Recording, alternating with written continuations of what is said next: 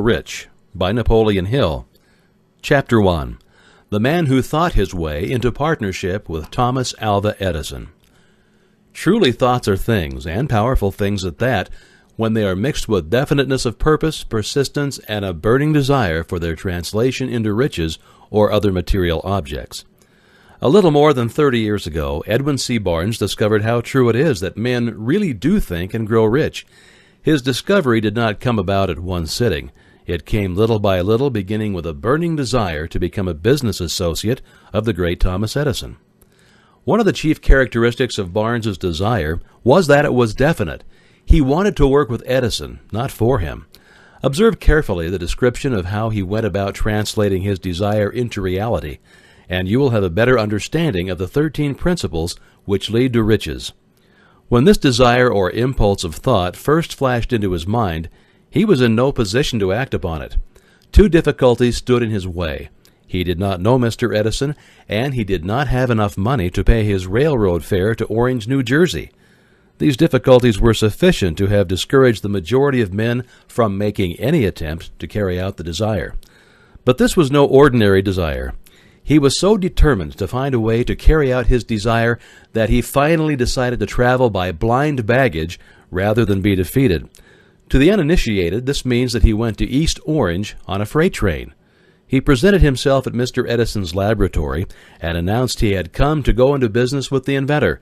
In speaking of the first meeting between Barnes and Edison years later, Mr. Edison said, "He stood there before me, looking like an ordinary tramp, but there was something in the expression of his face which conveyed the impression that he was determined to get what he had come after. I had learned from years of experience with men that when a man really desires a thing so deeply that he is willing to stake his entire future on a single turn of the wheel in order to get it, he is sure to win. I gave him the opportunity he asked for because I saw he had made up his mind to stand by until he succeeded. Subsequent events proved that no mistake was made." Just what young Barnes said to Mr. Edison on that occasion was far less important than that which he thought. Edison himself said so. It could not have been the young man's appearance which got him his start in the Edison office, for that was definitely against him. It was what he thought that counted. If the significance of this statement could be conveyed to every person who reads it, there would be no need for the remainder of this book. Barnes did not get his partnership with Edison on his first interview. He did get a chance to work in the Edison offices at a very nominal wage, doing work that was unimportant to Edison, but most important to Barnes, because it gave him an opportunity to display his merchandise where his intended partner could see it. Months went by. Apparently nothing happened to bring the coveted goal which Barnes had set up in his mind as his definite major purpose. But something important was happening in Barnes' mind. He was constantly intensifying his desire to become the business associate of Edison.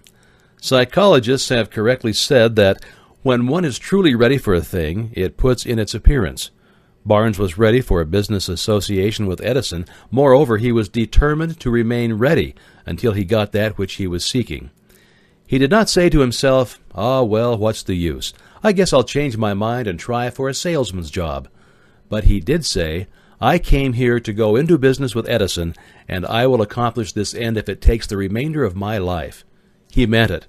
What a different story men would have to tell if only they would adopt a definite purpose and stand by that purpose until it had time to become an all-consuming obsession.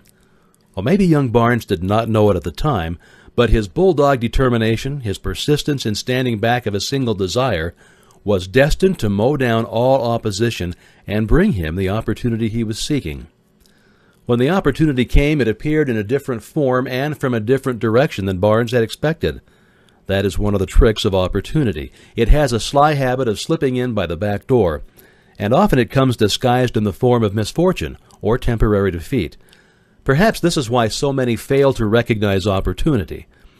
Mr. Edison had just perfected a new office device known at that time as the Edison dictating machine, now the Ediphone. His salesmen were not enthusiastic over the machine. They did not believe it could be sold without great effort. Barnes saw his opportunity. It had crawled in quietly, hidden in a queer-looking machine which interested no one but Barnes and the inventor. Barnes knew he could sell the Edison dictating machine. He suggested this to Edison and promptly got his chance. He did sell the machine. In fact, he sold it so successfully that Edison gave him a contract to distribute and market it all over the nation. Out of that business association grew the slogan, "Made by Edison and installed by Barnes." The business alliance has been in operation for more than 30 years. Out of it, Barnes has made himself rich in money, but he has done something infinitely greater. He has proved that one really may think and grow rich. How much actual cash that original desire of Barnes has been worth to him, I have no way of knowing. Perhaps it has brought him $2 or $3 million, but the amount, whatever it is, becomes insignificant when compared with the greater asset he acquired in the form of definite knowledge that an intangible impulse of thought can be transmuted into its physical counterpart by the application of known principles. Barnes literally thought himself into a partnership with the great Edison. He thought himself into a fortune. He had nothing to start with except the capacity to know what he wanted and the determination to stand by that desire until he realized it. He had no money to begin with. He had but little education. He had no influence. But he did have initiative, faith, and the will to win. With these intangible forces, he made himself #1 man with the greatest inventor who ever lived. Now let us look at a different situation and study a man who had plenty of tangible evidence of riches, but lost it because he stopped 3 feet short of the goal that he was seeking. One of the most common causes of failure is the habit of quitting when one is overtaken by temporary defeat. Every person is guilty of this mistake at one time or another. An uncle of R.U. Darby was caught by the gold fever in the gold rush days and went west to dig and grow rich. He'd never heard that more gold has been mined from the brains of men than has ever been taken from the earth. He staked a claim and went to work with pick and shovel. The going was hard, but his lust for gold was definite. After weeks of labor, he was rewarded by the discovery of the shining ore. He needed machinery to bring the ore to the surface. Quietly, he covered up the mine, retraced his footsteps to his home in Williamsburg, Maryland, told his relatives and a few neighbors of the strike. They got together money for the needed machinery and had it shipped. The uncle and Darby went back to work the mine. The first car of ore was mined and shipped to a smelter. The returns proved they had one of the richest mines in Colorado. A few more cars of that ore would clear the debts, then would become the big killing in profits. Down went the drills, up went the hopes of Darby and Uncle. Well, then something happened. The vein of gold ore disappeared. They had come to the end of the rainbow, and the pot of gold was no longer there. They drilled on, desperately trying to pick up the vein again, all to no avail. Finally, they decided to quit. They sold the machinery to a junk man for a few $100s, and they took the train back home. Now, some junk men are dumb, but not this one. He called in a mining engineer to look at the mine and do a little calculating. The engineer advised that the project had failed because the owners were not familiar with fault lines. His calculations showed that the vein would be found just 3 feet from where the Darbys had stopped drilling, and that is exactly where it was found.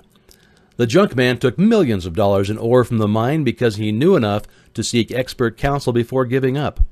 Most of the money which went into the machinery was procured through the efforts of R.U. Darby, who was then a very young man. The money came from his relatives and neighbors because the faith they had in him. He paid back every dollar of it, although he was in years doing so. Long afterward, Mr. Darby recouped his loss many times over when he made the discovery that desire can be transmuted into gold. That discovery came after he went into the business of selling life insurance. Remembering that he had lost a huge fortune because he stopped 3 feet from the gold, Darby profited by the experience in his chosen work by the simple method of saying to himself, "I stopped 3 feet from gold, but I will never stop because men say no when I ask them to buy insurance."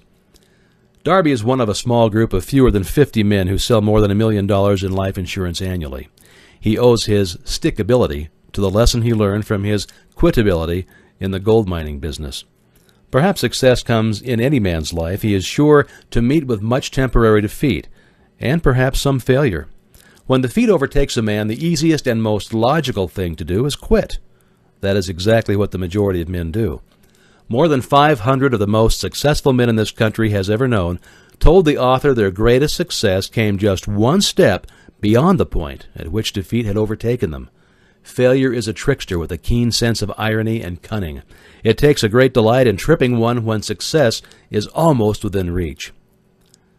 Shortly after Mr. Darby received his degree from the University of Hard Knocks and had decided to profit by his experience in the gold mining business, he had the good fortune to be present on an occasion that proved to him that no does not necessarily mean no. One afternoon he was helping his uncle grind wheat in an old-fashioned mill. The uncle operated a large farm on which a number of colored sharecrop farmers lived.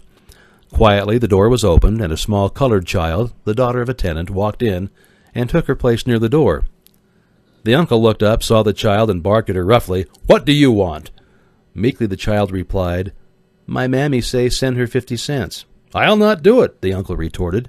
"Now you run on home." "Yes, sir," the child replied, but she did not move. The uncle went ahead with his work, so busily engaged that he did not pay enough attention to the child to observe that she did not leave.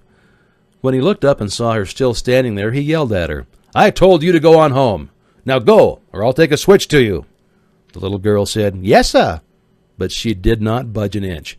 The uncle dropped a sack of grain he was about to pour into the mill hopper, picked up a barrel stave, and started toward the child with an expression on his face that indicated trouble. Darby held his breath. He was certain he was about to witness a murder. He knew his uncle had a fierce temper. He knew that colored children were not supposed to defy white people in that part of the country. When the uncle reached the spot where the child was standing, she quickly stepped forward one step, looked up into his eyes, and screamed at the top of her shrill voice, "My mammy's got to have that 50 cents!" The uncle stopped, looked at her for a moment, then slowly laid the barrel stave on the floor. He put his hand in his pocket, took out $50 and gave it to her.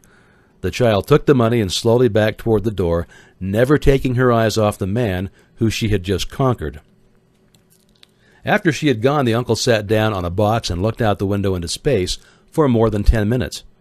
He was pondering with awe over the whipping he had just taken Mr. Darby to with some thinking. That was the first time in all of his experience that he had seen a colored child deliberately master an adult white person. How did she do it? What happened to his uncle that caused him to lose his fierceness and become as docile as a lamb? What strange power did this child use that made her master over her superior? These and other similar questions flashed into Darby's mind, but he did not find the answer until years later when he told me the story. Strangely, the story of this unusual experience was told to the author in the old mill, on the very spot where the uncle took his whipping. Strangely, too, I had devoted nearly a quarter of a century to the study of power which enabled an ignorant, illiterate colored child to conquer an intelligent man. As we stood there in that musty old mill, Mr. Darby repeated the story of the unusual conquest and finished by asking, "What can you make of it? What strange power did that child use that so completely whipped my uncle?" The answer to his question will be found in the principles described in this book. The answer is full and complete. It contains details and instructions sufficient to enable anyone to understand and apply the same force which the little child accidentally stumbled upon. Keep your mind alert, and you will observe exactly what strange power came to the rescue of the child. You will catch a glimpse of this power in the next chapter. Somewhere in the book you will find an idea that will quicken your receptive powers and place at your command for your own benefit this same irresistible power. The awareness of this power may come to you in the first chapter, or it may flash into your mind in some subsequent chapter. It may come in the form of a single idea, or it may come in the nature of a plan or a purpose. Again, it may cause you to look back into your past experiences of failure or defeat and bring to the surface some lesson by which you can regain all that you lost through defeat. After I had described to Mr. Darby the power unwittingly used by the little colored child, he quickly retraced his 30 years of experience as a life insurance salesman, and frankly acknowledged that his success in the field was due, in no small degree, to the lesson he had learned from that child. Mr. Darby pointed out, every time a prospect tried to bow me out without buying, I saw that child standing there in the old mill, her big eyes glaring in defiance, and I said to myself, I've got to make this sale. The better portion of all sales I've made were made after people had said no. He recalled, too, his mistake in having stopped only 3 feet from gold. But, he said, that experience was a blessing in disguise. It taught me to keep on keeping on, no matter how hard the going may be, a lesson I needed to learn before I could succeed in anything. The story of Mr. Darby and his uncle, the colored child in the gold mine, doubtless will be read by hundreds of men who make their living by selling life insurance, and to all of these, The author wishes to offer the suggestion that Darby owes to these two experiences his ability to sell more than $1 million of life insurance every year. Life is strange and often imponderable. Both the successes and the failures have their roots in simple experiences. Mr. Darby's experiences were commonplace and simple enough, yet they held the answer to his destiny in life. Therefore, they were as important to him as life itself. He profited by these two dramatic experiences because he analyzed them and found the lesson they taught. But what of the man who has neither the time nor the inclination to study failure in search of knowledge that may lead to success? Where and how is he to learn the art of converting defeat into stepping stones to opportunity? In answer to these questions, this book was written. The answer called for a description of 13 principles. But remember, as you read the answer, you may be seeking to the questions which have caused you to ponder over the strangeness of life, may be found in your own mind through some idea, plan, or purpose which may spring into your mind as you read. One sound idea is all that one needs to achieve success. The principles described in this book contain the best and the most practical of all that is known concerning ways and means of creating useful ideas. Before we go any further in our approach to the description of these principles, we believe you are entitled to receive this important suggestion. When riches begin to come, they come so quickly in such great abundance that one wonders where they've been hiding during all of those lean years. This is an astounding statement, and all the more so when we take into consideration the popular belief that riches come only to those who work hard and long. When you begin to think and grow rich, you will observe that riches begin with a state of mind with definiteness of purpose with little or no hard work. You and every other person ought to be interested in knowing how to acquire that state of mind which will attract riches. I spent 25 years in research, analyzing more than 25,000 people because I, too, wanted to know how wealthy men became that way. Without that research, this book could not have been written. Here, take notice of a very significant truth. The business depression started in 1929 and continued on to an all-time record of destruction until sometime after President Roosevelt entered office. Then the depression began to fade into nothingness. Just as an electrician in a theater raises the lights so gradually that darkness is transmuted into light before you realize it, so did the spell of fear in the minds of the people gradually fade away, and it became faith. Observe very closely as soon as you master the principles of this philosophy and begin to follow the instructions for applying those principles. Your financial status will begin to improve, and everything you touch will begin to transmute itself into an asset for your benefit. Impossible? Not at all. One of the main weaknesses of mankind is the average man's familiarity with the word impossible. He knows all the rules which will not work. He knows all the things which cannot be done. This book was written for those who seek the rules which have made others successful and are willing to stake everything on those rules. A great many years ago, I purchased a fine dictionary. The first thing I did with it was to turn to the word impossible and neatly clip it out of the book. That would not be an unwise thing for you to do. Success comes to those who become success conscious. Failure comes to those who indifferently allow themselves to become failure conscious. The object of this book is to help all who seek it to learn the art of changing their minds from failure consciousness to success consciousness. Another weakness found in altogether too many people is the habit of measuring everything and everyone by their own impressions and beliefs. Some men who will read this will believe that no one can think and grow rich. They cannot think in terms of riches because their thought habits have been steeped in poverty, want, misery, failure, and defeat. These unfortunate people remind me of a prominent Chinese who came to America to be educated in American ways. He attended the University of Chicago. One day President Harper met this young Oriental on the campus and stopped to chat with him for a few minutes and asked what had impressed him as being the most noticeable characteristics of the American people. "Why," the Chinaman exclaimed, "the queer slant of your eyes. Your eyes are off slant." What do we say about the Chinese? We refuse to believe that which we do not understand. We foolishly believe that our own limitations are the proper measure of limitations. Sure, the other fellow's eyes are off slant because they're not the same as our own. Millions of people look at the achievement of Henry Ford after he has arrived and envy him because of his good fortune or luck or genius or whatever it is that they credit for Ford's fortune. Perhaps one person in every 100,000 knows the secret of Ford's success, and those who do know are too modest or too reluctant to speak about it because of its simplicity. A single transaction will illustrate the secret perfectly. A few years back, Ford decided to produce his now famous V8 motor. He chose to build an engine with the entire 8 cylinders cast in one block and instructed his engineers to produce a design for that engine.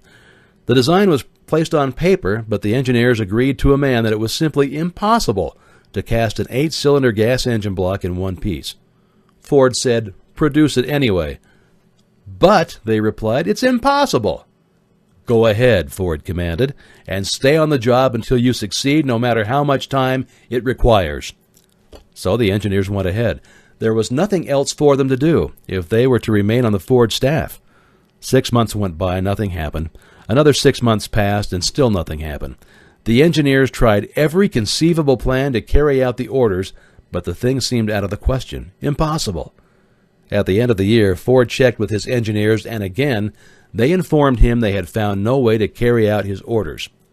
"Go right ahead," said Ford. "I want it, and I'll have it." They went ahead, and then, as if by a stroke of magic, the secret was discovered. The Ford determination had won once more. This story may not be described with minute accuracy, but the sum and substance of it is. Deduce from it, you who wish to think and grow rich, the secrets of the Ford millions if you can. You'll not have to look very far. Henry Ford is a success because he understands and applies the principles of success. One of these desires, knowing what one wants. Remember this Ford story as you read and pick out the lines in which the secret of his stupendous achievements have been described. If you can do this, if you can lay your finger on the particular group of principles which made Henry Ford rich, you can equal his achievements in almost any calling for which you are suited. You are the master of your fate, the captain of your soul, because when Henley wrote the prophetic lines, "I am the master of my fate, I am the captain of my soul," he should have informed us that we are the masters of our fate, the captains of our souls, because we have the power to control our thoughts. He should have told us that the ether in which this little earth floats, in which we move and have our being, is a form of energy moving at an inconceivably high rate of vibration, and that the ether is filled with a form of universal power which adapts itself to the nature of the thoughts we hold in our minds, and influences us in natural ways to transmute our thoughts into their physical equivalent. If the poet had told us of this great truth, we would know why it is that we are the masters of our fate and the captains of our souls. He should have told us with great emphasis that this power makes no attempt to discriminate between destructive thoughts and constructive thoughts, that it will urge us to translate into physical reality thoughts of poverty just as quickly as it will influence us to act upon thoughts of riches. He should have told us, too, that our brains become magnetized with the dominating thoughts which we hold in our minds, and by means with which no man is familiar. These magnets attract us to the forces, the people, the circumstances of life, which harmonize with the nature of our dominating thoughts. He should have told us that before we can accumulate riches in great abundance, we must magnetize our minds with intense desire for riches, that we must become money-conscious until the desire for money drives us to create definite plans for acquiring it. But being a poet and not a philosopher, Henley contented himself by stating a great truth in poetic form, leaving those who followed him to interpret the philosophical meaning of his lines. Little by little, the truth has unfolded itself until it now appears certain that the principles described in this book hold the secret of mastery over our economic fate. We are now ready to examine the first of these principles. Maintain a spirit of open-mindedness, and remember as you read, they are the invention of no one man. The principles were gathered from the life experiences of more than 500 men who actually accumulated riches in huge amounts, men who began in poverty with but little education without influence. The principles worked for these men. You can put them to work in your own enduring benefit. You will find it easy, not hard to do. Before you read the next chapter, I want you to know that it conveys factual information which might easily change your entire financial destiny, as it has so definitely brought changes of stupendous proportions to two people described. I want you to know also that the relationship between these two men and myself is such that I could have taken no liberties with the facts, even if I had wished to do so. One of them has been my closest personal friend for almost 25 years. The other is my own son. The unusual success of these two men, success which they generously accredit to the principle described in the next chapter, more than justifies this personal reference as a means of emphasizing the far-flung power of this principle. Almost 15 years ago, I delivered the commencement address at Salem College in Salem, West Virginia.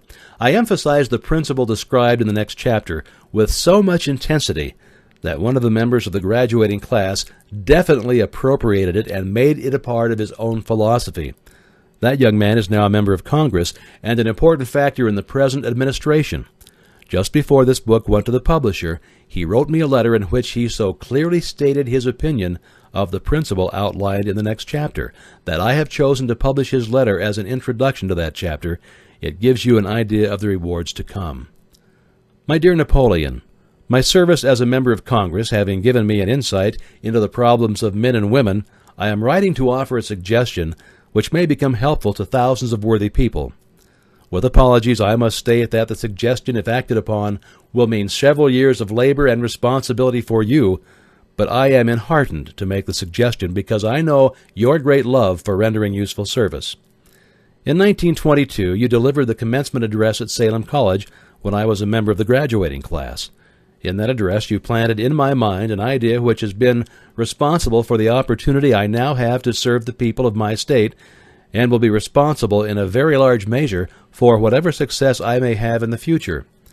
The suggestion I have in mind is that you put into a book the sum and substance of the address you delivered at Salem College, and in that way give the people of America an opportunity to profit by your many years of experience and association with the men who, by their greatness, have made America the richest nation on earth. I recall as though it were yesterday the marvelous description you gave of the method by which Henry Ford, with but little schooling, without a dollar, with no influential friends, rose to great heights. I made up my mind then, even before you had finished your speech, that I would make a place for myself no matter how many difficulties I had to surmount. Thousands of young people will finish their schooling this year and within the next few years. Every one of them will be seeking just such a message of practical encouragement as the one I received from you. They will want to know where to turn, what to do to get started in life. You can tell them because you've helped to solve the problems of so many, many people. If there is any possible way that you can afford to render so great a service, may I offer the suggestion that you include with every book one of your personal analysis charts in order that the purchaser of the book may have the benefit of a complete self-inventory, indicating, as you indicated to me years ago, exactly what is standing in the way of success. Such a service as this, providing the readers of your book with a complete, unbiased picture of their faults and their virtues, would mean to them the difference between success and failure. The service would be priceless. Millions of people are now facing the problem of staging a comeback because of the Depression, and I speak from personal experience when I say I know these earnest people would welcome the opportunity to tell you their problems and to receive your suggestions for the solution. You know the problems of those who face the necessity of beginning all over again. There are thousands of people in America today who would like to know how they can convert ideas into money, people who must start at scratch without finances and recoup their losses. If anyone can help them, you can. If you publish the book, I would like to own the first copy that comes from the press, personally autographed by you. With best wishes, believe me, cordially yours, Jennings Randolph. Chapter 2. Desire, the starting point of all achievement, the first step toward riches. When Edwin C. Barnes climbed down from the freight train in Orange, New Jersey, more than 30 years ago, he may have resembled a tramp, but his thoughts were those of a king. As he made his way from the railroad tracks to Thomas Edison's office, his mind was at work. He saw himself standing in Edison's presence. He heard himself asking Mr. Edison for an opportunity to carry out the one consuming obsession of his life, a burning desire to become the business associate of the great inventor. Barnes' desire was not a hope, it was not a wish, it was a keen, pulsating desire which transcended everything else. It was definite. The desire was not new when he approached Edison. It had been Barnes' dominating desire for a long time. In the beginning, when the desire first appeared in his mind, It may have been, and probably was, only a wish, but it was no mere wish when he appeared before Edison with it. A few years later, Edwin C. Barnes again stood before Edison in the same office where he first met the inventor. This time his desire had been translated into reality. He was in business with Edison. The dominating dream of his life had become a reality. Today, people who know Barnes envy him because of the break that life yielded him. They see him in the days of his triumph without taking the trouble to investigate the cause of his success. Barnes succeeded because he chose a definite goal, placed all of his energy, all of his willpower, all of his effort, everything back of that goal. He did not become the partner of Edison the day he arrived.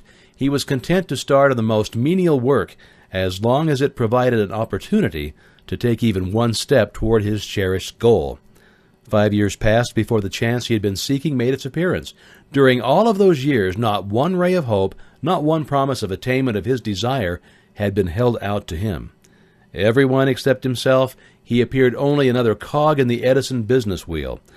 But in his own mind, he was the partner of Edison every minute of the time, from the very day that he first went to work there. It's a remarkable illustration of the power of a definite desire. Barnes won his goal because he wanted to be a business associate of Mr. Edison more than he wanted anything else. He created a plan by which to attain that purpose, but he burned all bridges behind him. He stood by his desire until it became the dominating obsession of his life and finally a fact. When he went to Orange, he did not say to himself, "I will try to induce Edison to give me a job of some soft." He said, "I will see Edison and put him on notice that I have come to go into business with him." He did not say, "I will work there for a few months, and if I get no encouragement, I'll quit and I'll get a job somewhere else." He did say, "I will start anywhere. I will do anything Edison tells me to do. But before I'm through, I will be his associate." He didn't say, "I will keep my eyes open for another opportunity in case I've failed to get what I want in the Edison organization." He said, "There is but one thing in this world that I am determined to have, and that is a business association with Thomas Alva Edison. I will burn all bridges behind me and stake my entire future on my ability to get what I want." He left himself no possible way of retreat. He had to win or perish. That is all there is to the Barnes story of success. A long while ago, a great warrior faced a situation which made it necessary for him to make a decision which ensured his success on the battlefield. He was about to send his armies against a powerful foe whose men outnumbered his own. He loaded his soldiers into boats, sailed to the enemy's country, unloaded soldiers and equipment, then gave the order to burn the ships that had carried them. Addressing his men before the first battle, he said, "You see the boats going up in smoke. That means that we cannot leave these shores alive unless we win. We now have a no choice. We win or we perish." They won. Every person who wins in any undertaking must be willing to burn his ships and cut all sources of retreat. Only by doing so can one be sure of maintaining that state of mind known as a burning desire to win, essential to success. The morning after the Great Chicago Fire, a group of merchants stood on State Street, looking at the smoking remains of what had been their stores. They went into a conference to decide if they would try to rebuild or leave Chicago and start over in a more promising section of the country. They reached a decision, all except one, to leave Chicago. The merchant who decided to stay and rebuild pointed a finger at the remains of his store and said, "Gentlemen, on that very spot, I will build the world's greatest store, no matter how many times it may burn down." Well, that was more than 50 years ago, and the store was built. It stands there today, a towering monument to the power of that state. It is known as a burning desire. The easy thing for Marshall Field to have done would have been exactly what his fellow merchants did. When the going was hard and the future looked dismal, they pulled up and went where the going seemed easier. Mark well this difference between Marshall Field and the other merchants, because it is the same difference which distinguishes Edwin C. Barnes from thousands of other young men who have worked in the Edison organization. It's the same difference which distinguishes practically all who succeed from those who fail. Every human being who reaches the age of understanding of the purpose of money wishes for it. Now, wishing will not bring riches, but desiring riches with a state of mind that becomes an obsession, then planning definite ways and means to acquire riches, and backing those plans with persistence which does not recognize failure, will bring riches. The method by which desire for riches can be transmuted into its financial equivalent consists of 6 definite practical steps. First, fix in your mind the exact amount of money you desire. It is not sufficient merely to say, "I want plenty of money." First, be definite as to the amount. There is a psychological reason for definiteness which will be described in a subsequent chapter. Second, determine exactly what you intend to give in the return for the money you desire. There is no such reality as something for nothing. Third, establish a definite date when you intend to possess the money you desire. Fourth, create a definite plan for carrying out your desire and begin at once, whether you're ready or not to put this plan into action. Fifth, write out a clear, concise statement of the amount of money you intend to acquire. Name the time limit for its acquisition, state what you intend to give in return for the money, and describe clearly the plan through which you intend to accumulate it. Sixth, read your written statement aloud twice daily, once just before retiring at night and once after arising in the morning, as you read, see, and feel and believe yourself already in possession of the money. It is important that you follow the instructions described in these 6 steps. It is especially important that you observe and follow the instructions in the 6th paragraph. You may complain that it's impossible for you to see yourself in possession of money before you actually have it. Here is where a burning desire will come to your aid. If you truly desire money so keenly that your desire is an obsession, you will have no difficulty in convincing yourself that you will acquire it. The object is to want money and to become so determined to have it that you convince yourself that you will have it. Only those who become money conscious ever accumulate great riches. Money consciousness means that the mind has become so thoroughly saturated with the desire for money that one can see oneself already in possession of it. To the uninitiated who has not been schooled in the working principles of the human mind, these instructions may appear impractical. It may be helpful to all who fail to recognize the soundness of the 6 steps, to know that the information they convey was received from Andrew Carnegie, who began as an ordinary laborer in the steel mills, but managed, despite his humble beginnings, to make these principles yield him a fortune of considerably more than $100 million. It may be of further help to know that the 6 steps here recommended were carefully scrutinized by the late Thomas Alva Edison, who placed his stamp of approval upon them as being not only the steps essential for the accumulation of money, but necessary for the attainment of any definite goal. The steps call for no hard labor. They call for no sacrifice. They do not require one to become ridiculous or credulous. To apply them calls for no great amount of education. But the successful application of these 6 steps does call for sufficient imagination to enable one to see and to understand that accumulation of money cannot be left to chance, good fortune, and luck. One must realize that all who have accumulated great fortunes first did a certain amount of dreaming, hoping, wishing, desiring, and planning before they acquired money. You may as well know right here that you can never have riches in great quantities unless you can work yourself into a white heat of desire for money and actually believe that you will possess it.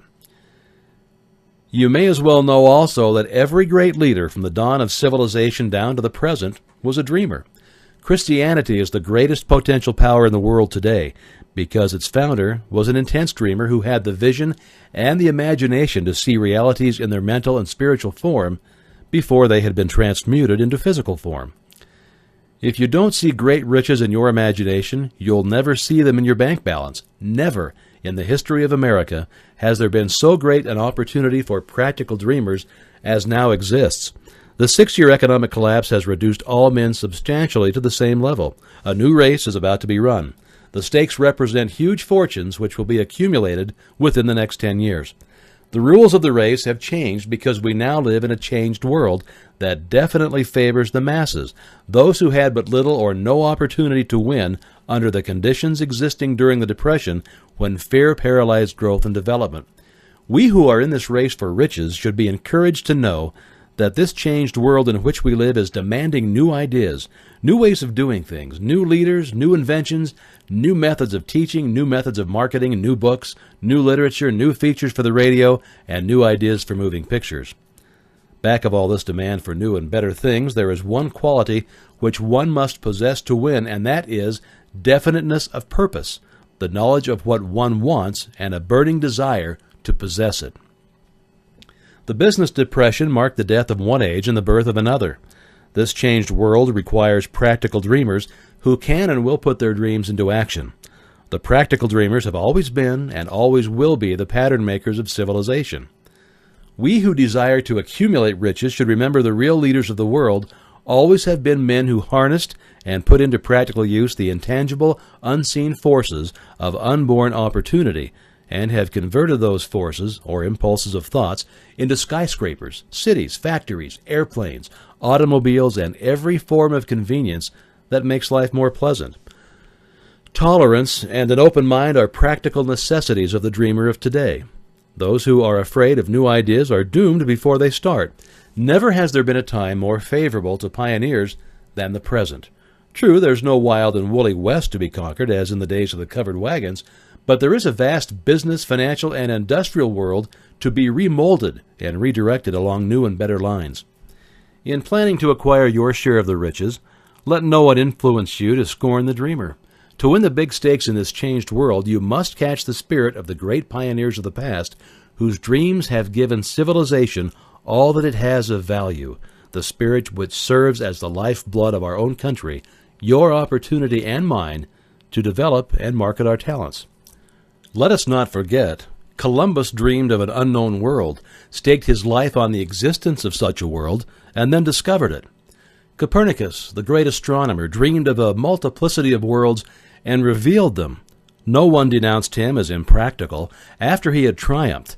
Instead, the world worshipped at his shrine, thus proving once more that success requires no apologies and failure permits no alibis. If the thing you wish to do is right, and you believe in it, go ahead and do it. Put your dream across and never mind what they say, if you meet with temporary defeat, for they, perhaps, do not know that every failure brings with it the seed of an equivalent success. Henry Ford, poor and uneducated, dreamed of a horseless carriage. He went to work with what tools he possessed, without waiting for opportunity to favor him, and now evidence of his dream belts the entire earth. He has put more wheels into operation than any man who ever lived, because he was not afraid to back his dreams.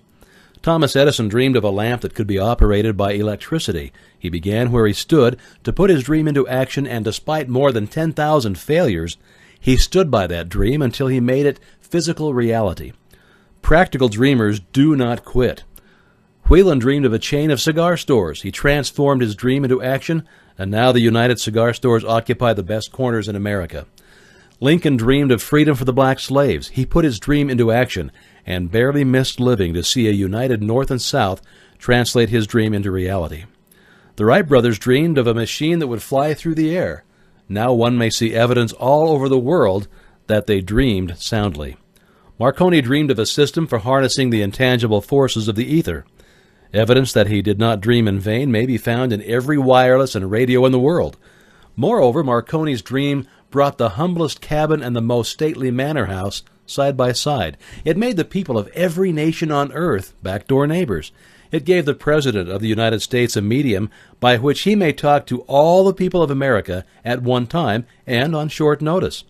It may interest you to know that Marconi's friends had him taken into custody and examined in a psychopathic hospital when he announced that he had discovered a principle through which he could send messages through the air without the aid of wires or other direct physical means of communication.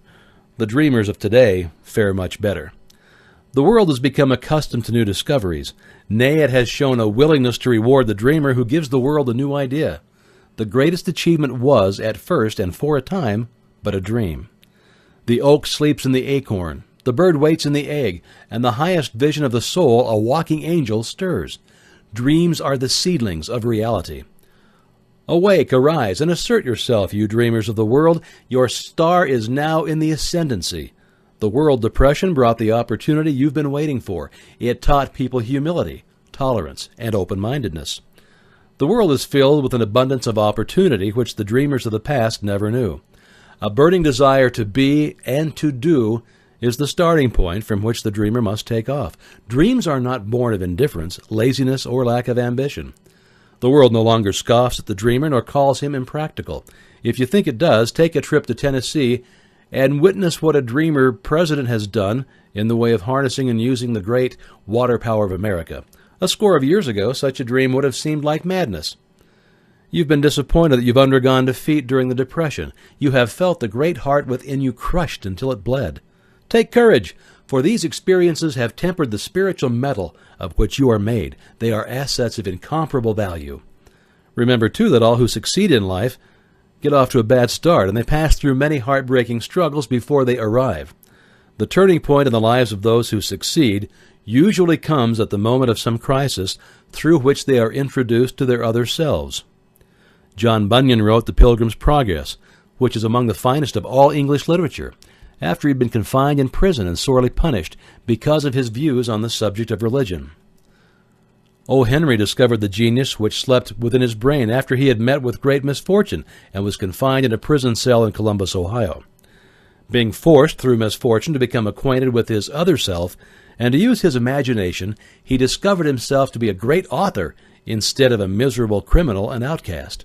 Strange and varied are the ways of life, and stranger still are the ways of infinite intelligence, through which men are sometimes forced to undergo all sorts of punishment before discovering their own brains and their own capacity to create useful ideas through imagination. Edison, the world's greatest inventor and scientist, was a tramp telegraph operator. He failed innumerable times before he was driven, finally, to the discovery of the genius which slept within his brain. Charles Dickens began by pasting labels on blacking pots. The tragedy of his first love penetrated the depths of his soul and converted him into one of the world's truly great authors. That tragedy produced first David Copperfield, then a succession of other works that made this a richer and better world for all who read the books. Disappointment over love affairs generally has the effect of driving men to drink and women to ruin, and this because most people never learn the art of transmuting their strongest emotions into dreams of a constructive nature. Helen Keller became deaf, dumb, and blind shortly after birth. Despite her greatest misfortune, she has written her name indelibly in the pages of history of the great. Her entire life has served as evidence that no one ever is defeated until defeat has been accepted as a reality.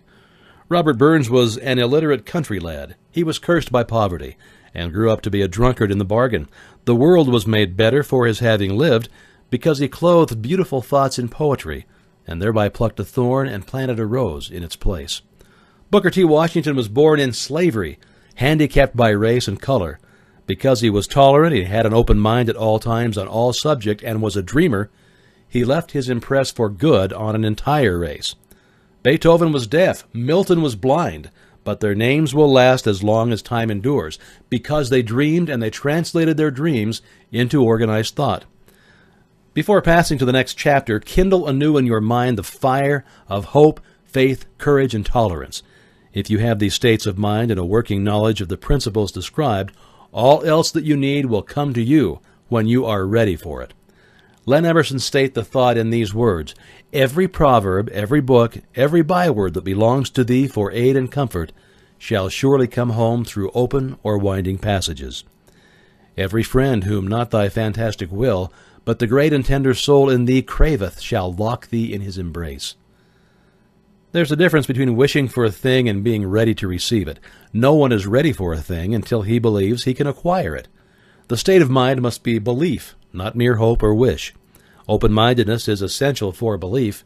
Closed minds do not inspire faith, courage, and belief.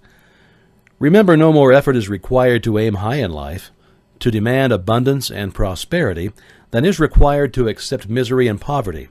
A great poet has correctly stated this universal truth through these lines: "I bargained with life for a penny, and life would pay no more. However, I begged at evening when I counted my scanty store, for life is just employer. He gives you what you ask. But once you have set the wages, why, you must bear the task. I worked for a menial's hire only to learn dismayed that any wage I had asked of life life would have willingly paid. Desire will outwit Mother Nature. As a fitting climax to this chapter, I wish to introduce one of the most unusual persons I have ever known. I first saw him 24 years ago, a few minutes after he was born. He came into the world without any physical sign of ears, and the doctor admitted when pressed for an opinion that the child might be deaf and mute for life.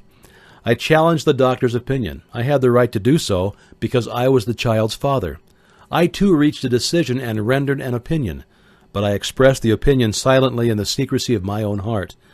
I decided that my son would hear and speak. Nature could send me a child without ears, but nature could not induce me to accept the reality of the affliction. In my own mind, I knew that my son would hear and speak. How? I was sure there must be a way, and I knew I would find it. I thought of the words of the immortal Emerson. The whole course of things goes to teach us faith. We need only obey. There is guidance for each of us, and by lowly listening, we shall hear the right word. The right word? Desire. More than anything else, I desired that my son should not be a deaf mute. From that desire, I never receded, not for a second. Many years previously, I had written, "Our only limitations are those we set up in our own minds." For the first time, I wondered if that statement were true. Lying on the bed in front of me was a newly born child without the natural equipment of hearing. Even though he might hear and speak, he was obviously disfigured for life. Surely this was a limitation which that child had not set up in his own mind. What could I do about it? Somehow I would find a way to transplant into that child's mind my own burning desire for ways and means of conveying sound to his brain without the aid of ears. As soon as the child was old enough to cooperate, I would fill his mind so completely with a burning desire to hear that nature would, by methods of her own, translate it into physical reality. All this thinking took place in my own mind, but I spoke of it to no one. Every day I renewed the pledge I had made to myself not to accept a deaf mute for a son. As he grew older and began to take notice of things around him, we observed that he had a slight degree of hearing. When we reached the age, and when children usually begin talking, he made no attempt to speak, but we could tell by his actions that he could hear certain sounds, although slightly. That was all I wanted to know. I was convinced that if he could hear even slightly, he might develop still greater hearing capacity. And then something happened that gave me hope. It came from an entirely unexpected source. We bought a Victrola. When the child heard the music for the first time, he went into ecstasies and promptly appropriated the machine. He soon showed a preference for certain records, among them, It's a Long Way to Tipperary. On one occasion, he played that piece over and over for almost 2 hours, standing in front of the Victrola, with his teeth clamped on the edge of the case. The significance of this self-formed habit of his did not become clear to us until years afterward, for we had never heard of the principle of bone conduction of sound at that time. Shortly after he appropriated the Victrola, I discovered that he could hear me quite clearly when I spoke with my lips touching his mastoid bone or at the base of the brain.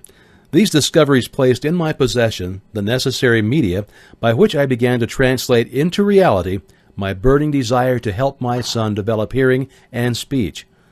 By that time he was making stabs at speaking certain words. The outlook was far from encouraging, but desire backed by faith knows no such word is impossible.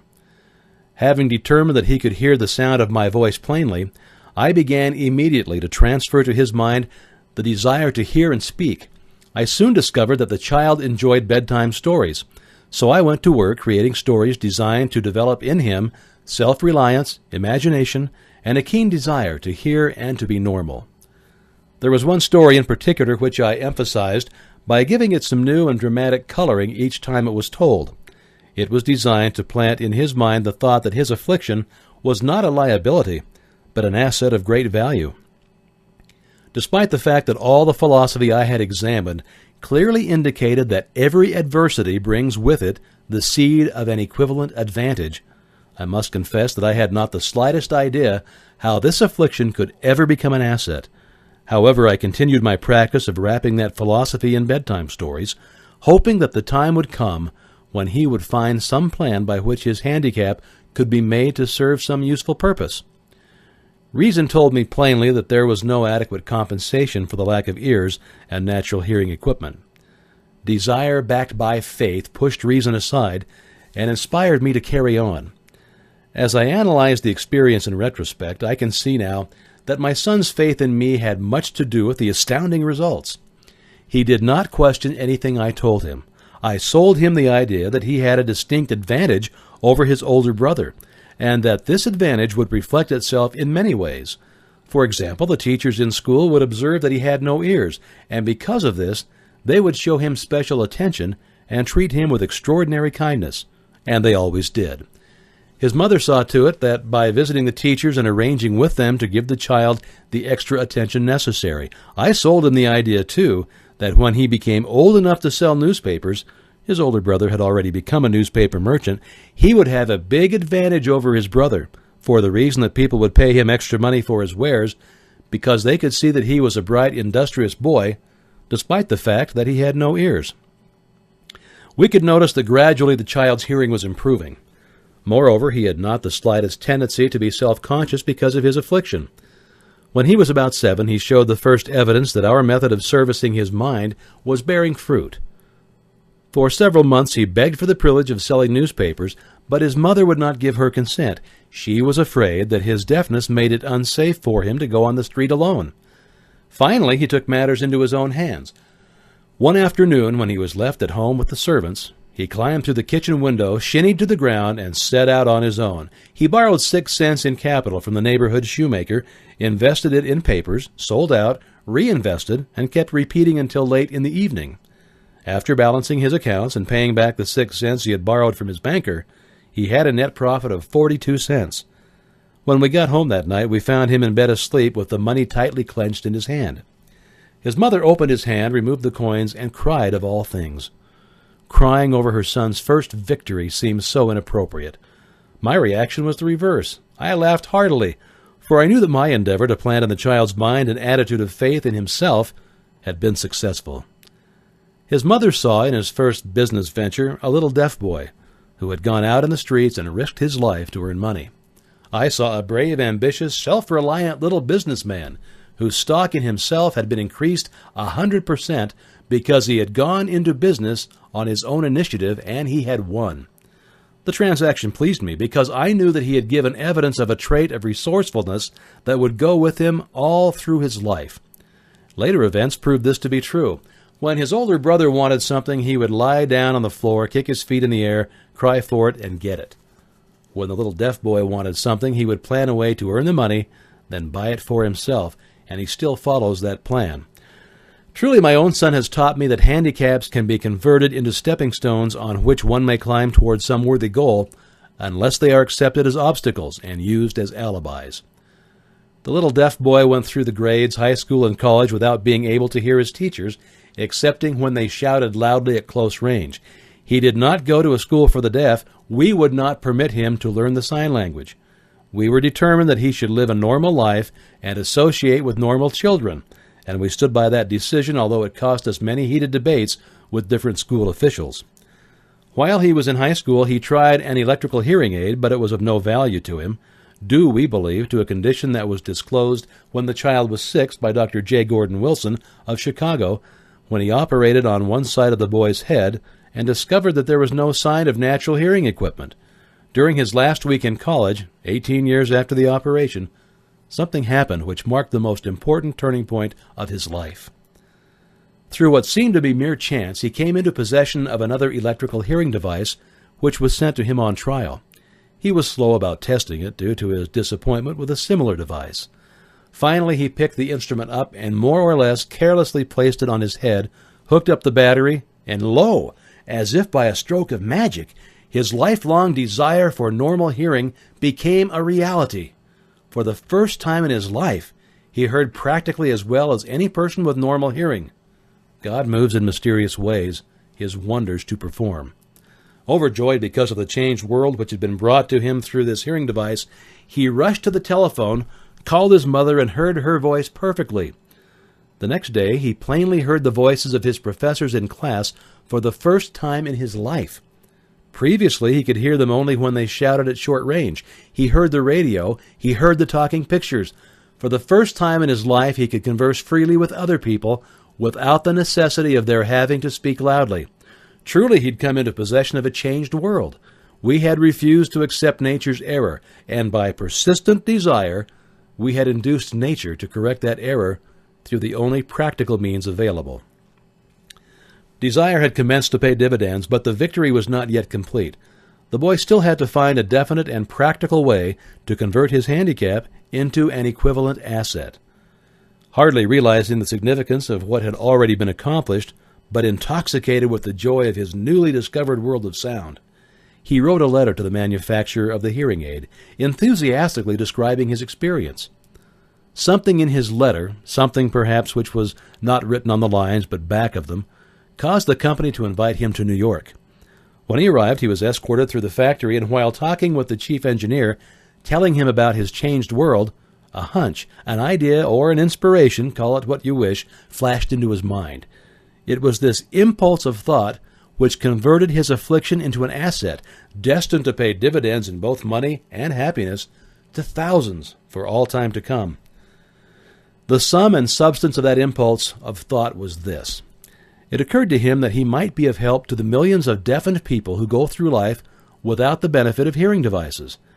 If he could find a way to tell them the story of his changed world, then and there he reached a decision to devote the remainder of his life to rendering useful service to the hard of hearing.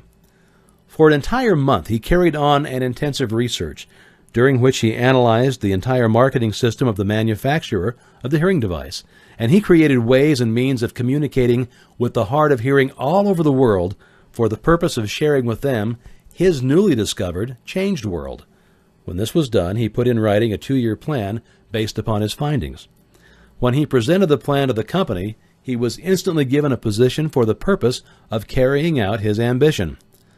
Little did he dream when he went to work that he was destined to bring hope and practical relief to thousands of deafened people who, without his help, would have been doomed forever to deaf-mutism. Shortly after he became associated with the manufacturer of his hearing aid, he invited me to attend a class conducted by his company for the purpose of teaching deaf-mutes to hear and to speak. I had never heard of such a form of education, therefore I visited the class, skeptical, but hopeful that my time would not be entirely wasted. Here I saw a demonstration which gave me a greatly enlarged vision of what I had done to arouse and keep alive in my son's mind the desire for normal hearing. I saw deaf mutes actually being taught to hear and to speak through application of the self-same principle I had used more than 20 years previously in saving my son from deaf-mutism. Thus, through some strange turn of the wheel of fate, my son Blair and I have been destined to aid in correcting deaf-mutism for those as yet unborn, because we are the only living human beings, as far as I know, who have established definitely the fact that deaf-mutism can be corrected to the extent of restoring to normal life those who suffer with this affliction. It has been done for one, and it will be done for others. There is no doubt in my mind that Blair would have been a deaf-mute all of his life if his mother and I had not managed to shape his mind as we did. The doctor who attended at his birth told us, confidentially, the child might never hear or speak. A few weeks ago, Dr. Irving Voorhees, a noted specialist on such cases, examined Blair very thoroughly. He was astounded when he learned how well my son now hears and speaks, and said his examination indicated that, theoretically, the boy should not be able to hear at all. But the lad does hear, despite the fact that X-ray pictures show there is no opening in the skull whatsoever from where his ears should be to the brain. When I planted in his mind the desire to hear and talk and live as a normal person, there went with that impulse some strange influence which caused nature to become bridge builder and span the gulf of silence between his brain and the outer world by some means which the keenest medical specialists have not been able to interpret. It would be sacrilege for me to even conjecture as to how nature performed this miracle. It would be unforgivable if I neglected to tell the world as much as I know of the humble part I assumed in the strange experience. It is my duty and privilege to say I believe, and not without reason, that nothing is impossible to the person who backs desire with enduring faith. Verily, a burning desire has devious ways of transmuting itself into its physical equivalent. Blair desired normal hearing. Now he has it. He was born with a handicap which might easily have sent one with a less defined desire to the street with a bundle of pencils and a tin cup. That handicap now promises to serve as the medium by which he will render useful service to many millions of hard of hearing, also to give him useful employment at adequate financial compensation for the remainder of his life. The little white lies that I planted in his mind when he was a child, by leading him to believe his affliction would become a great asset which he could capitalize, has now justified itself. Verily, there is nothing right or wrong which belief plus burning desire cannot make real. These qualities are free to everyone. In all my experience in dealing with men and women who had personal problems, I never handled a single case which more definitely demonstrates the power of desire. Authors sometimes make the mistake of writing of subjects which they have but superficial or very elementary knowledge. It has been my good fortune to have had the privilege of testing the soundness of the power of desire through the affliction of my own son. Perhaps it was providential that the experience came as it did, for surely no one is better prepared than he to serve as an example of what happens when desire is put to the test. If Mother Nature bends to the will of desire, is it logical that mere men can defeat a burning desire? Strange and imponderable is the power of the human mind.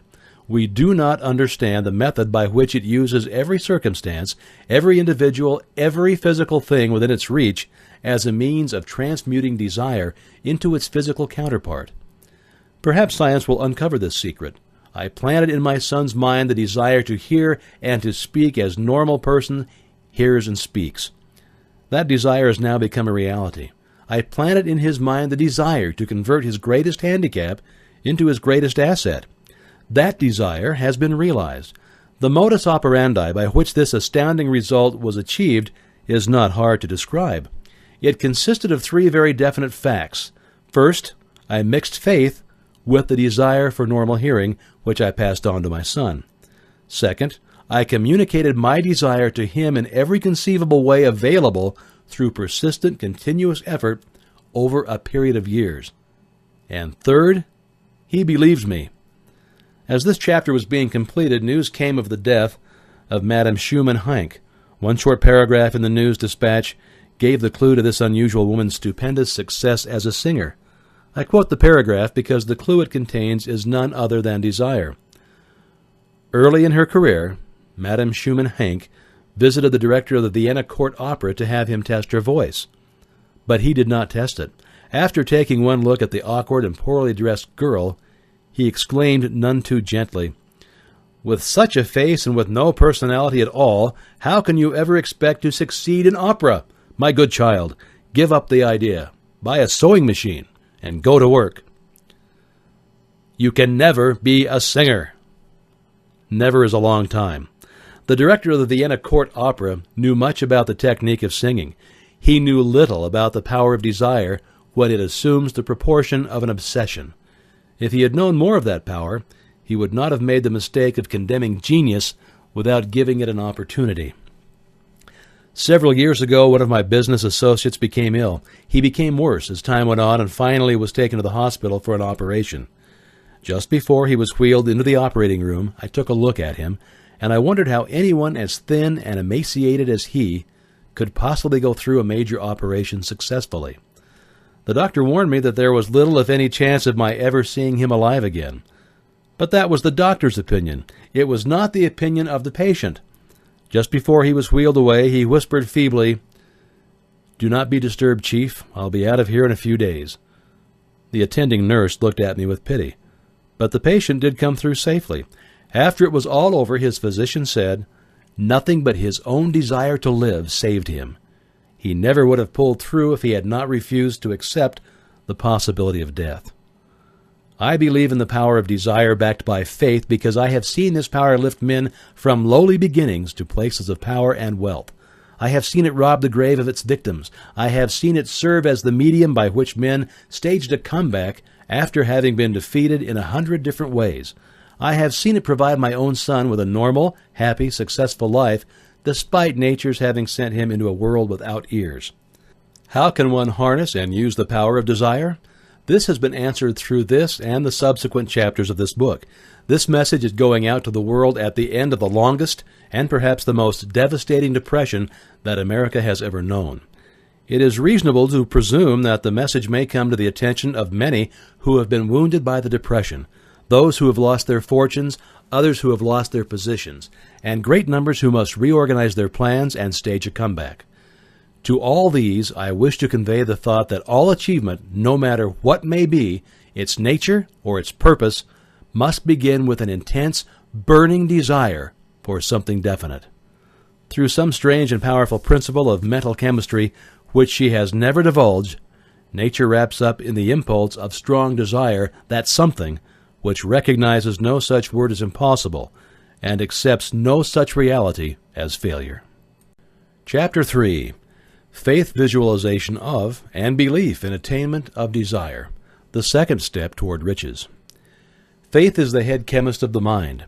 When faith is blended with the vibration of thought, the subconscious mind instantly picks up the vibration, translates it into its spiritual equivalent, and then transmits it to infinite intelligence, as in the case of prayer. The emotions of faith, love, and sex are the most powerful of all of the major positive emotions. When the three are blended, they have the effect of coloring the vibration of thought in such a way that it instantly reaches the subconscious mind, where it is changed into its spiritual equivalent, the only form that induces a response from infinite intelligence.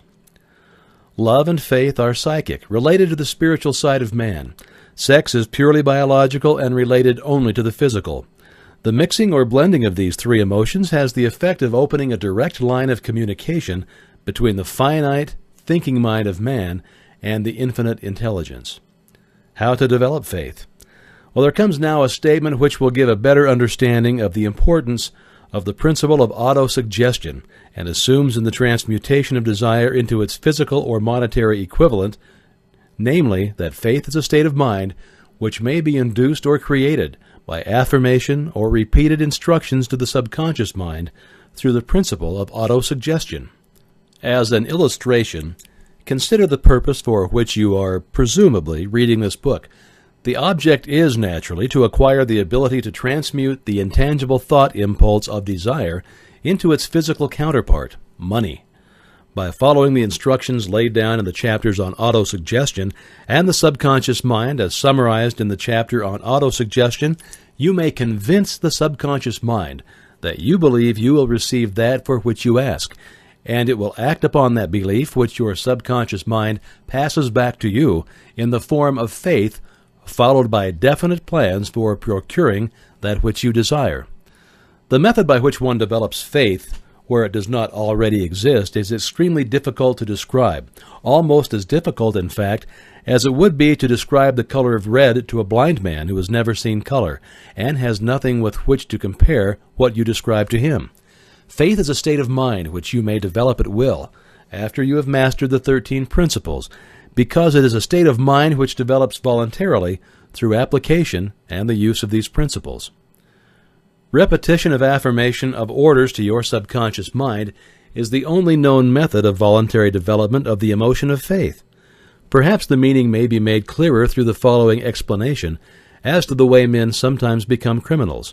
Stated in the words of a famous criminologist, when men first come into contact with crime, they abhor it. If they remain in contact with crime for a long time, they become accustomed to it and endure it. If they remain in contact with it long enough, they finally embrace it and become influenced by it. This is the equivalent of saying that any impulse of thought which is repeatedly passed on to the subconscious mind is, finally, accepted and acted upon by the subconscious mind, which proceeds to translate that impulse into its physical equivalent by the most practical procedure available. In connection with this, consider again the statement, all thoughts which have been emotionalized and mixed with faith begin immediately to translate themselves into their physical equivalent or counterpart. The emotions or the feeling portion of thoughts are the factors which give thoughts vitality, life, and action. The emotions of faith, love, and sex, when mixed with any thought impulse, give it greater action than any of these emotions can do singly. Not only thought impulses which have been mixed with faith, but those which have been mixed with any of the positive emotions or any of the negative emotions may reach and influence the subconscious mind.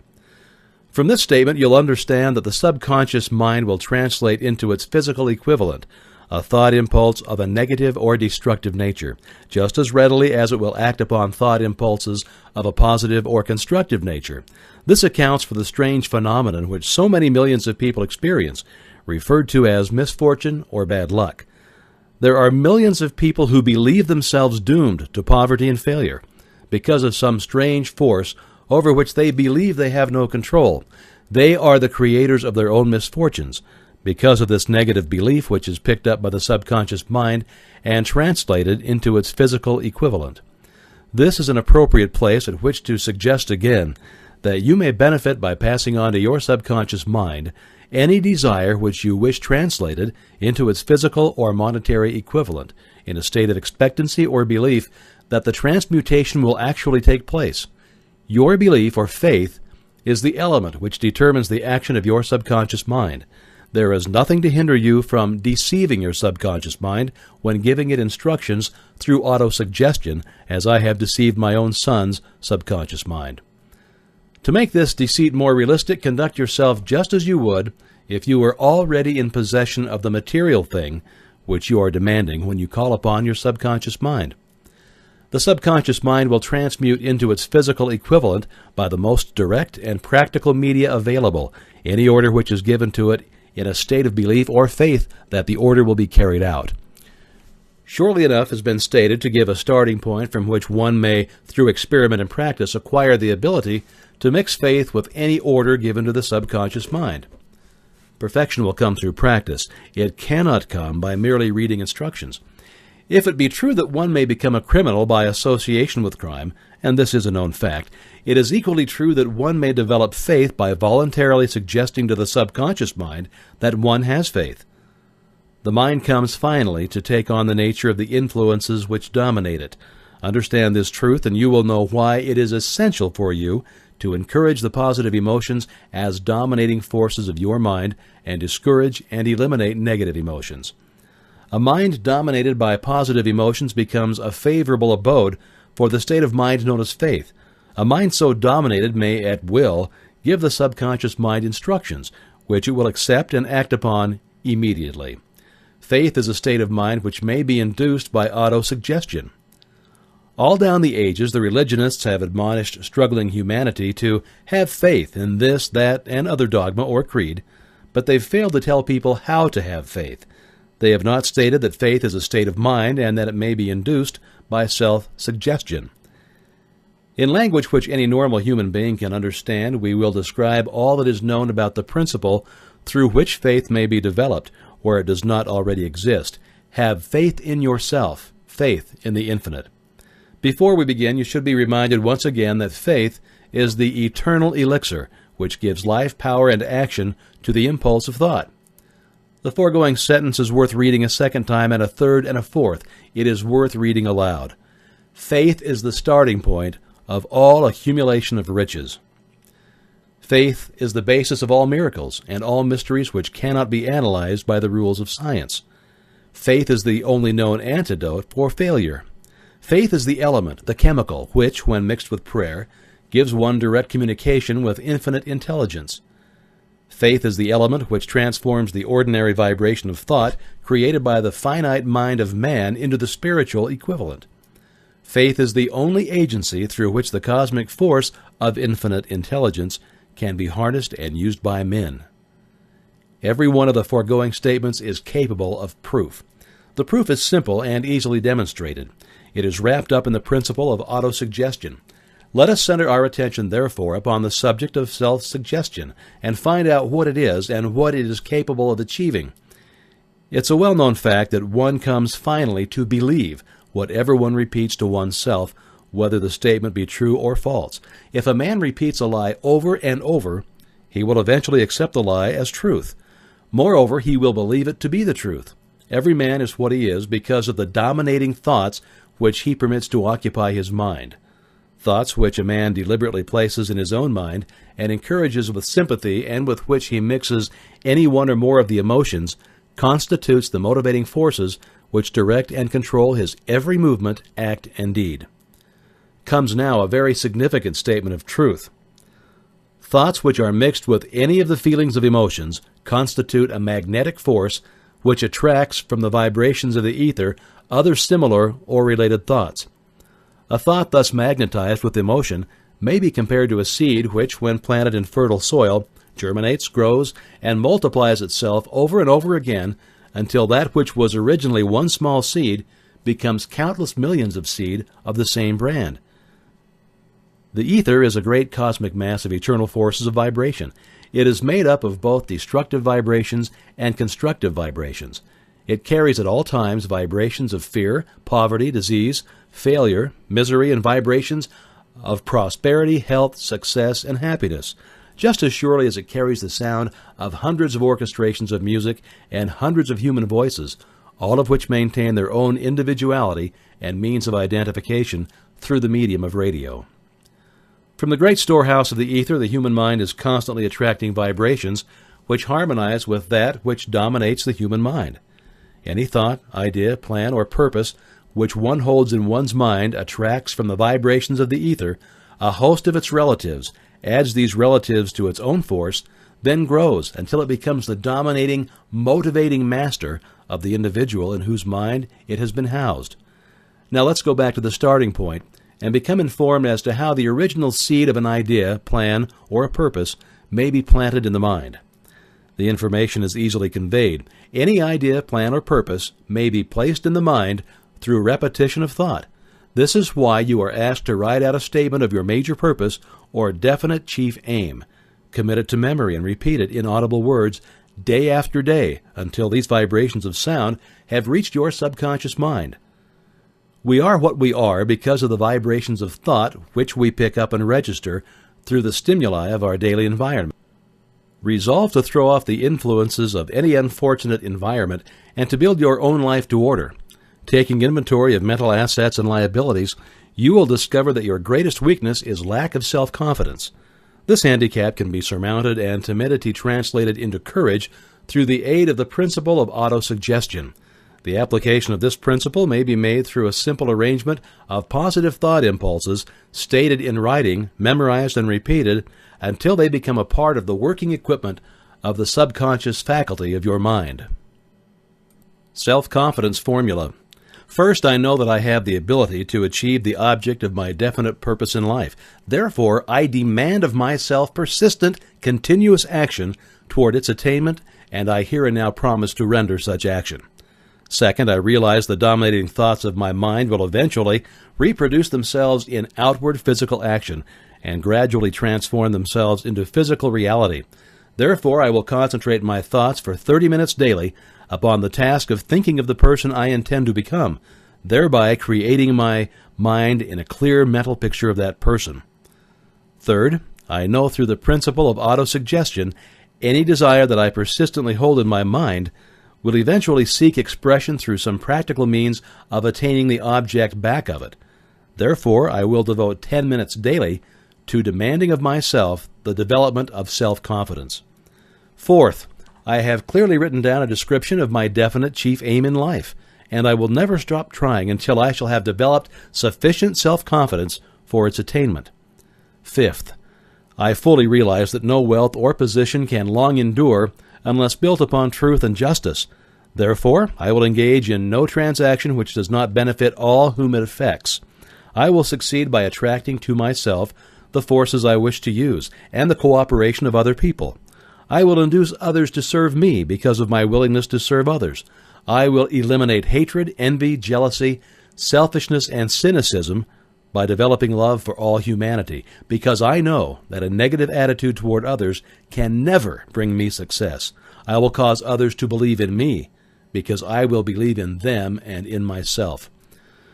I will sign my name to this formula, commit it to memory, and repeat it aloud once a day with full faith that it will gradually influence my thoughts and actions so that I will become a self-reliant and successful person. Back of this formula is a law of nature which no man has yet been able to explain.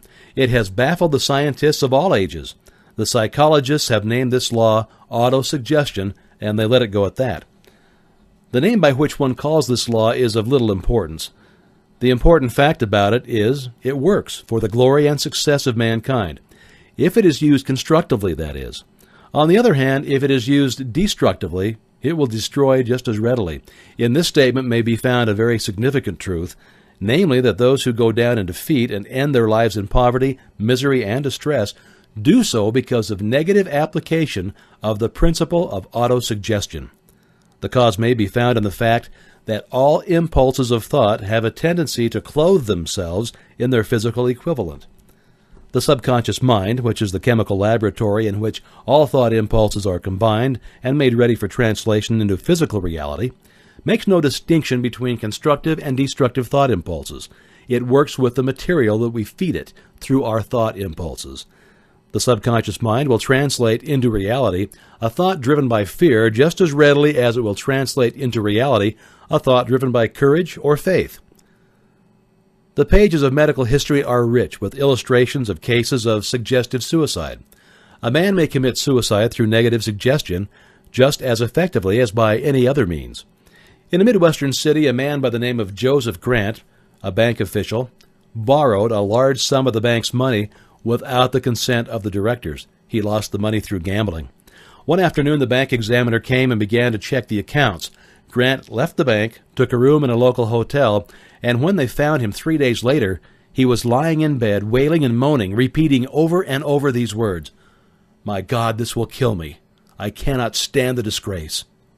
In a short time, he was dead. The doctors pronounced the case one of mental suicide.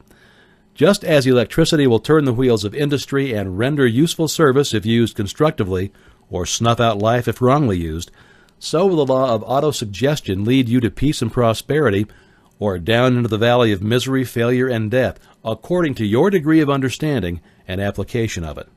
If you fill your mind with fear, doubt, and unbelief in your ability to connect with and use the forces of infinite intelligence, the law of autosuggestion will take that spirit of unbelief and use it as a pattern by which your subconscious mind will translate it into its physical equivalent. This statement is as true as the statement that 2 and 2 are 4. Like the wind which carries one ship east and another west, the law of autosuggestion will lift you up or pull you down according to the way you set your sails of thought. The law of autosuggestion through which any person may rise to altitudes of achievement which stagger the imagination is well described in the following verse. If you think you are beaten, you are. If you think you dare not, you don't. If you like to win but you think you can't, it's almost certain you won't. If you think you'll lose, you're lost. For out of the world we find, success begins with a fellow's will. It's all in the state of mind. If you think you're outclassed, you are. You've got to think high to rise. You've got to be sure of yourself before you can ever win the prize. Life's battles don't always go to the stronger or faster man, but sooner or later the man who wins is the man who thinks he can. Observe the words which have been emphasized, and you will catch the deep meaning which the poet had in mind. Somewhere in your makeup, perhaps in the cells of your brain, there lies sleeping the seed of achievement which, if aroused and put into action, would carry you to heights such as you may never have hoped to attain. Just as a master musician may cause the most beautiful strains of music to pour forth from the strings of a violin, so may you arouse the genius which lies asleep in your brain and cause it to drive you upward to whatever goal you may wish to achieve. Abraham Lincoln was a failure at everything he tried until he was well past the age of 40. He was a Mr. Nobody from nowhere until a great experience came into his life, aroused the sleeping genius within his heart and brain, and gave the world one of its really great men. That experience was mixed with the emotions of sorrow and love. It came to him through Anne Rutledge, the only woman whom Lincoln ever truly loved.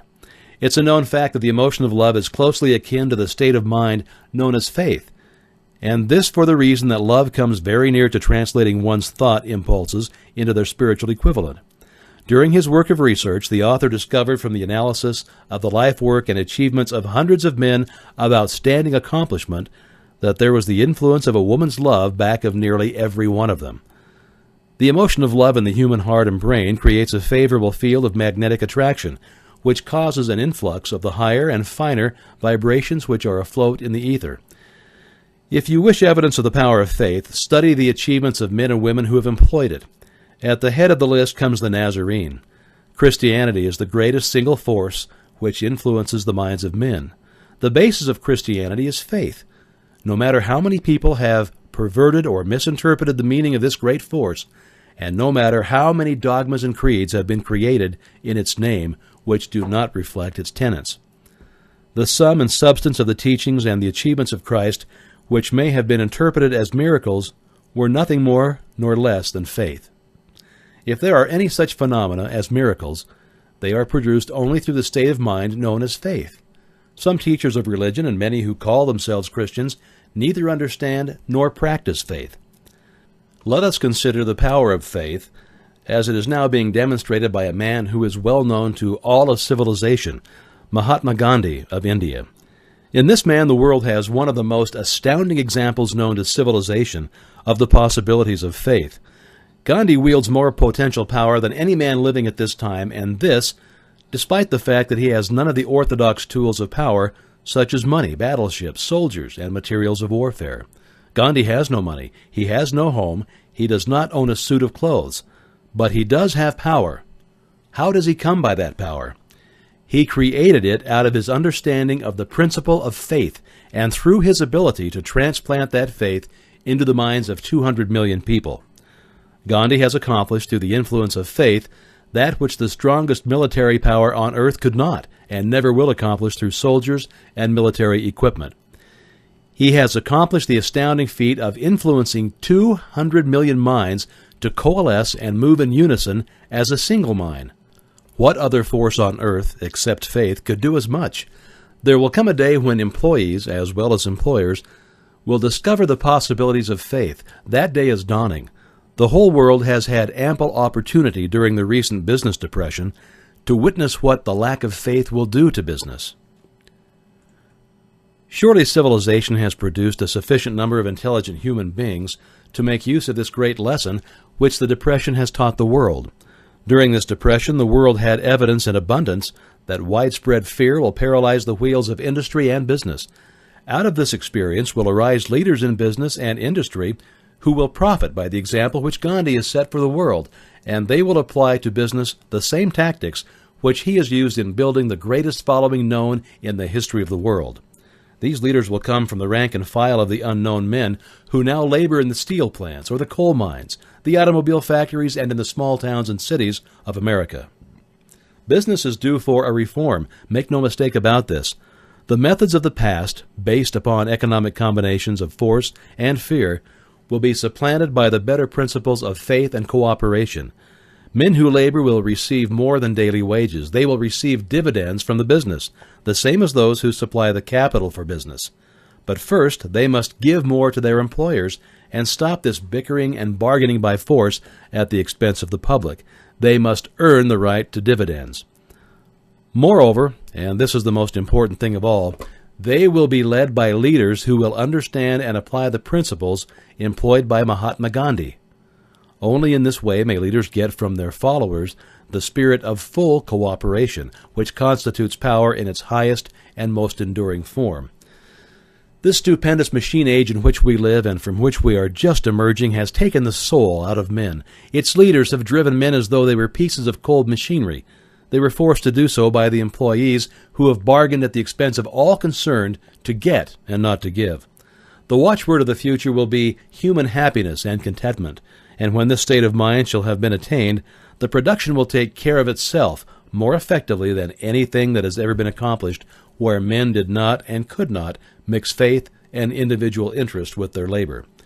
Because of the need for faith and cooperation in operating business and industry, it will be both interesting and profitable to analyze an event which provides an excellent understanding of the method by which industrialists and businessmen accumulate great fortunes by giving before they try to get.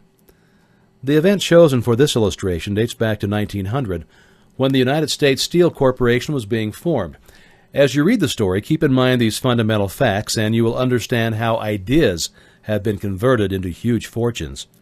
First, the huge United States Steel Corporation was born in the mind of Charles M. Schwab in the form of an idea that he created through his imagination. Second, he mixed faith with his idea. Third, he formulated a plan for the transformation of his idea into physical and financial reality. Fourth, he put his plan into action with his famous speech at the University Club. Fifth, he applied and followed through on his plan with persistence and backed it with firm decision until it had been fully carried out. Sixth, he prepared the way for success by a burning desire for success. If you're one of those who have often wondered how great fortunes are accumulated, the story of the creation of the United States Steel Corporation will be enlightening. If you have any doubt that men can think and grow rich, this story should dispel that doubt, because you can plainly see in the story of the United States Steel the application of a major portion of the 13 principles described in this book. This astounding description of the power of an idea was dramatically told by John Lowell in the New York World Telegram, with whose courtesy it is here reprinted. A pretty after-dinner speech for $1 billion. When on the evening of December 12, 1900, some 80 of the nation's financial nobility gathered in the banquet hall of the University Club on Fifth Avenue to do honor to a young man from out of the West, not half a dozen of the guests realized they were to witness the most significant episode in American industrial history. J. Edward Simmons and Charles Stuart Smith, their hearts full of gratitude for the lavish hospitality bestowed on them by Charles M. Schwab during a recent visit to Pittsburgh, had arranged the dinner to introduce the 38-year-old steel man to Eastern banking society. But they did not expect him to stampede the convention. They warned him, in fact, that the bosoms within New York stuffed shirts would not be responsive to oratory, and that if he did not want to bore the Stillhans and the Harrimans and Vanderbilts, he'd better limit himself to 15 or 20 minutes of polite vaporings and then let it go at that. Even John Pierpont Morgan, sitting on the right hand of Schwab as became his imperial dignity, intended to grace the banquet table with his presence only briefly. And so far as the press and public were concerned, the whole affair was of so little moment that no mention of it found its way into print the next day. So the two hosts and their distinguished guests ate their way through the usual 7 or 8 courses. There was little conversation, and what there was of it was restrained. Few of the bankers and brokers had met Schwab, whose career had flowered along the banks of the Monongahela, and none knew him very well. But before the evening was over, they, and with them Money Master Morgan, were to be swept off their feet, and $1 billion baby, the United States Steel Corporation, was to be conceived. It is perhaps unfortunate for the sake of history that no record of Charlie Schwab's speech at the dinner was ever made. He repeated some parts of it at a later date during a similar meeting of Chicago bankers, and still later when the government brought suit to dissolve the Steel Trust, he gave his own version from the witness stand of the remarks. It is probable, however, that it was a homely speech, somewhat ungrammatical, for the niceties of language never bothered Schwab, full of epigram and threaded with wit. But aside from that, it had a galvanic force and effect upon the $5 billion of estimated capital that was represented by the diners. After it was over and the gathering was still under its spell, although Schwab had talked for 90 minutes, Morgan led the orator to a recessed window where, dangling their legs from the high, uncomfortable seat, they talked for an hour or more. The magic of the Schwab personality had been turned on, full force, but what was more important and lasting was the full-fledged, clear-cut program he laid down for the aggrandizement of steel. Many other men had tried to interest Morgan in slapping together a steel trust after the pattern of the biscuit, wire, and hoop, sugar, rubber, whiskey, oil, or chewing gum combinations. John W. Gates, the gambler, had urged it, but Morgan distrusted him. The Moore boys, Bill and Jim, Chicago stock jobbers who had glued together a match trust and a cracker corporation, had urged it and failed. Elbert H. Gary, the sanctimonious country lawyer, wanted to foster it, but he wasn't big enough to be impressive. Until Schwab's eloquence took J.P. Morgan to the heights from which he could visualize the solid results of the most daring financial undertaking ever conceived, the project was regarded as a delirious dream of easy money crackpots. The financial magnetism that began a generation ago to attract thousands of small and sometimes inefficiently managed companies into large and competition-crushing combinations had become operative in the steel world through the devices of that jovial business pirate, John W. Gates. Gates had already formed the American Steel and Wire Company out of a chain of small concerns, and together the National Tube and American Bridge Companies were two more Morgan concerns, and the Moore brothers had forsaken the match and cookie business to form the American Group, Tin Plate, Steel Hoop, Sheet Steel, and the National Steel Company. But by the side of Andrew Carnegie's gigantic vertical trust, a trust owned and operated by 53 partners, those other combinations were picayune. They might combine to their heart's content, but the whole lot of them could not make a dent in the Carnegie organization, and Morgan knew it. The eccentric old Scot knew it too. From the magnificent heights of Skibo Castle, he had viewed first with amusement and then with resentment the attempts of Morgan's smaller companies to cut into his business. When the attempts became too bold, Carnegie's temper was translated into anger and retaliation. He decided to duplicate every mill owned by his rivals. Hitherto he had not been interested in wire, pipe, hoops, or sheet. Instead, he was content to sell such companies the raw steel and let them work it into whatever shape they wanted. Now with Schwab as his chief and able lieutenant, he planned to drive his enemies to the wall. So it was in that speech of Charles M. Schwab, Morgan saw the answer to his problem of combination. A trust without Carnegie, giant of them all, would be no trust at all. A plum pudding, as one writer said, without the plums. Schwab's speech on the night of December 12, 1900, undoubtedly carried the inference, though not the pledge, that the vast Carnegie enterprise could be brought under the Morgan tent. He talked of the world future for steel, of reorganization for efficiency, of specialization, of the scrapping of unsuccessful mills, and the concentration of effort on the... More than that, he told the buccaneers among them wherein lay the errors of their customary piracy. Their purposes, he inferred, had been to create monopolies, raise prices, and pay themselves fat dividends out of privilege. Schwab condemned the system in his heartiest manner.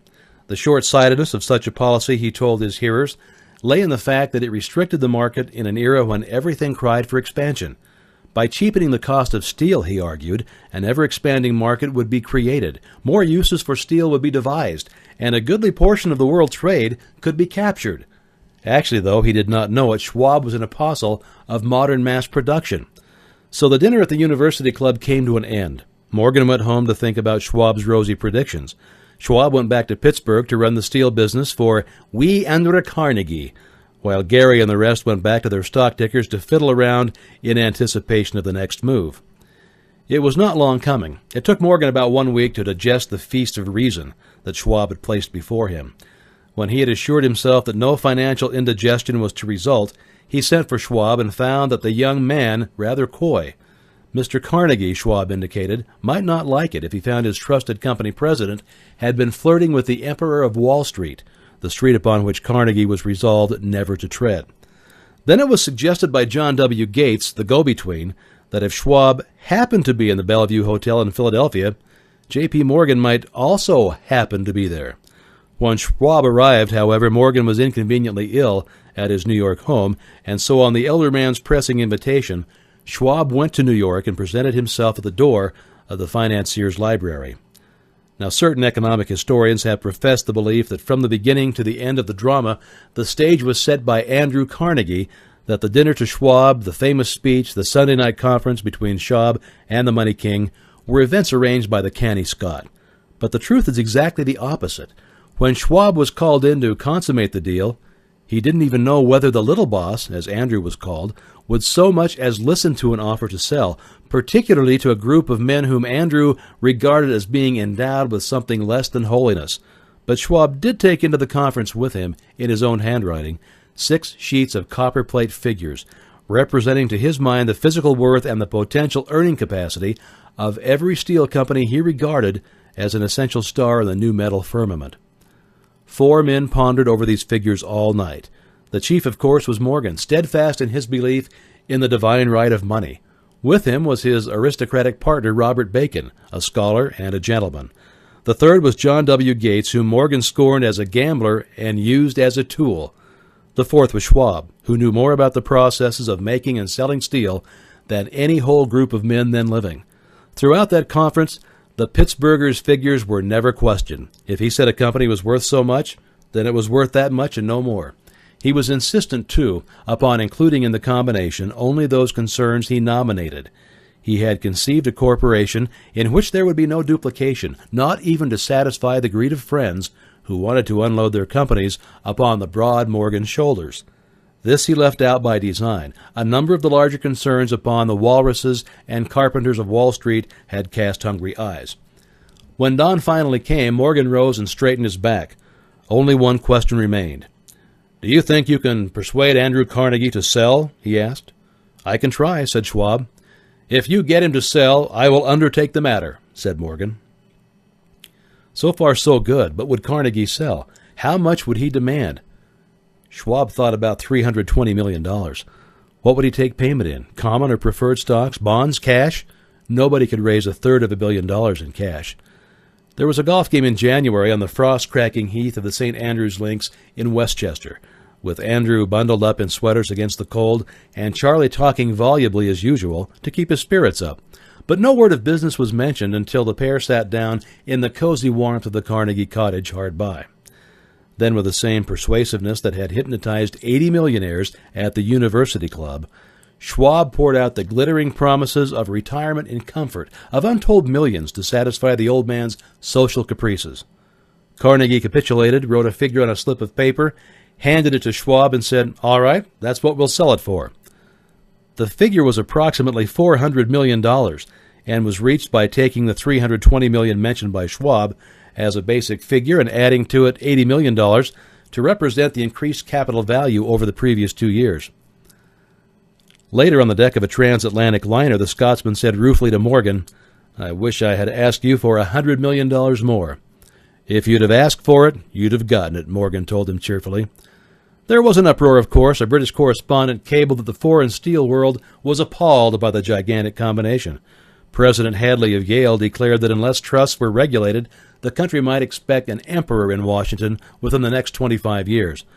But that able stock manipulator Keene went at his work of shoving the new stock at the public, and he was so vigorous that all the excess water, estimated by some nearly at $600 million, was absorbed in a twinkling. So Carnegie has his millions, and the Morgan Syndicate had $62 million for all its trouble, and the boys from Gates to Gary had their millions. The 38-year-old Schwab had his reward. He was made president of the new corporation and remained in control until 1930. The dramatic story of big business which you have just finished was included in this book because it's a perfect illustration of the method by which desire can be transmuted into its physical equivalent. I imagine some readers will question the statement that a mere intangible desire can be converted into its physical equivalent. Doubtless some will say, you cannot convert nothing into something. The answer is in the story of the United States Steel Corporation.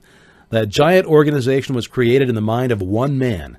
The plan by which the organization was provided with the steel mills that gave it financial stability was created in the mind of the same man. His faith, his desire, his imagination, his persistence were the real ingredients that went into United States Steel. The steel mills and mechanical equipment acquired by the corporation, after it had been brought into legal existence, were incidental. But careful analysis will disclose the fact that the appraised value of the properties acquired by the corporation increased in value by an estimated $600 million by the mere transaction, which consolidated them under one management. In other words, Charles M. Schwab's idea, plus the faith with which he conveyed it to the minds of J.P. Morgan and the others, was marketed for a profit of approximately $600 million. Not an insignificant sum for a single idea. What happened to some of the men who took their share of the millions of dollars of profit made by this transaction is a matter with which we are not now concerned. The important feature of the astounding achievement is that it serves as unquestionable evidence of the soundness of the philosophy described in this book, because this philosophy was the warp and the woof of the entire transaction.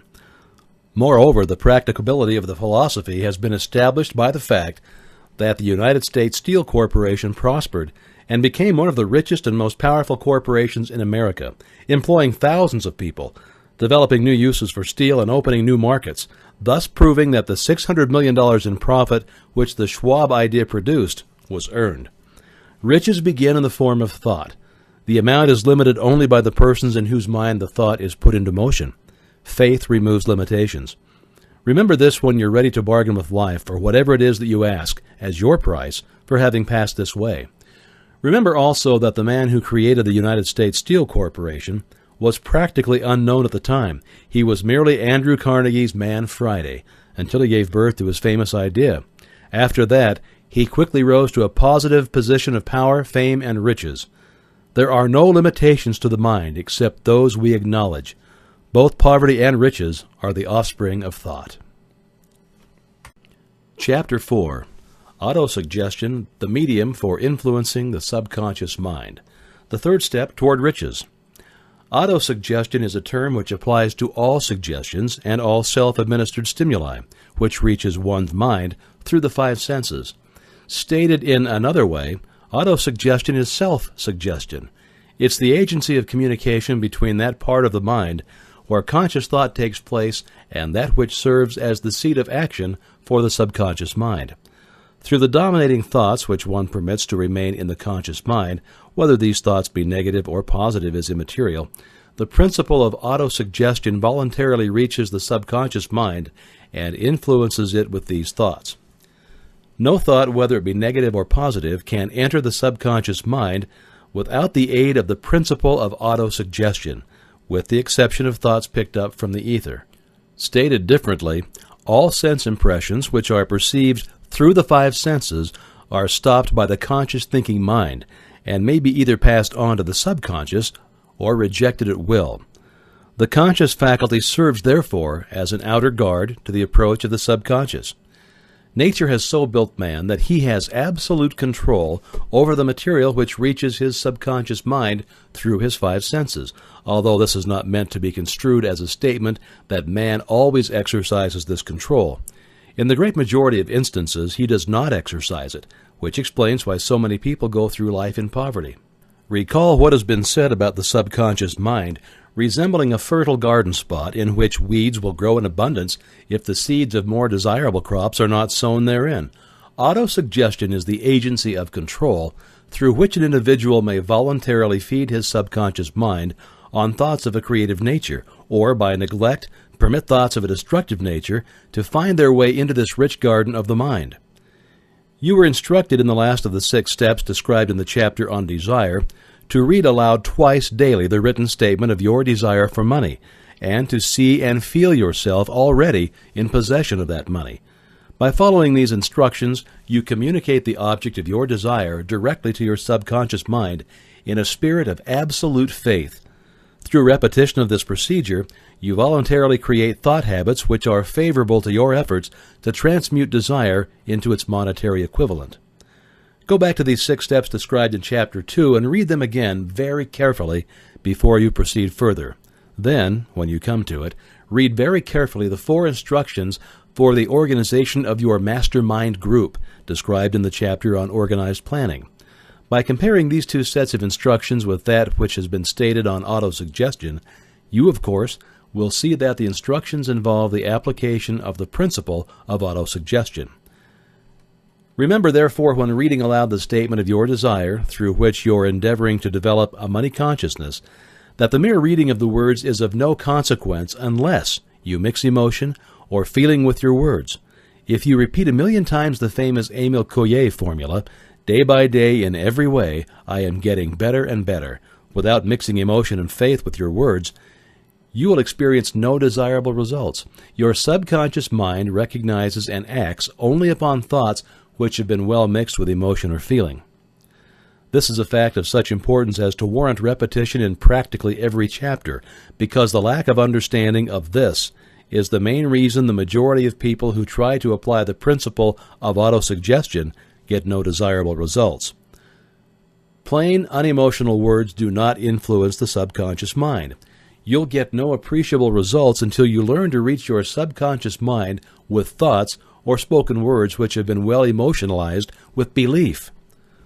Do not become discouraged if you cannot control and direct your emotions the first time you try to do so. Remember, there's no such possibility as something for nothing. Ability to reach and influence your subconscious mind has its price, and you must pay that price. You cannot cheat, even if you desire to do so. The price of ability to influence your subconscious mind is everlasting. Persistence in applying the principle described here. You cannot develop the desired ability for a lower price. You and you alone must decide whether or not the reward for which you are striving, that's the money consciousness, is worth the price you must pay for it in effort. Wisdom and cleverness alone will not attract and retain money except in a very few rare instances where the law of averages favors the attraction of money through these sources. The method of attracting money described here does not depend upon the law of averages. Moreover, the method plays no favorites. It will work for one person as effectively as it will for another. Where failure is experienced, it is the individual, not the method, which has failed. If you try and fail, make another effort, and still another and another, until you succeed. Your ability to use the principle of autosuggestion will depend very largely upon your capacity to concentrate upon a given desire until that desire becomes a burning obsession. When you begin to carry out the instructions in connection with the 6 steps described in the 2nd chapter, it will be necessary for you to make use of the principle of concentration. Let us here offer suggestions for the effective use of concentration.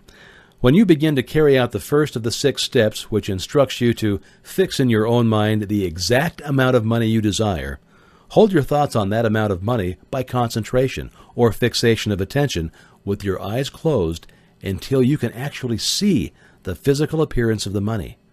Do this at least once each day. As you go through these exercises, follow the instructions given in the chapter on faith and see yourself actually in possession of the money.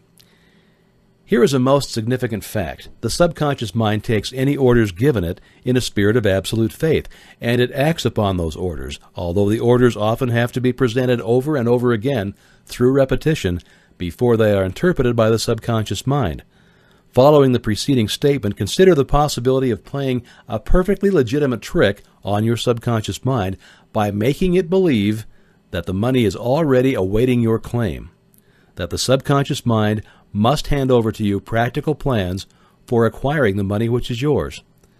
Hand over the thought suggested in the preceding paragraph to your imagination and see what your imagination can or will do to create practical plans for the accumulation of money through transmutation of your desire. Don't wait for a definite plan through which you intend to exchange services or merchandise in return for the money that you're visualizing, but begin at once to see yourself in possession of the money, demanding and expecting, meanwhile, that your subconscious mind will hand over the plan or plans you need. Be on the alert for these plans, and when they appear, put them into action immediately.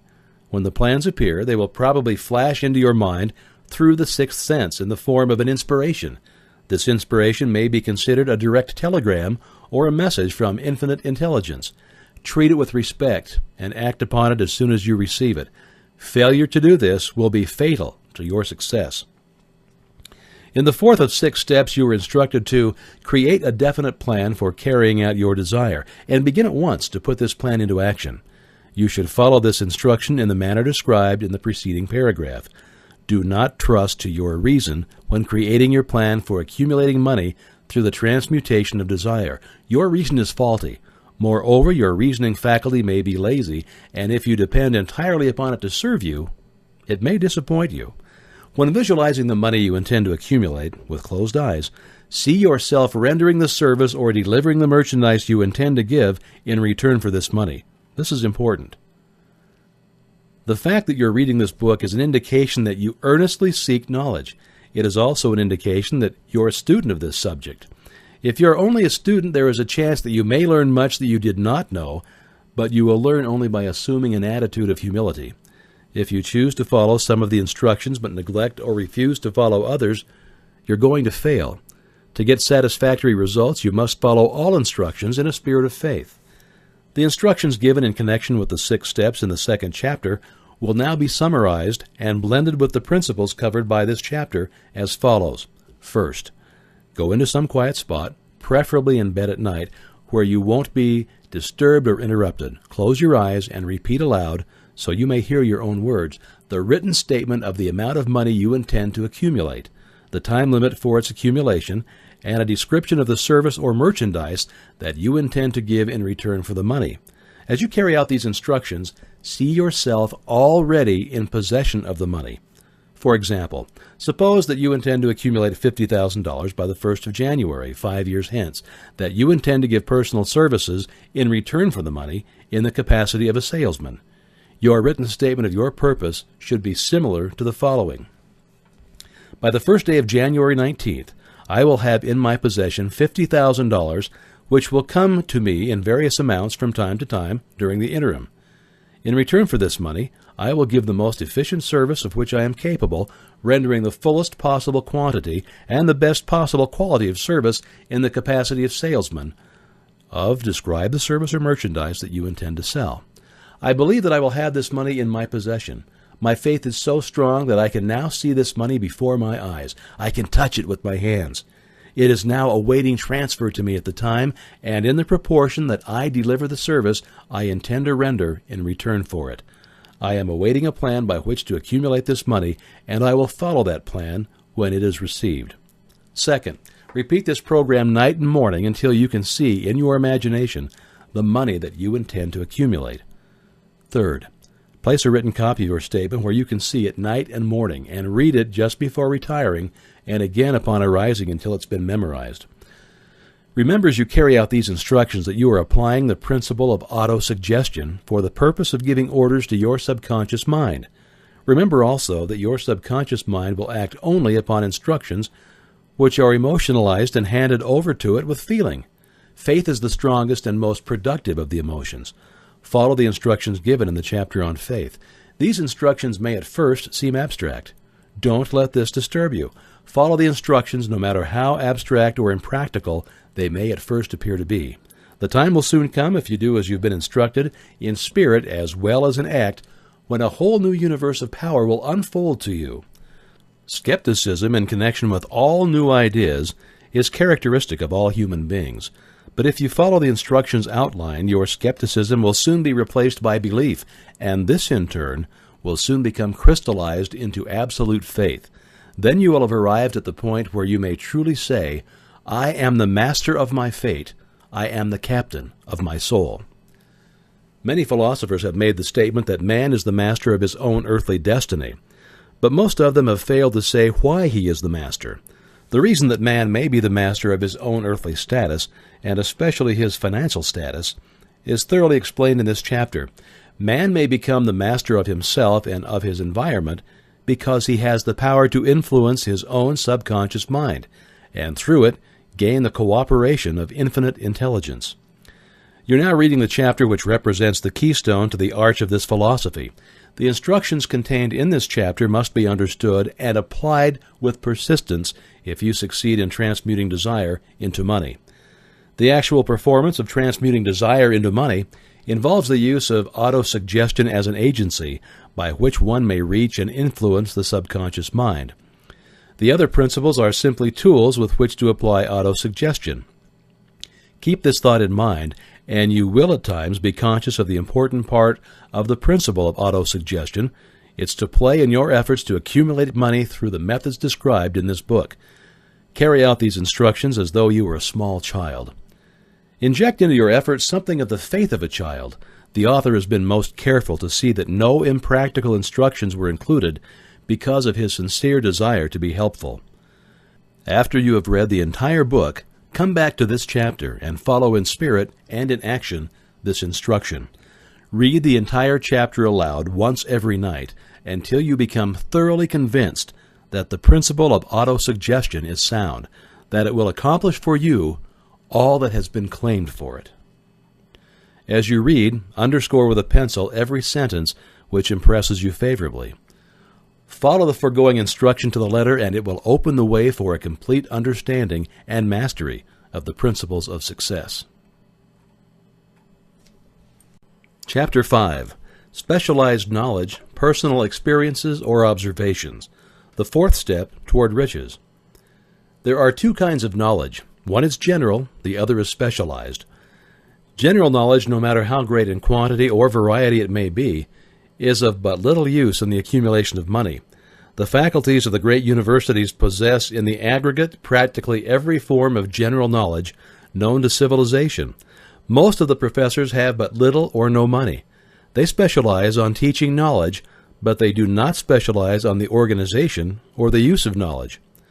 Knowledge will not attract money unless it is organized and intelligently directed through practical plans of action to the definite end of accumulation of money. Lack of understanding of this fact has been the source of confusion to millions of people who falsely believe that knowledge is power. It is nothing of the sort. Knowledge is only potential power. It becomes power only when and if it is organized into definite plans of action and directed to a definite end. This missing link in all systems of education known to civilization today may be found in the failure of educational institutions to teach their students how to organize and use knowledge after they acquire it. Many people make the mistake of assuming that because Henry Ford had but little schooling, he is not a man of education. Those who make this mistake don't know Henry Ford, nor do they understand the real meaning of the word educate. That word is derived from the Latin word educo, meaning to educe, to draw out, to develop from within. An educated man is not necessarily one who has an abundance of general or specialized knowledge. An educated man is one who has so developed the faculties of his mind that he may acquire anything he wants or its equivalent without violating the rights of others. Henry Ford comes well within the meaning of this definition. During the World War, a Chicago newspaper published certain editorials in which, among other statements, Henry Ford was called an ignorant pacifist. Mr. Ford objected to those statements and brought suit against the paper for libeling him. When the suit was tried in the courts, the attorneys for the paper pleaded justification and placed Mr. Ford himself on the witness stand for the purpose of proving to the jury that he was ignorant. The attorneys asked Mr. Ford a great variety of questions, all of them intended to prove by his own evidence that while he might possess considerable specialized knowledge pertaining to the manufacturing of automobiles, he was, in the main, ignorant. Mr. Ford was plied with such questions as the following. Who was Benedict Arnold, and how many soldiers did the British send over to America to put down the rebellion of 1776? In answer to the last question, Mr. Ford replied, I do not know the exact number of soldiers the British sent over, but I've heard that it was a considerably larger number than ever went back. Finally, Mr. Ford became tired of this line of questioning, and in reply to a particularly offensive question, he leaned over, pointed his finger at the lawyer who had asked the question, and said, If I should really want to answer the foolish question you've just asked, or any of the other questions you've been asking me, let me remind you that I have a row of electric push buttons on my desk, and by pushing the right button I can summon to my aid men who can answer any question I desire to ask concerning the business to which I am devoting most of my efforts. Now will you kindly tell me why I should clutter up my mind with general knowledge for the purpose of being able to answer questions when I have men around me who can supply any knowledge I require? Well, there certainly was good logic to that reply. That answer floored the lawyer. Every person in the courtroom realized it was the answer not of an ignorant man, but of a man of education. Any man is educated who knows where to get knowledge when he needs it, and how to organize that knowledge into definite plans of action. Through the assistance of his mastermind group, Henry Ford had at his command all of the specialized knowledge he needed to enable him to become one of the wealthiest men in America. It wasn't essential that he have this knowledge in his own mind. Surely no person who has sufficient inclination and intelligence to read a book of this nature can possibly miss the significance of this illustration. Before you can be sure of your ability to transmute desire into its monetary equivalent, you will require specialized knowledge of the service, merchandise, or profession which you intend to offer in return for fortune. Perhaps you may need much more specialized knowledge than you have the ability or the inclination to acquire, and if this should be true, you may bridge your weakness through the aid of your mastermind group. Andrew Carnegie stated that he personally knew nothing about the technical end of the steel business. Moreover, he did not particularly care to know anything about it. The specialized knowledge which he required for the manufacture and marketing of steel he found available through the individual units of his mastermind group. The accumulation of great fortune calls for power, and power is acquired through highly organized and intelligently directed specialized knowledge, but that knowledge does not necessarily have to be in the possession of the man who accumulates the fortune. The preceding paragraph should give hope and encouragement to the man with ambition to accumulate a fortune, who has not possessed himself of the necessary education to supply such specialized knowledge as he may require. Men sometimes go through life suffering from inferiority complexes because they are not men of education. The man who can organize and direct a mastermind group of men who possess knowledge useful in the accumulation of money is just as much a man of education as any man in the group. Remember this: if you suffer from a feeling of inferiority because your schooling has been limited. Thomas A. Edison had only 3 months of schooling during his entire life. He did not lack education, neither did he die poor. Henry Ford had less than a 6th grade schooling, but he's managed to do pretty well by himself financially. Specialized knowledge is among the most plentiful and the cheapest forms of service which may be had. If you doubt this, consult the payroll of any university. First of all, decide the sort of specialized knowledge that you require and the purpose for which it is needed. To a large extent, your major purpose in life, the goal toward which you are working, will help determine what knowledge you need. With this question settled, your next move requires that you have accurate information concerning dependable sources of knowledge. The more important of these are A. One's own experience and education. B. Experience and education available through cooperation of others. That's your mastermind alliance. C. Colleges and universities. D. Public libraries, through books and periodicals in which may be found all of the knowledge organized by civilization. And E. Special training courses, through night schools and home study schools in particular. As knowledge is acquired, it must be organized and put into use for a definite purpose, through practical plans. Knowledge has no value except that which can be gained from its application toward some worthy end. This is one reason why college degrees are not valued more highly. They represent nothing but miscellaneous knowledge. If you contemplate taking additional schooling, first determine the purpose for which you want the knowledge that you're seeking, then learn where this particular sort of knowledge can be obtained from reliable sources. Successful men in all callings never stop acquiring specialized knowledge related to their major purpose, business, or profession. Those who are not successful usually make the mistake of believing that the knowledge-acquiring period ends when one finishes school. The truth is that schooling does but little more than to put one in the way of learning how to acquire practical knowledge. With this changed world, which began at the end of the economic collapse, came also astounding changes in educational requirements. The order of the day is specialization.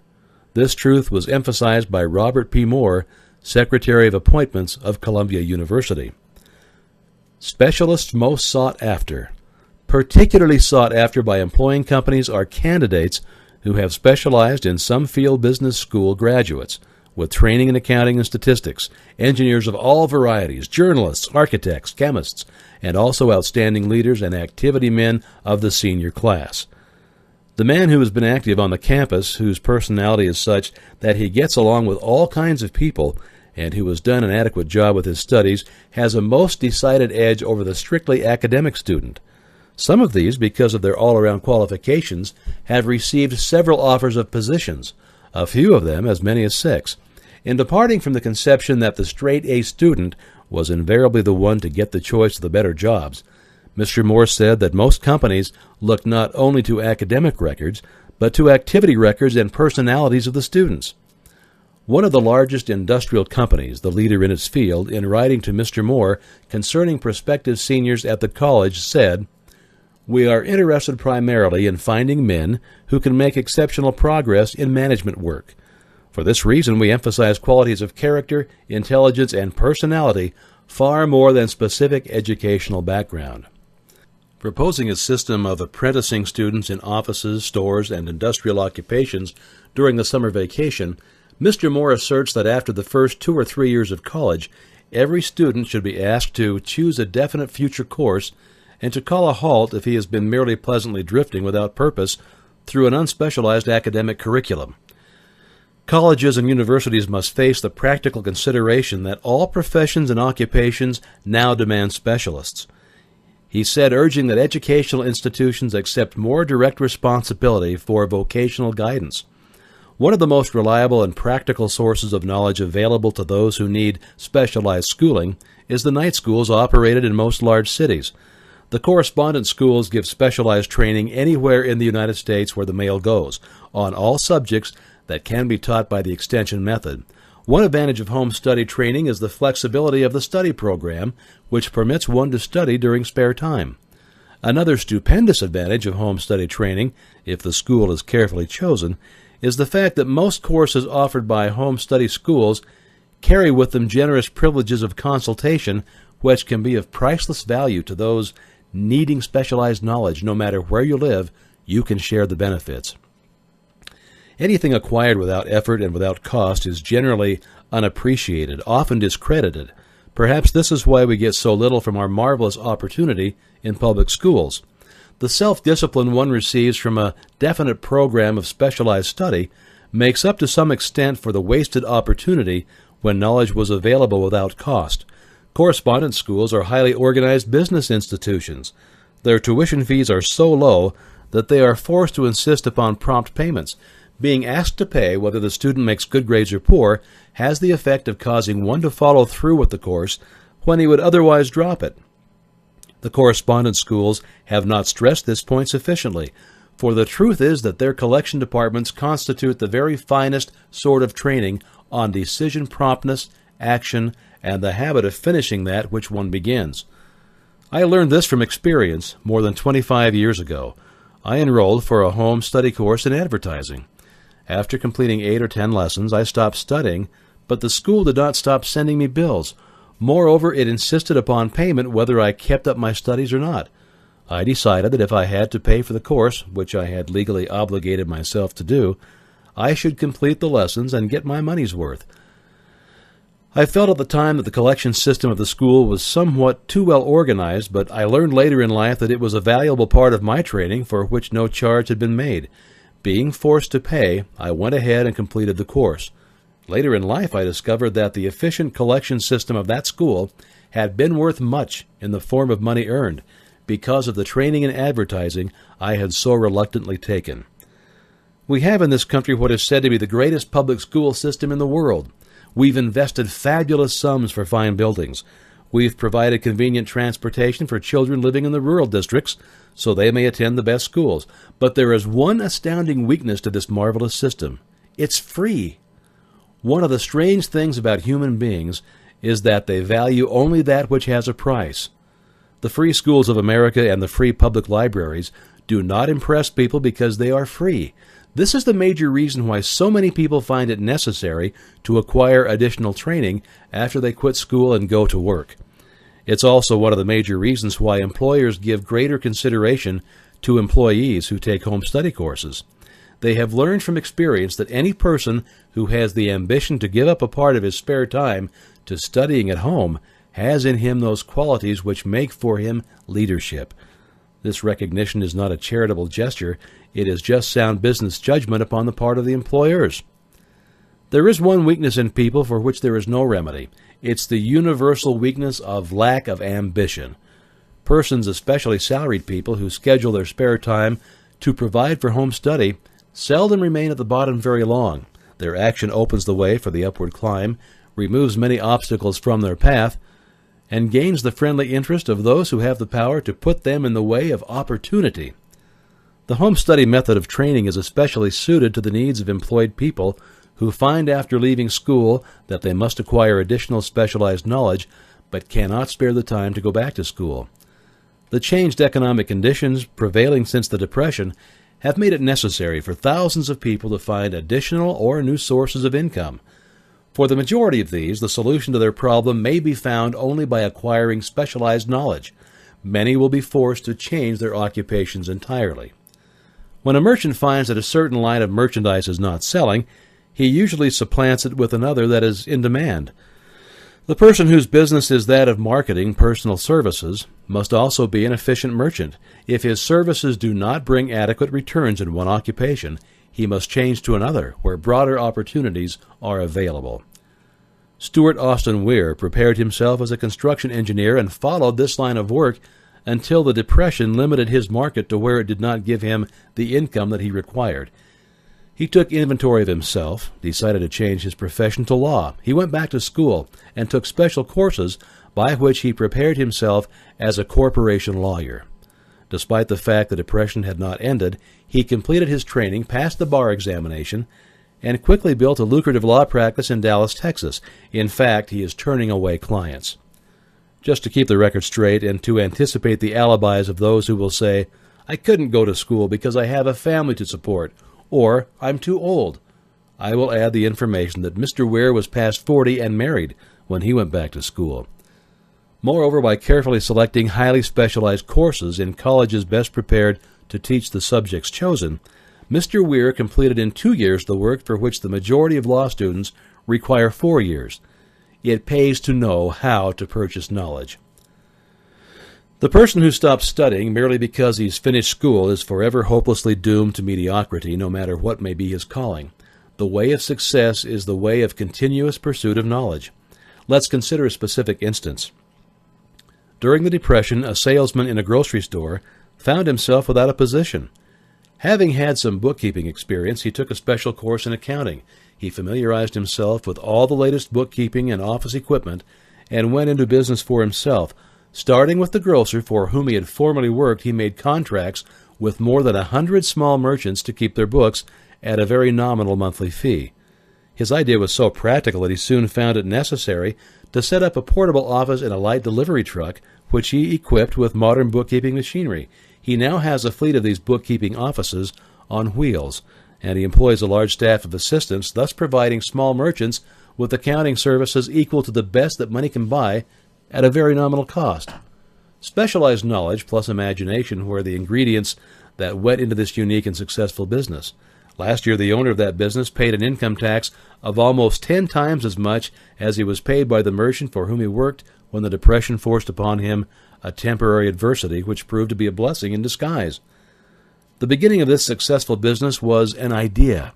Inasmuch as I had the privilege of supplying the unemployed salesman with that idea, I now assume the further privilege of suggesting another idea, which has within it the possibility of even greater income, also the possibility of rendering useful service to thousands of people who badly need that service. The idea was suggested by the salesman who gave up selling and went into the business of keeping books on a wholesale basis. When the plan was suggested as a solution of his unemployment problem, he quickly exclaimed, "I like the idea, but I would not know how to turn it into cash." In other words, he complained he would not know how to market his bookkeeping knowledge after he acquired it. So that brought up another problem which had to be solved. With the aid of a young woman typist, clever at hand lettering, and who could put the story together, a very attractive book was prepared describing the advantages of the new system of bookkeeping. The pages were neatly typed and pasted in an ordinary scrapbook which was used as a silent salesman, with which the story of this new business was so effectively told that its owner soon had more accounts than he could handle. There are thousands of people all over the country who need the services of a merchandising specialist capable of preparing an attractive brief for use in marketing personal services. The aggregate annual income from such a service might easily exceed that received by the largest employment agency, and the benefits of the service might be made far greater to the purchaser than any to be obtained from an employment agency. The idea here described was born of necessity to bridge an emergency which had to be covered, but it did not stop by merely serving one person. The woman who created the idea has a keen imagination. She saw in her newly born brainchild the making of a new profession, one that is destined to render valuable service to thousands of people who need practical guidance in marketing personal services. Spurred to action by the instantaneous success of her first prepared plan to market personal services, this energetic woman turned next to the solution of a similar problem for her son, who had just finished college, but he had been totally unable to find a market for his services. The plan that she originated for his use was the finest specimen of merchandising of personal services that I have ever seen. When the plan book had been completed, it contained nearly 50 pages of beautifully typed, properly organized information, telling the story of her son's native ability, schooling, personal experiences, and a great variety of other information too extensive for description. The plan book also contained a complete description of the position her son desired, together with a marvelous word picture of the exact plan that he would use in filling the position.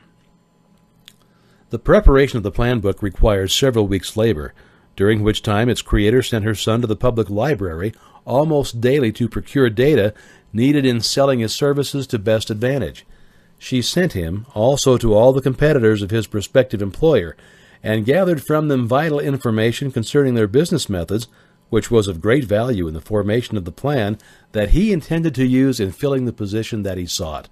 When the plan had been finished, it contained more than half a dozen very fine suggestions for the use and benefit of the prospective employer.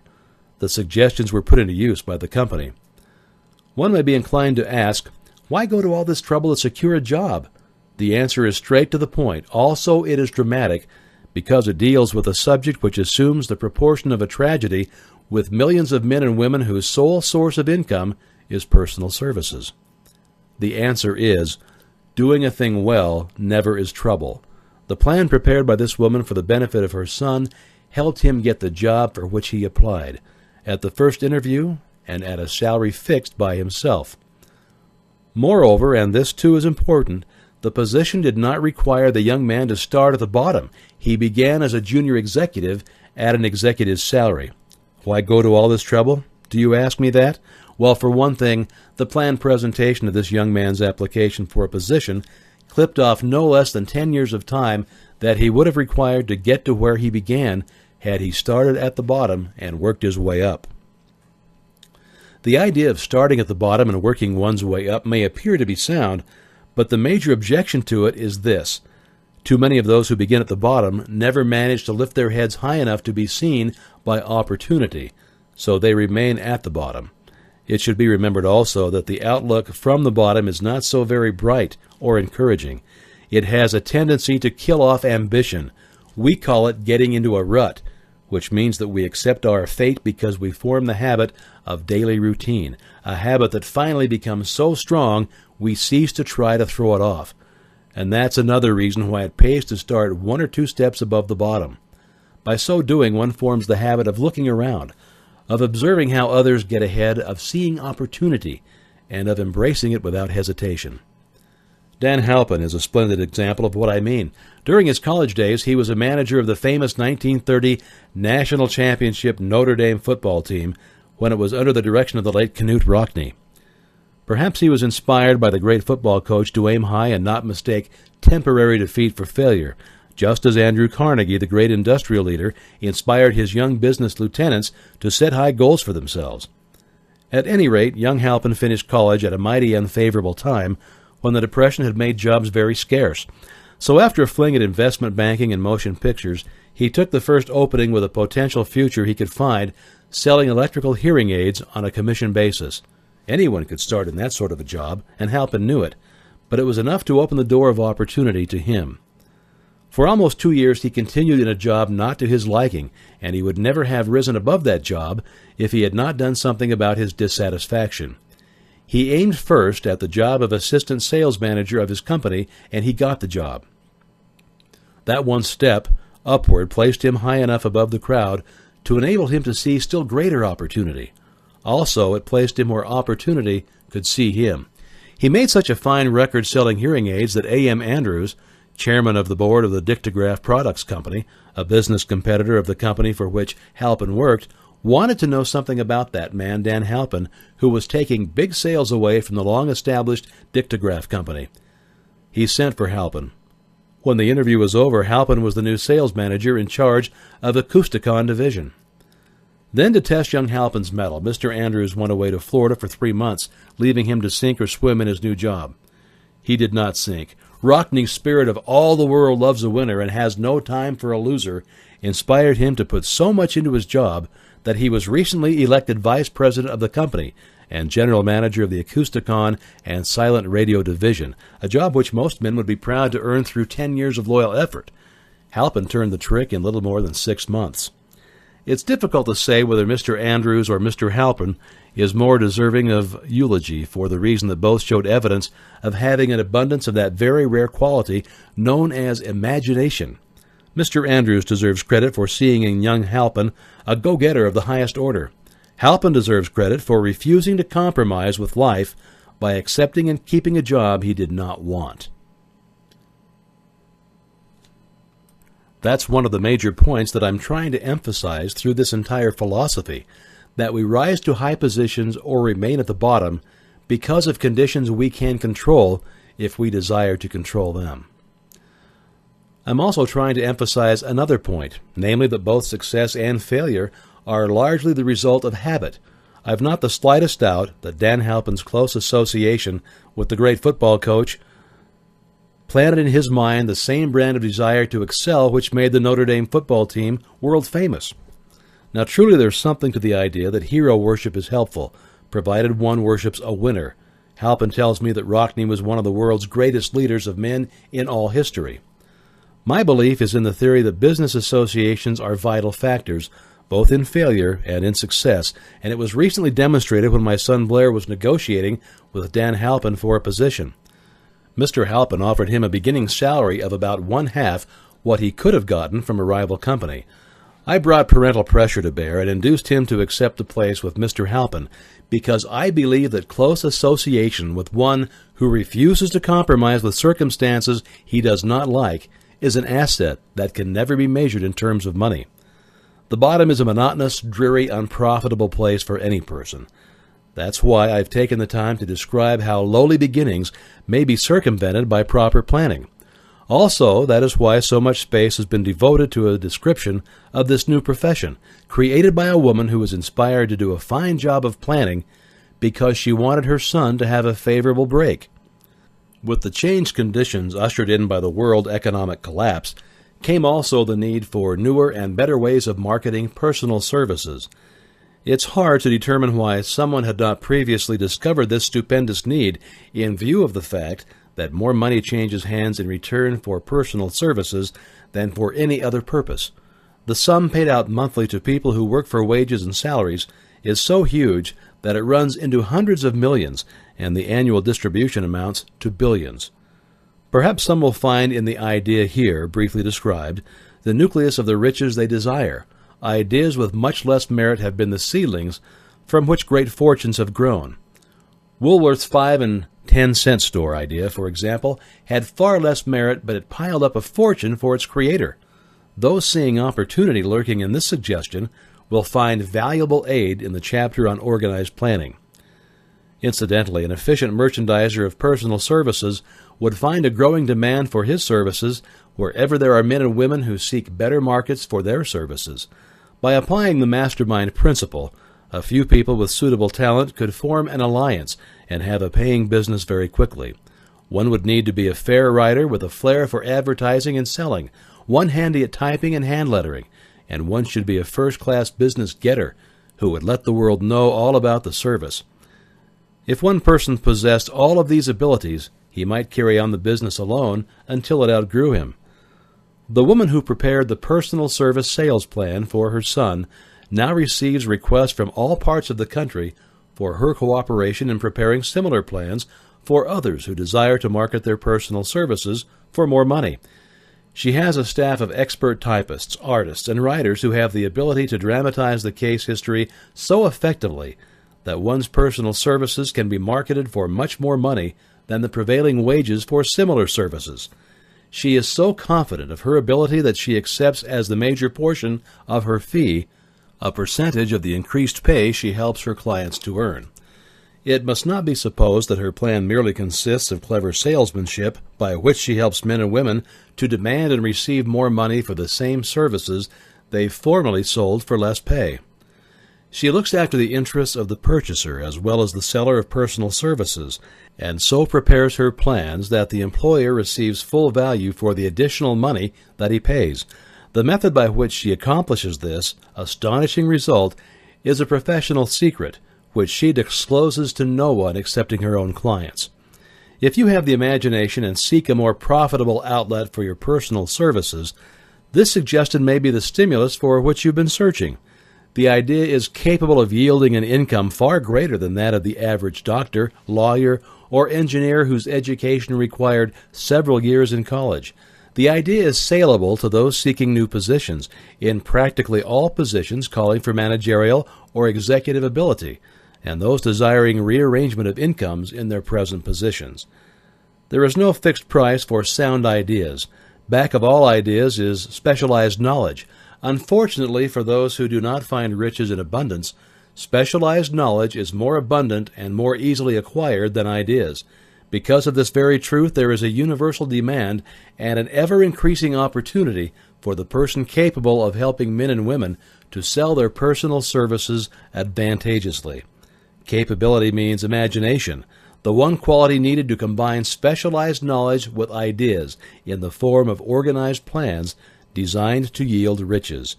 If you have imagination, this chapter may present you with an idea sufficient to serve as the beginning of the riches you desire. Remember, the idea is the main thing. Specialized knowledge may be found just around the corner, any corner. Chapter 6. Imagination, the workshop of the mind, the fifth step toward riches. The imagination is literally the workshop wherein are fashioned all plans created by man. The impulse and the desire is given shape, form, and action through the aid of the imaginative faculty of the mind. It's been said that man can create anything which he can imagine. Of all of the ages of civilization, this is the most favorable for the development of the imagination, because it is the age of rapid change. On every hand, one may contact stimuli which develop the imagination. Through the aid of his imaginative faculty, man has discovered and harnessed more of nature's forces during the past 50 years than during the entire history of the human race previous to that time. He has conquered the air so completely that the birds are a poor match for him in flying. He has harnessed the ether and made it serve as a means of instantaneous communication with any part of the world. He has analyzed and weighed the sun at a distance of millions of miles and has determined through the aid of imagination the elements of which it consists. He has discovered that his own brain is both a broadcasting and a receiving station for the vibration of thought, and he is beginning now to learn how to make practical use of this discovery. He has increased the speed of locomotion until he may now travel at a speed of more than 300 miles an hour. The time will soon come when a man may breakfast in New York and lunch in San Francisco. Man's only limitation within reason lies in his development and use of his imagination. He has not yet reached the apex of development in the use of his imaginative faculty. He has merely discovered that he has an imagination and has commenced to use it in a very elementary way. The imaginative faculty functions in two forms. One is known as synthetic imagination, and the other as creative imagination. Synthetic imagination, through this faculty, one may arrange old concepts, ideas, or plans into new combinations. This faculty creates nothing. It merely works with the material of experience, education, and observation with which it is fed. It is the faculty used most by the inventor, with the exception of the who draws upon the creative imagination when he cannot solve his problem through synthetic imagination. Creative imagination is through the faculty of creative imagination, the finite mind of man having direct communication with infinite intelligence. It is a faculty through which hunches and inspirations are received. It is by this faculty that all basic or new ideas are handed over to man. It is through this faculty that thought vibrations from the minds of others are received. It is through this faculty that one individual may tune in or communicate with the subconscious minds of other men. The creative imagination works automatically in the manner described in subsequent pages. This faculty functions only when the conscious mind is vibrating at an exceedingly rapid rate, as for example, when the conscious mind is stimulated through the emotion of a strong desire.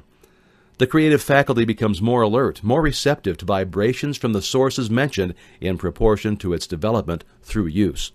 This statement is significant. Ponder over it before passing on. Keep in mind as you follow these principles that the entire story of how one may convert desire into money cannot be told in one statement. The story will be complete only when one has mastered, assimilated, and begun to make use of all of the principles. The great leaders of business, industry, finance, and the great artists, musicians, poets, and writers became great because they developed the faculty of creative imagination. Both the synthetic and creative faculties of imagination become more alert with use, just as any muscle or organ of the body develops through use. Desire is only a thought, an impulse. It is nebulous and ephemeral. It is abstract and of no value until it has been transformed into its physical counterpart. While the synthetic imagination is the one which will be used most frequently in the process of transforming the impulse of desire into money, you must keep in mind the fact that you may face circumstances and situations which demand use of the creative imagination as well. Your imaginative faculty may have become weak through inaction. It can be revived and made alert through use. This faculty doesn't die, though it may become quiescent through lack of use. Center your attention for the time being on the development of the synthetic imagination, because this is the faculty which you will use more often in the process of converting desire into money. Transformation of the intangible impulse of desire into the tangible reality of money calls for the use of a plan or plans. These plans must be formed with the aid of the imagination and mainly with the synthetic faculty. Read the entire book through, then come back to this chapter and begin at once to put your imagination to work on the building of a plan or plans for the transformation of your desire into money. Detailed instructions for the building of plans have been given in almost every chapter. Carry out the instructions best suited to your needs. Reduce your plan to writing if you've not already done so. The moment you complete this, you will have definitely given concrete form to the intangible. Desire. Read the preceding sentence once more. Read it aloud, very slowly, and as you do so, remember that the moment you reduce the statements of your desire and a plan for its realization to writing, you have actually taken the first of a series of steps which will enable you to convert the thought into its physical counterpart. The earth on which you live, you, yourself, and every other material thing are the result of evolutionary change through which microscopic bits of matter have been organized and arranged in an orderly fashion. Moreover, and this statement is of stupendous importance, this earth, every one of the billions of individual cells of your body, and every atom of matter began as an intangible form of energy. Desire is thought impulse. Thought impulses are forms of energy. When you begin with a thought impulse, desire, to accumulate money, you are drafting into your service the same stuff that nature used in creating this earth, and every material form in the universe, including the body and brain, in which the thought impulses function. As far as science has been able to determine, the entire universe consists of but two elements, matter and energy. Through the combination of energy and matter, has been created everything perceptible to man, from the largest star which floats in the heavens down to and including man himself. You are now engaged in the task of trying to profit by nature's method. You are, sincerely and earnestly we hope, trying to adapt yourself to nature's laws by endeavoring to convert desire into its physical or monetary equivalent. You can do it. It has been done before. You can build a fortune through the aid of laws which are immutable, but first you must become familiar with these laws and learn to use them. Through repetition, and by approaching the description of these principles from every conceivable angle, the author hopes to reveal to you the secret through which every great fortune has been accumulated. Strange and paradoxical as it may seem, the secret is not a secret of nature. Nature advertises herself in the earth on which we live, the stars, the planets, suspended within our view, in the elements above and around us, in every blade of grass, and every form of life within our vision. Nature advertises this secret in the terms of biology, in the conversion of a tiny cell so small that it may be lost on the point of a pin into the human being now reading this line. The conversion of desire into its physical equivalent is certainly no more miraculous. Now, don't become discouraged if you don't fully comprehend all that has been stated. Unless you have been long a student of the mind, it is not to be expected that you will assimilate all that is in this chapter upon a first reading. But you will in time make very good progress. The principles which follow will open the way for understanding of imagination. Assimilate that which you understand as you read this philosophy for the first time. Then, when you reread it and study it, you'll discover that something has happened to clarify it and give you a broader understanding of the whole. Above all, do not stop nor hesitate in your study of these principles until you have read the book at least 3 times, for then you will not want to stop. How to make practical use of imagination. Ideas are the beginning points of all fortunes. Ideas are the products of the imagination. Let us examine a few well-known ideas which have yielded huge fortunes with the hope that these illustrations will convey definite information concerning the method by which imagination may be used in accumulating riches. The Enchanted Kettle. 50 years ago, an old country doctor drove to town, hitched his horse, quietly slipped into a drugstore by the back door, and began dickering with the young drug clerk. His mission was destined to yield great wealth to many people. It was destined to bring to the South the most far-flung benefit since the Civil War. For more than an hour behind the prescription counter, the old doctor and the clerk talked in low tones, and then the doctor left. He went out to the buggy and brought back a large old-fashioned kettle, a big wooden paddle used for stirring the contents of the kettle, and deposited them in the back of the store. The clerk inspected the kettle, reached into his inside pocket, took out a roll of bills, and handed it over to the doctor. The roll contained exactly $500, the clerk's entire savings. The doctor handed over a small slip of paper on which was written a secret formula. The words on that small slip of paper were worth a king's ransom, but not to the doctor. Those magic words were needed to start the kettle to boiling, but neither the doctor nor the young clerk knew what fabulous fortunes were destined to flow from that kettle. The old doctor was glad to sell the outfit for $500. The money would pay off his debts and give him freedom of mind. The clerk was taking a big chance by staking his entire life savings on a mere scrap of paper and an old kettle. He never dreamed his investment would start a kettle to overflowing with gold that would surpass the miraculous performance of Aladdin's lamp. What the clerk really purchased was an idea. The old kettle and the wooden paddle and the secret message on a slip of paper were just incidental. The strange performance of that kettle began to take place after the new owner mixed with the secret instructions an ingredient of which the doctor knew nothing. Read this story carefully. Give your imagination a test. See if you can discover what it was that the young man added to the secret message, which caused the kettle to overflow with gold. Remember as you read that this is not a story from the Arabian Nights. Here you have a story of fact, stranger than fiction, facts which began in the form of an idea. Let's take a look at the vast fortunes of gold this idea has produced. It has paid and still pays huge fortunes to men and women all over the world who distribute the contents of the kettle to millions of people. The old kettle is now one of the world's largest consumers of sugar, thus providing jobs of a permanent nature to thousands of men and women engaged in growing sugarcane and in refining and marketing sugar. The old kettle consumes annually millions of glass bottles, providing jobs to huge numbers of glass workers. The old kettle gives employment to an army of clerks, stenographers, copywriters, and advertising experts throughout the nation. It has brought fame and fortune to scores of artists who have created magnificent pictures describing the product. The old kettle was converted in a small southern city into the business capital of the South, where it now benefits directly or indirectly every business and practically every resident of that city. The influence of the idea now benefits every civilized country in the world, pouring out a continuous stream of gold to all who touch it. Gold from the kettle built and maintains one of the most prominent colleges of the South, where thousands of young people receive the training essentials for success. The old kettle has done other marvelous things. All through the world, the Depression, when factories, banks, and business houses were folding up and quitting by the thousands, the owner of this enchanted kettle went marching on, giving continuous employment to an army of men and women all over the world, and paying out extra portions of gold to those who long ago had faith in the idea. If the product of that old brass kettle could talk, it would tell thrilling tales of romance in every language. Romances of love, romances of business, romances of professional men and women who are daily being stimulated by it. The author is sure of at least one such romance, for he was part of it, and it all began not very far from the spot on which that drug clerk purchased the old kettle.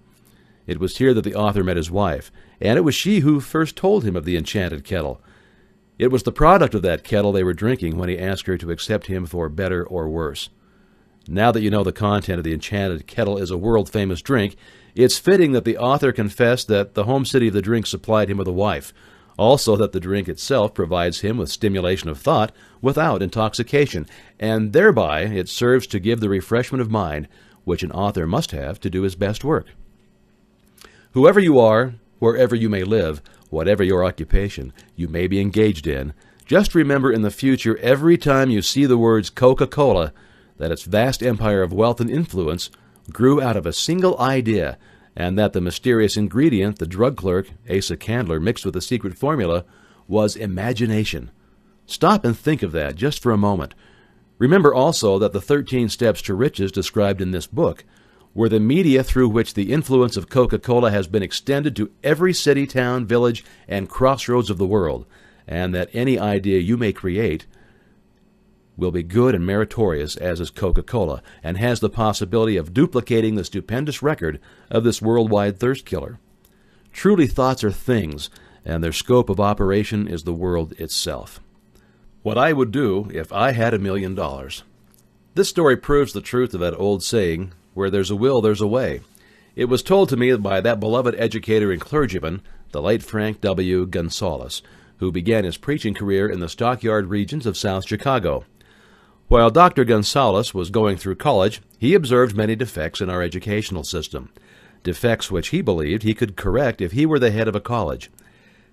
His deepest desire was to become the directing head of an educational institution in which young men and women would be taught to learn by doing.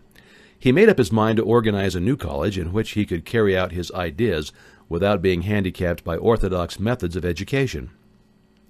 He needed $1 million to put the project across. Where was he to lay his hands on so large a sum of money? That was the question that absorbed most of this ambitious young preacher's thought. But he couldn't seem to make any progress. Every night he took that thought to bed with him. He got up with it in the morning. He took it with him everywhere he went. He turned it over and over in his mind until it became a consuming obsession with him. $1 million is a lot of money. He recognized that fact, but he also recognized the truth that the only limitation is that which one sets up in one's own mind.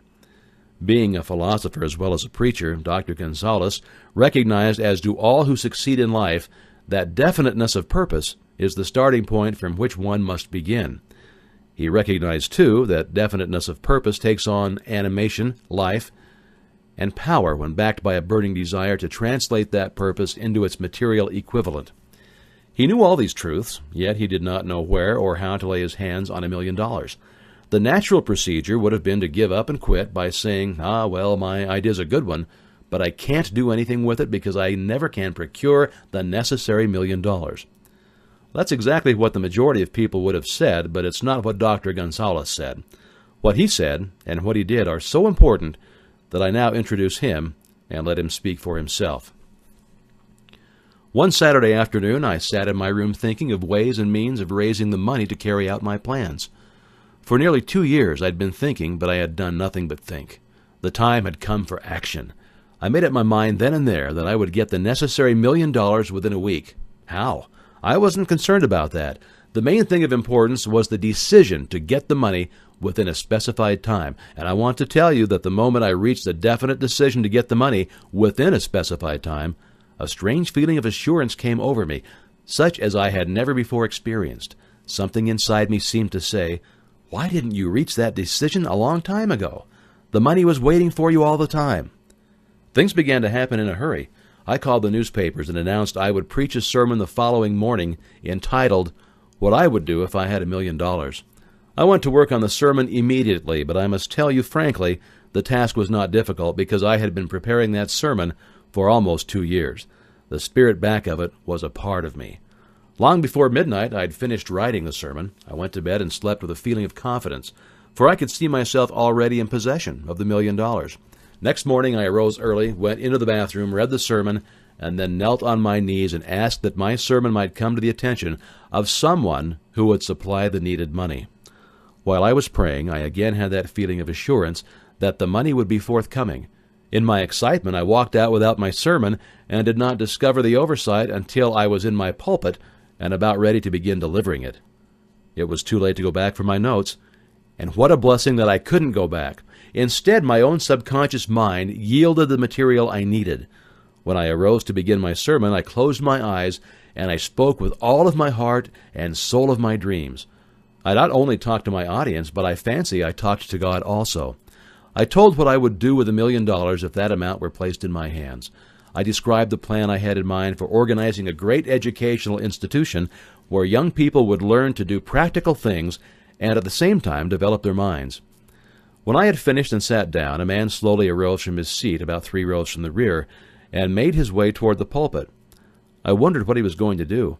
He came into the pulpit and extended his hand and said, "Reverend, I liked your sermon. I believe you can do everything you said if you had but $1 million. To prove that I believe in you and your sermon, if you will come to my office tomorrow, I will give you the $1 million. My name is Philip D. Armour." Young Gonzalez went to Mr. Armour's office, and the $1 million was presented to him. With the money, he founded the Armour Institute of Technology. Now, that's more money than the majority of preachers ever see in an entire lifetime, yet the thought impulse back of the money was created from the young preacher's mind in a fraction of a minute. The necessary $1 million came as a result of an idea. Back of the idea was a desire which young Gonzalez had been nursing in his mind for almost 2 years. Observe this important fact. He got the money within 36 hours after he reached a definite decision in his own mind to get it, and decided upon a definite plan for getting it. There's nothing new or unique about young Gonzalez's vague thinking about $1 million and weakly hoping for it. Others before him and many since his time have had similar thoughts. But there was something very unique and different about the decision he reached on that memorable Saturday when he put vagueness into the background and definitely said, "I will get that money within a week." God seems to throw himself on the side of the man who knows exactly what he wants if he's determined to get just that. Moreover, the principle through which Dr. Gonzalez got his $1 million is still alive. It is available to you. This universal law is as workable today as it was when the young preacher made use of it so successfully. This book describes, step by step, the 13 elements of this great law and suggests how they may be put to use. Observe that Asa Candler and Dr. Frank Gonzalez had one characteristic in common. Both knew the astounding truth that ideas can be transmuted into cash through the power of definite purpose plus definite plans. If you're one of those who believe that hard work and honesty alone will bring riches, perish the thought. It just is not true. Riches, when they come in huge quantities, are never the result of hard work. Riches come, if they come at all, in response to definite demands based upon the application of definite principles, and not by chance or luck. Generally speaking, an idea is an impulse of thought that impels action by an appeal to the imagination. All master salesmen know that ideas can be sold wherever merchandise cannot be. Ordinary salesmen do not know this. That is why they are ordinary. A publisher of books which sell for a nickel made a discovery that should be worth much to publishers generally. He learned that many people buy titles and not contents of books. By merely changing the name of one book that was not moving, his sales on that book jumped upward more than 1 million copies. The inside of the book was not changed in any way. He merely ripped off the cover bearing the title that did not sell and put on a new cover with a title that had box office value. That, as simple as it may seem, was an idea. It was imagination. There's no standard price on ideas. The creator of ideas makes his own price, and if he is smart, he gets it. The moving picture industry created a whole flock of millionaires. Most of them were men who couldn't create ideas, but they had the imagination to recognize ideas when they saw them. The next flock of millionaires will grow out of the radio business, which is new and not overburdened with men of keen imagination. The money will be made by those who discover or create new and more meritorious radio programs and have the imagination to recognize merit and to give the radio listeners a chance to profit by it. The sponsor, that unfortunate victim who now pays the cost of all radio entertainment, soon will become idea-conscious and demand something for his money. The man who beats the sponsor to the draw and supplies programs that render useful service is the man who will become rich in this new industry. Crooners and light chatter artists who now pollute the air with wisecracks and silly giggles will go the way of all light timbers, and their places will be taken by real artists who interpret carefully planned programs which have been designed to service the minds of men as well as provide entertainment. Here is a wide-open field of opportunity screaming its protest at the way it's being butchered because of lack of imagination and begging for rescue at any price. Above all, the thing that radio needs is new ideas.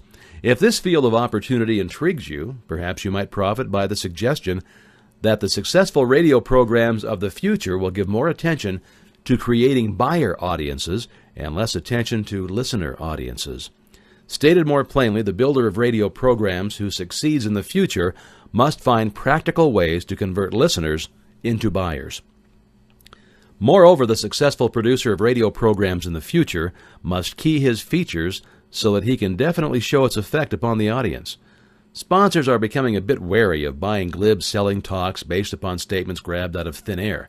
They want, and in the future will demand, indisputable proof that the Who's It program not only gives millions of people the silliest giggle ever, but that the silly giggler can sell merchandise. Another thing that might as well be understood by those who contemplate entering this new field of opportunity, radio advertising is going to be handled by an entirely new group of advertising experts, separate and distinct from the old-time newspaper and magazine advertising agency men. The old-timers in the advertising game cannot read the modern radio scripts because they've been schooled to see ideas.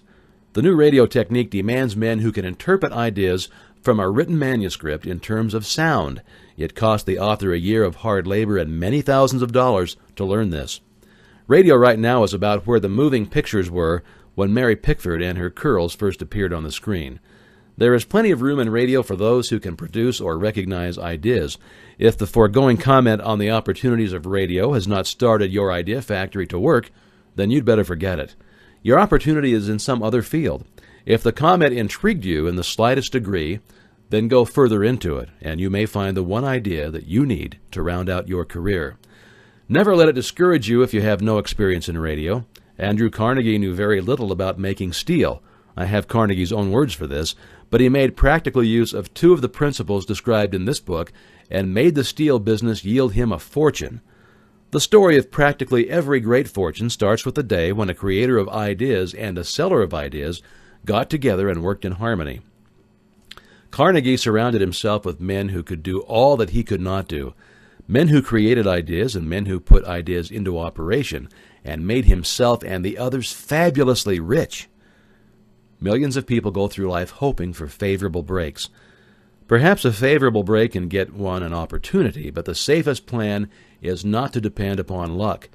It was a favorable break that gave me the biggest opportunity of my life, but 25 years of determined effort had to be devoted to that opportunity before it became an asset. The break consisted of my good fortune in meeting and gaining the cooperation of Andrew Carnegie. On that occasion, Carnegie planted in my mind the idea of organizing the principles of achievement into a philosophy of success. Thousands of people have profited by the discoveries made in the 25 years of research, and several fortunes have been accumulated through the application of the philosophy. The beginning was simple. It was an idea which anyone might have developed. The favorable break came through Carnegie, but what about the determination, definiteness of purpose, and the desire to attain the goal, and the persistent effort of 25 years? It was no ordinary desire that survived disappointment, discourage, temporary defeat, criticism, and the constant reminding of waste of time. It was a burning desire, an obsession. When the idea was first planted in my mind by Mr. Carnegie, it was coaxed, nursed, and enticed to remain alive. Gradually the idea became a giant under its own power, and it coaxed, nursed, and drove me. Ideas are like that. First you give life and action and guidance to ideas. Then they take on power of their own, and they sweep aside all opposition. Ideas are intangible forces, but they have more power than the physical brains that give birth to them. They have the power to live on after the brain that creates them has returned to dust. For example, take the power of Christianity. That began with a simple idea born in the brain of Christ. Its chief tenet was, "Do unto others as you would have others do unto you." Christ has gone back to the source from whence he came, but his idea goes marching on. Someday it may grow up and come into its own. Then it will have fulfilled Christ's deepest desire. The idea has been developing only 2,000 years. Give it time. Success requires no explanations, and failure permits no alibis. Chapter 7. Organized Planning, the Crystallization of Desire into Action. The sixth step toward riches.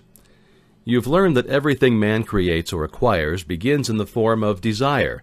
The desire is taken on the first lap of its journey from the abstract to the concrete, into the workshop of the imagination, where plans for its transition are created and organized.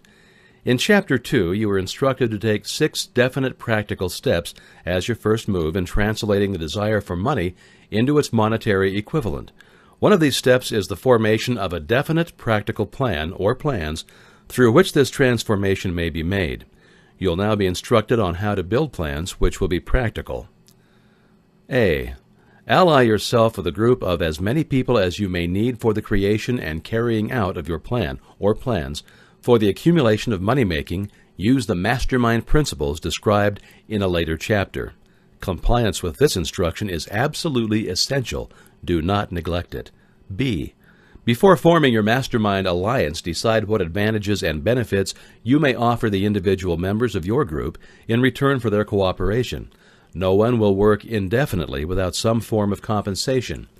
No intelligent person will either request or expect another to work without adequate compensation, although this may not always be in the form of money. C. Arrange to meet with the members of your mastermind group at least twice a week, and more often if possible, until you have jointly perfected the necessary plan or plans for the accumulation of money. D. Maintain perfect harmony between yourself and every member of your mastermind group. If you fail to carry out this instruction to the letter, you may expect to meet with failure. The mastermind principle cannot obtain where perfect harmony does not prevail. Keep in mind these facts. First, You are engaged in an undertaking of major importance to you. To be sure of success, you must have plans which are faultless. Second, you must have the advantage of the experience, education, native ability, and imagination of other minds. This is in harmony with the methods followed by every person who has accumulated a great fortune. No individual has sufficient experience, education, native ability, and knowledge to ensure the accumulation of a great fortune without the cooperation of other people. Every plan you adopt in your endeavor to accumulate wealth should be the joint creation of yourself and every other member of your mastermind group. You may originate your own plans either in whole or in part, but see that those plans are checked and approved by the members of your mastermind alliance. If the first plan which you adopt does not work successfully, replace it with a new plan. If that one fails to work, replace it, in turn with still another, and so on, until you find a plan which does work. Right here is the point at which the majority of men meet with failure, because of their lack of persistence in creating new plans to take the place of those which fail. The most intelligent man living cannot succeed in accumulating money nor in any other undertaking without plans which are practical and workable. Just keep this fact in mind, and remember, when your plans fail, that temporary defeat is not permanent failure. It may only mean that your plans have not been sound. Build other plans. Start all over again. Thomas Edison failed 10,000 times before he perfected the incandescent electric light bulb. That is, he met with temporary defeat 10,000 times before his efforts were crowned with success. Temporary defeat should mean only one thing: the certain knowledge that there is something wrong with your plan.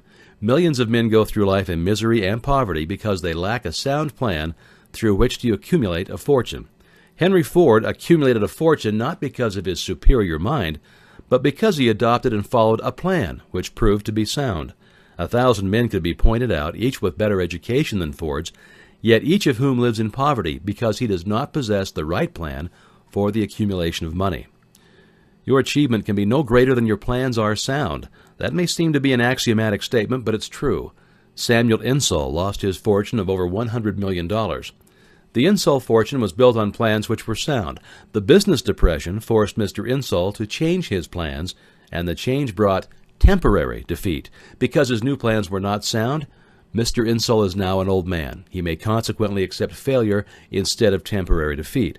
But if his experience turns out to be failure, it will be for the reason that he lacks the fire of persistence to rebuild his plans. No man is ever whipped until he quits in his own mind.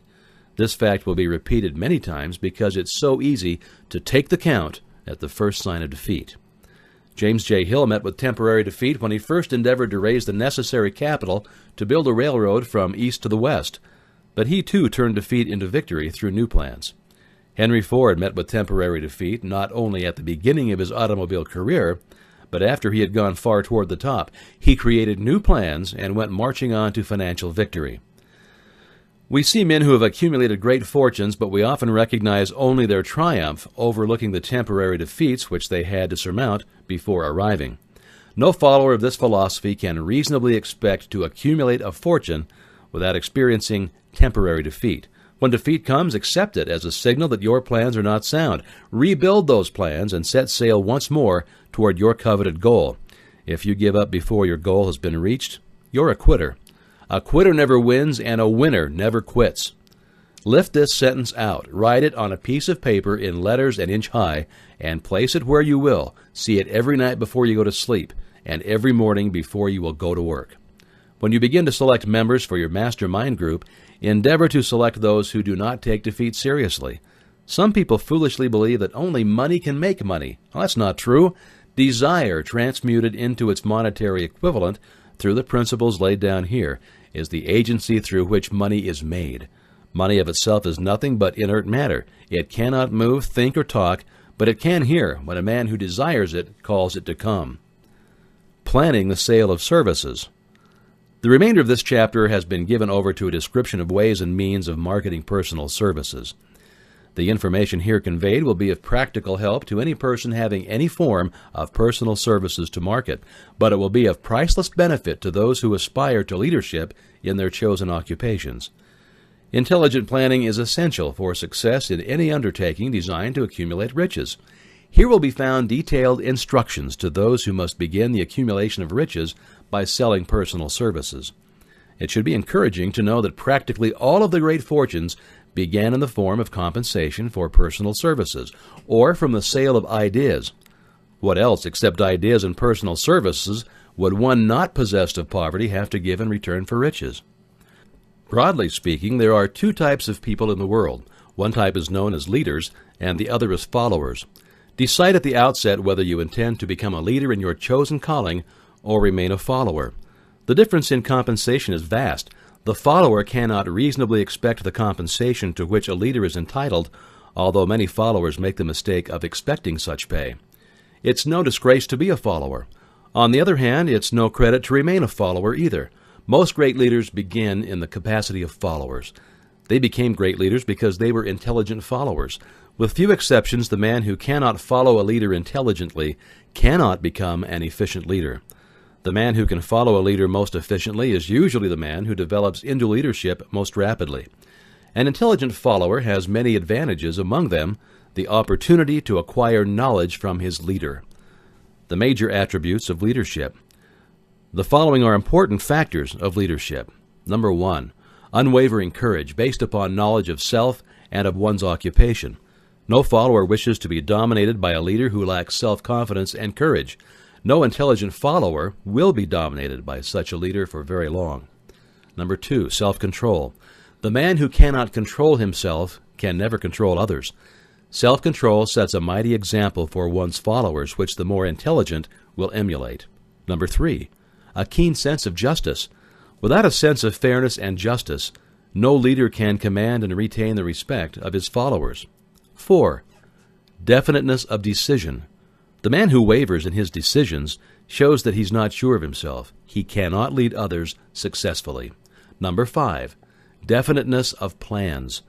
The successful leader must plan his work and work his plan. A leader who moves by guesswork without practical definite plans is comparable to a ship without a rudder. Sooner or later, he will land on the rocks. Number 6, the habit of doing more than paid for. One of the penalties of leadership is the necessity of willingness upon the part of the leader to do more than he requires of his followers. Number 7, a pleasing personality. No slovenly, careless person can become a successful leader. Leadership calls for respect. Followers will not respect a leader who does not grade high on all of the factors of a pleasing personality. Number 8, sympathy and understanding. The successful leader must be in sympathy with his followers. Moreover, he must understand them and their problems. Number 9, mastery of detail. Successful leadership calls for mastery of detail of the leader's position. Number 10, willingness to assume full responsibility. The successful leader must be willing to assume responsibility for the mistakes and the shortcomings of his followers. If he tries to shift this responsibility, he will not remain the leader. If one of his followers makes a mistake and shows himself incompetent, the leader must consider that it is he who has failed. Number 11, cooperation. The successful leader must understand and apply the principle of cooperative effort and be able to induce his followers to do the same. Leadership calls for power, and power calls for cooperation. There are two forms of leadership. The first, and by far the most effective, is leadership by consent of and with the sympathy of the followers. The second is leadership by force without the consent and sympathy of the followers. History is filled with evidences that leadership by force cannot endure. The downfall and disappearance of dictators and kings is significant. It means that people will not follow forced leadership indefinitely. The world has just entered a new era of relationships between leaders and followers, which is very clearly calling for new leaders and a new brand of leadership in business and in industry.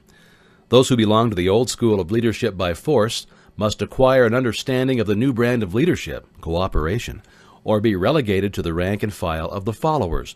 There is no other way out for them. The relationship of employer and employee, or of leader and follower, in the future will be one of mutual cooperation based upon an equitable division of the profits of business. In the future, the relationship of employer and employee will be more like a partnership than it has been in the past. Napoleon, Kaiser Wilhelm of Germany, the Tsar of Russia, and the King of Spain were examples of leadership by force. Their leadership passed.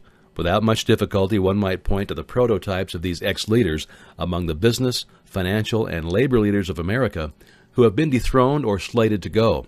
Leadership by consent of the followers is the only brand which can endure. Men may follow the forced leadership temporarily, but they will not do so willingly. The new brand of leadership will embrace the 11 factors of leadership described in this chapter, as well as some other factors. The man who makes these the basis of his leadership will find abundant opportunity to lead in any walk of life. The Depression was prolonged largely because the world lacked leadership of the new brand. At the end of the Depression, the demand for leaders who are competent to apply the new methods of leadership has greatly exceeded the supply. Some of the old type of leaders will reform and adapt themselves to the new brand of leadership, but generally speaking, the world will have to look for a new timber for its leadership. The necessity may be your opportunity. The 10 major causes of failure in leadership. We come now to the major faults of leaders who fail because it is just as essential to know what not to do as it is to know what to do. Number 1, inability to organize details. Efficient leadership calls for ability to organize and master details. No genuine leader is ever too busy to do anything which may be required of him in his capacity as a leader. When a man, whether he's a leader or follower, admits that he's too busy to change his plans or to give attention to any emergency, he admits his inefficiency. The successful leader must be the master of all details connected with his position. That means, of course, that he must acquire the habit of relegating details to capable lieutenants. Number 2, unwillingness to render humble service. Truly great leaders are willing, when occasion demands, to perform any sort of labor which they would ask another to perform. The greatest among ye shall be the servant of all, is a truth which all able leaders observe and respect.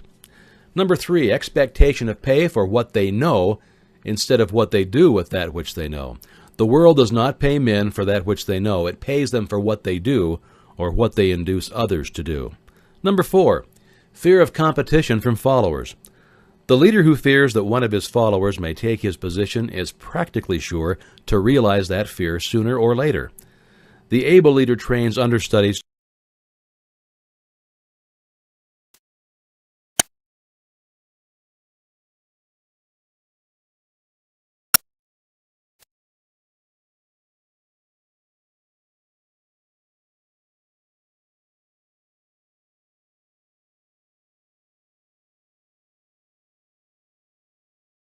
Chapter 8, Decision, the Mastery of Procrastination, the 7th step toward riches.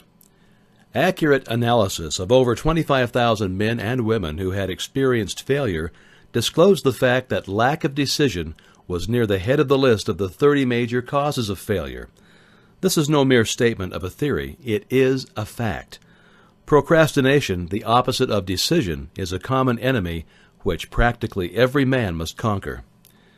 You'll have an opportunity to test your capacity to reach quick and definite decisions when you finish reading this book and are ready to begin putting into action the principles which it describes. Analysis of 700 people who had accumulated fortunes well beyond the $1 million mark disclosed the fact that every one of them had the habit of reaching decisions promptly and of changing these decisions slowly if and when they were changed. People who fail to accumulate money without exception have the habit of reaching decisions, if at all, very slowly, and of changing these decisions quickly and often. One of Henry Ford's most outstanding qualities is his habit of reaching decisions quickly and definitely, and changing them slowly. This quality is so pronounced in Mr. Ford that it's given him the reputation of being obstinate.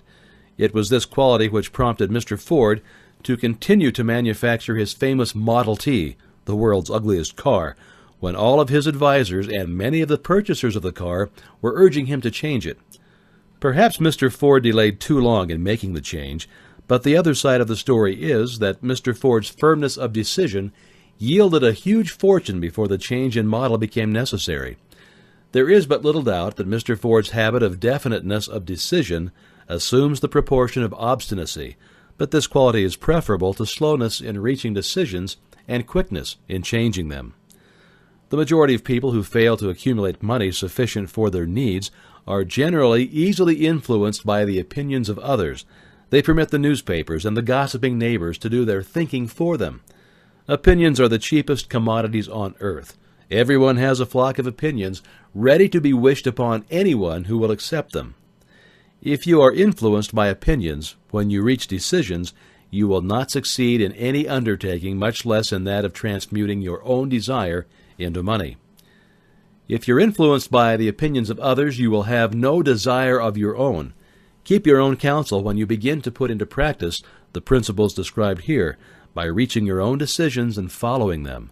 Take no one into your confidence except the members of your mastermind group, and be very sure in your selection of this group that you choose only those who will be in complete sympathy and harmony with your purpose. Close friends and relatives, while not meaning to do so, often handicap one through opinions, and sometimes through ridicule, which is meant to be humorous. Thousands of men and women carry inferiority complexes with them all through life because some well-meaning but ignorant person destroyed their confidence through opinions or ridicule.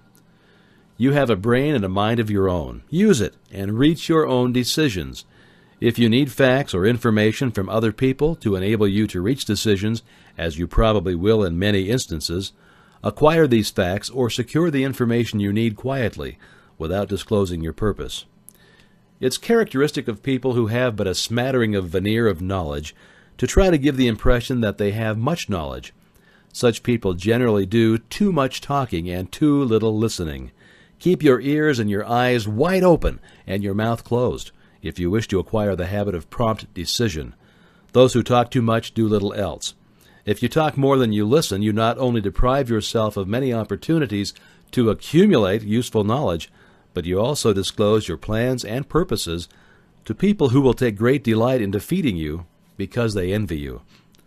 Remember also that every time you open your mouth in the presence of a person who has an abundance of knowledge, you display to that person your exact stock of knowledge, or your lack of it. Genuine wisdom is usually conspicuous through modesty and silence. Keep in mind the fact that every person with whom you associate is like yourself, seeking the opportunity to accumulate money. If you talk about your plans too freely, you may be surprised when you learn that some other person has beaten you to your goal by putting into action ahead of you the plans of which you talked unwisely. Let one of your first decisions be to keep a closed mouth and open ears and eyes. As a reminder to yourself to follow this advice, it will be helpful if you copy the following epigram in large letters and place it where you will see it daily. Tell the world what you intend to do, but first show it. This is the equivalent of saying that deeds and not words are what count most. The value of decisions depends upon the courage required to render them. The great decisions which served as the foundation of civilization were reached by assuming great risks. Often, they meant the possibility of death. Lincoln's decision to issue his famous Proclamation of Emancipation, which gave freedom to the colored people of America, was rendered with full understanding that his act would turn thousands of friends and political supporters against him. He knew, too, that carrying out of that proclamation would mean death to thousands of men on the battlefield. In the end, it cost Lincoln his life. That required courage. Socrates' decision to drink the cup of poison, rather than compromise in his personal belief, was a decision of courage. It turned time ahead 1,000 years, and gave to people then unborn the right to freedom of thought and of speech. The decision of General Robert E. Lee, when he came to the parting of the way with the Union and took up the cause of the South, was a big decision of courage, for he well knew that it might cost him his own life, and that it would surely cost the lives of others. But the greatest decision of all time, as far as any American citizen is concerned, was reached in Philadelphia, Pennsylvania, July 4th, 1776, when 56 men signed their names to a document which they well knew would bring freedom to all Americans, or leave every one of the 56 hanging from the gallows. You've heard of this famous document, but you may not have drawn from it the great lesson in personal achievement so plainly taught. We all remember the date of this momentous decision, but few of us realize what courage that decision required. We remember our history as it was taught. We remember dates and the names of the men who fought. We remember Valley Forge and Yorktown. We remember George Washington and Lord Cornwallis. But we know little of the real forces back of these names, dates, and places. We know still less of that intangible power which ensured us freedom long before Washington's armies reached Yorktown. We read the history of the Revolution and falsely imagine that George Washington was the father of our country, that it was he who won our freedom, while the truth is, Washington was only an accessory after the fact, because victory for his armies had been ensured long before Lord Cornwallis surrendered. This is not intended to rob Washington of any glory he so richly merited. Its purpose, rather, is to give greater attention to the astounding power that was the real cause of this victory. It is nothing short of tragedy that the writers of history have missed entirely even the slightest reference to the irresistible power which gave birth and freedom to the nation destined to set up new standards of independence for all of the peoples of earth. I say it's a tragedy because it's the same self-power which must be used by every individual who surmounts the difficulties of life and forces life to pay the price asked. Let's briefly review the events which gave birth to this power. The story begins with an incident in Boston, March 5, 1770. British soldiers were patrolling the streets by their presence, openly threatening the citizens. The colonists resented armed men marching in their midst. They began to express their resentment openly, hurling stones as well as epithets at the marching soldiers until the commanding officer gave orders. "Fix bayonets! Charge!" The battle was on. It resulted in the death and the injury of many. The incident aroused such resentment that the Provincial Assembly, made up of prominent colonists, called a meeting for the purpose of taking definite action. Two of the members of that assembly were John Hancock and Samuel Adams. Long live their names. They spoke up courageously and declared that a move must be made to eject all British soldiers from Boston. Remember, this decision, in the minds of two men, might properly be called the beginning of the freedom which we of the United States now enjoy. Remember, too, that that decision of these two men called for faith and courage because it was dangerous. Before the assembly adjourned, Samuel Adams was appointed to call on the governor of the province, Hutchinson, and demand the withdrawal of the British troops. The request was granted. The troops were removed from Boston, but the incident was not closed. It had caused a situation destined to change the entire trend of civilization. Strange it is not how the great changes, such as the American Revolution and the World War, often have their beginnings in circumstances which seem very unimportant. It is interesting also to observe that these important changes usually begin in the form of a definite decision in the minds of a relatively small number of people. Few of us know the history of our country well enough to realize that John Hancock, Samuel Adams, and Richard Henry Lee of Virginia were the real fathers of our country. Richard Henry Lee became an important factor in this story by reason of the fact that he and Samuel Adams communicated frequently by correspondence, sharing freely their fears and their hopes concerning the welfare of the people of their provinces. From this practice, Adams conceived the idea that a mutual exchange of letters between the 13 colonies might help to bring about the coordination of efforts so badly needed in connection with the solution of their problems. 2 years after the clash with the soldiers in Boston on March of 1772, Adams presented this idea to the Assembly in the form of a motion that a correspondence committee be established among the colonies, with definitely appointed correspondents in each colony, for the purpose of friendly cooperation for the betterment of the colonies of British America.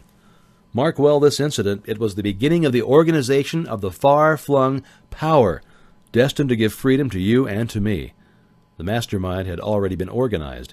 It consisted of Adams, Lee, and Hancock. I tell you further that if two of you agree upon the earth concerning anything for which you ask, it will come to you from my Father who is in heaven. The Committee of Correspondence was organized. Observe that this move provided the way for increasing the power of the mastermind by adding to it men from all the colonies. Take the notice that this procedure constituted the first organized planning of the disgruntled colonists. In union, there is strength.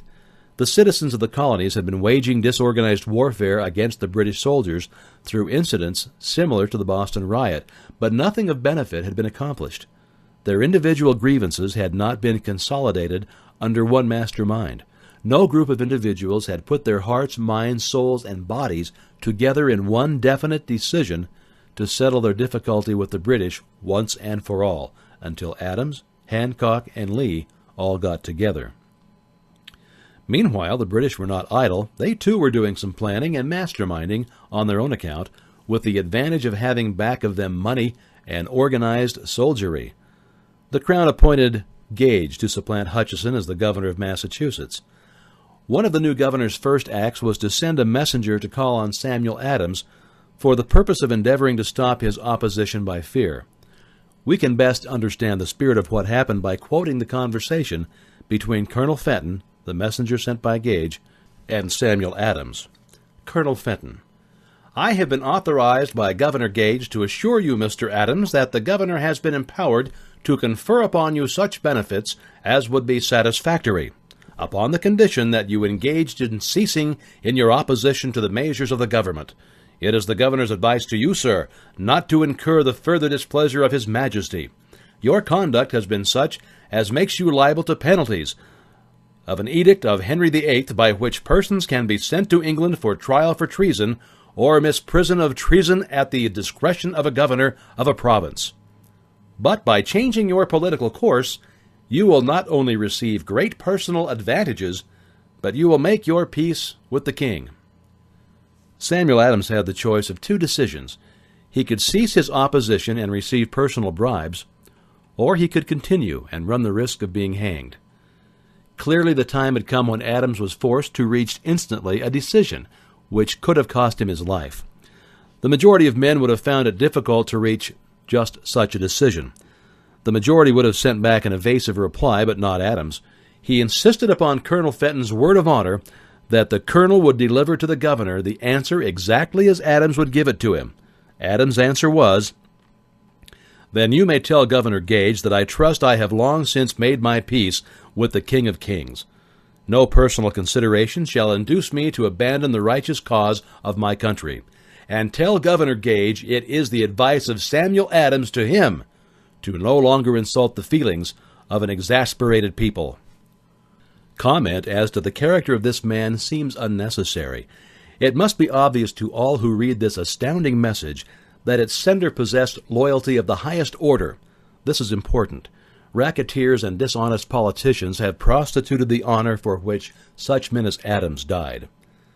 When Governor Gage received Adams' caustic reply, he flew into a rage and issued a proclamation which read, "I do hereby, in His Majesty's name, offer and promise His most gracious pardon to all persons who shall forthwith lay down their arms and return to the duties of peaceable subjects, excepting only from the benefit of such pardon Samuel Adams and John Hancock, whose offenses are of too flagrant a nature to admit of any other consideration but that of condemned punishment." As one might say in modest slang, Adams and Hancock were on the spot. The threat of the irate governor forced the two men to reach another decision equally as dangerous. They hurriedly called a secret meeting of their staunchest followers. Here the mastermind began to take on momentum. After the meeting had been called to order, Adams locked the door, placed the key in his pocket, and informed all present that it was imperative that a Congress of the colonists be organized, and that no man should leave the room until the decision for such a Congress had been reached. Great excitement followed. Some weighed the possible consequences of such radicalism, old man fear. Some expressed grave doubt as to the wisdom of so definite a decision in defiance of the Crown. Locked in that room were two men immune to fear, blind to the possibility of failure, Hancock and Adams. Through the influence of their minds, the others were induced to agree that through the Correspondence Committee, arrangements should be made for a meeting of the First Continental Congress to be held in Philadelphia, September 5th, 1774. Remember this date. It's actually more important than July 4th, 1776. If there had been no decision to hold a Continental Congress, there could have been no signing of the Declaration of Independence. Before the first meeting of the new Congress, another leader in a different section of the country was deep in the throes of publishing a summary view of the rights of British America. He was Thomas Jefferson of the province of Virginia, whose relationship to Lord Dunmore, the representative of the Crown in Virginia, was as strained as that of Hancock and Adams were with their governor. Shortly after his famous Summary of Rights was published, Jefferson was informed that he was subject to prosecution for high treason against His Majesty's government. Inspired by the threat, one of Jefferson's colleagues, Patrick Henry, boldly spoke his mind, concluding his remarks with a sentence which shall remain forever a classic. If this be treason, then make the most of it. It was such men as these who, without power, without authority, without military strength, without money, sat in solemn consideration of the destiny of the colonies, beginning at the opening of the First Continental Congress and continuing at intervals for 2 years, until on June 7, 1776, Richard Henry Lee arose, addressed the chair, and to the startled assembly made this motion. Gentlemen, I make the motion that these united colonies are and of right ought to be free and independent states, that they be absolved from all allegiance to the British Crown, and that all political connection between them and the state of Great Britain is and ought to be totally dissolved. Lee's astounding motion was discussed fervently, and at such length that he began to lose patience. Finally, after days of arguments, he again took the floor and declared in a clear, firm voice, "Mr. President, we have discussed this issue for days. It is the only course for us to follow. Why then, sir, do we longer delay? Why still deliberate? Let this happy day give birth to an American republic. Let her arise, not to devastate and to conquer, but to re-establish the reign of peace and of law. The eyes of Europe are fixed upon us. She demands of us a living example of freedom that may exhibit a contrast in the felicity of the citizen to the ever-increasing tyranny." Before his motion was finally voted upon, Lee was called back to Virginia because of a serious family illness. But before leaving, he placed his cause in the hands of his friend Thomas Jefferson, who promised to fight until favorable action was taken.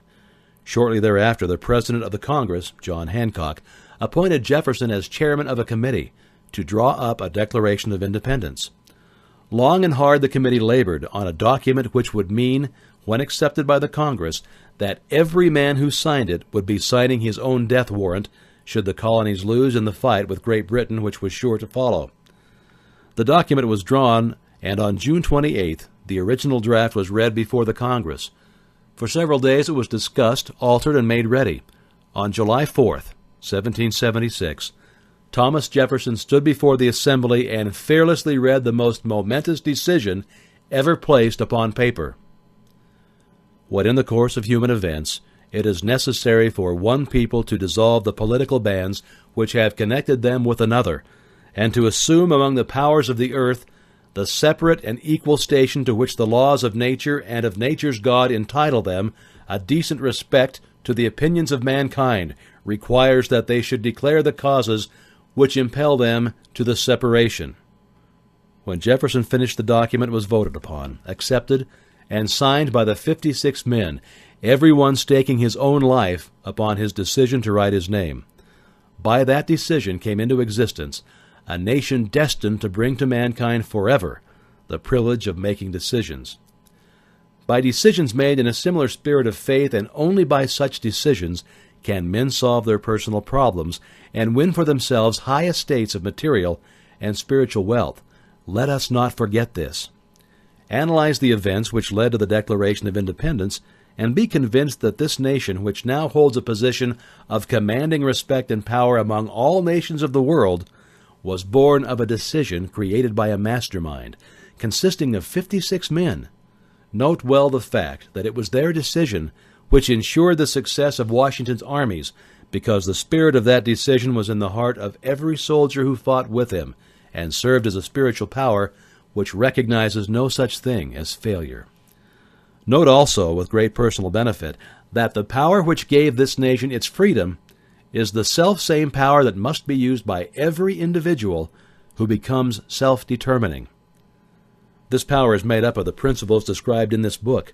It will not be difficult to detect in the story of the Declaration of Independence at least 6 of these principles: desire, decision, faith, persistence, the mastermind, and organized planning. Throughout this philosophy will be found the suggestion that thought, backed by strong desire, has a tendency to transmute itself into its physical equivalent. Before passing on, I wish to leave with you the suggestion that one may find in this story, and in the story of the organization of the United States Steel Corporation, a perfect description of the method by which thought makes this astounding transformation. In your search for the secret of the method, don't look for a miracle, because you'll not find it. You will find only the eternal laws of nature. These laws are available to every person who has the faith and the courage to use them. They may be used to bring freedom to a nation or to accumulate riches. There is no charge save the time necessary to understand and appropriate them. Those who reach decisions promptly and definitely know what they want, and they generally get it. The leaders in every walk of life decide quickly and firmly. That is the major reason why they are leaders. The world has the habit of making room for the man whose words and actions show that he knows where he's going. Indecision is a habit which usually begins in youth. The habit takes on permanency as the youth goes through grade school, high school, and even through college without definiteness of purpose. The major weakness of all educational systems is that they neither teach nor encourage the habit of definite decision. It would be beneficial if no college would permit the enrollment of any student unless and until the student declared his major purpose in matriculating. It would be of still greater benefit if every student who enters the grade schools were compelled to accept training in the habit of decision and forced to pass a satisfactory examination on this very subject before being permitted to advance in the grades. The habit of indecision, acquired because of the deficiencies of our school systems, goes with the student into the occupation he chooses, if in fact he chooses his occupation. Generally, the youth just out of school seeks any job that can be found. He takes the first place he finds because he's fallen into the habit of indecision. 98 out of every 100 people working for wages today are in the positions they hold because they lack the definiteness of decision to plan a definite position and the knowledge of how to choose an employer. Definiteness of decision always requires courage, sometimes very great courage. The 56 men who signed the Declaration of Independence staked their lives on that decision to affix their signatures to that document. The person who reaches a definite decision to procure the particular job and make life pay the price that he asks does not stake his life on that decision. He stakes his economic freedom. Financial independence, riches, desirable business, and professional positions are not within reach of the person who neglects or refuses to expect, plan, and demand. The person who desires riches in the same spirit that Samuel Adams desired freedom for the colonies is sure to accumulate wealth. In the chapter on organized planning, you'll find complete instructions for marketing every type of personal service. You'll find also detailed information on how to choose the employer you prefer and the particular job you desire. These instructions will be of no value to you unless you definitely decide to organize them into a plan of action. Chapter 9. Persistence, the sustained effort necessary to induce faith, which is the 8th step toward riches. Persistence is an essential factor in the procedure of transmuting desire into its monetary equivalent. The basis of persistence is the power of will. Willpower and desire, when properly combined, make an irresistible pair. Men who accumulate great fortunes are generally known as cold-blooded and sometimes ruthless. Often they're misunderstood. What they have is willpower, which they mix with persistence and place back of their desires to ensure the attainment of their objective. Henry Ford has been generally misunderstood to be ruthless and cold-blooded. This misconception grew out of Ford's habit of following through in all of his plans with persistence. The majority of people are ready to throw their aims and purposes overboard and give up at the first sign of opposition or misfortune. A few carry on despite all opposition until they attain their goal. These few are the Fords, the Carnegies, Rockefellers, and Edisons. There may be no heroic connotation to the word persistence, but the quality is to the character of man what carbon is to steel. The building of fortune generally involves the application of the entire 13 factors of this philosophy. These principles must be understood. They must be applied with persistence by all who accumulate money. If you're following this book with the intention of applying the knowledge it conveys, your first test as to your persistence will come when you begin to follow the 6 steps described in the 2nd chapter. Unless you're one of the 2 out of every 100 who already have a definite goal at which you're aiming, and a definite plan for its attainment, you may read the instructions and then pass on with your daily routine and never comply with those instructions. The author is checking up on you at this point because lack of persistence is one of the major causes of failure. Moreover, experience with thousands of people has proven that lack of persistence is a weakness common to the majority of men. It's a weakness which may be overcome by effort. The ease with which lack of persistence may be conquered will depend entirely upon the intensity of one's desire. The starting point of all achievement is desire. Keep this constantly in mind. Weak desires bring weak results, just as small amounts of fire make small amounts of heat. If you find yourself lacking in persistence, this weakness may be remedied by building a stronger fire under your desires. Continue to read through to the end, then go back to chapter 2 and start immediately to carry out the instructions given in connection with the 6 steps. The eagerness with which you follow these instructions will indicate clearly how much or how little you really desire to accumulate money. If you find that you are indifferent, you may be sure that you've not yet acquired the money consciousness which you must possess before you can be sure of accumulating a fortune. Fortunes gravitate to men whose minds have been prepared to attract them, just as surely as water gravitates to the ocean. In this book may be found all of the stimuli necessary to attune any normal mind to the vibrations which will attract the object of one's desires. If you find you're weak in persistence, center your attention upon the instructions contained in the chapter on power. Surround yourself with a mastermind group, and through the cooperative efforts of the members of this group, you can develop persistence. You will find additional instructions for the development of persistence in the chapters on autosuggestion and the subconscious mind. Follow the instructions outlined in these chapters until your habit nature hands over to your subconscious mind a clear picture of the object of your desire. From that point on, you'll not be handicapped by lack of persistence. Your subconscious mind works continuously while you're awake and while you are asleep. Spasmodic or occasional effort to apply the rules will be of no value to you.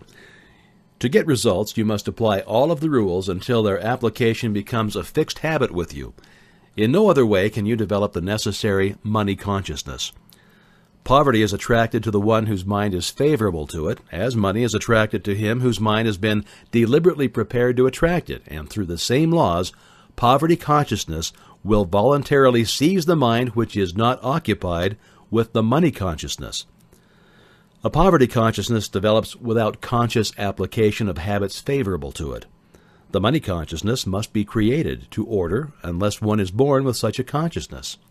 Catch the full significance of the statements in the preceding paragraph, and you'll understand the importance of persistence in the accumulation of a fortune. Without persistence, you'll be defeated even before you start. With persistence, you will win.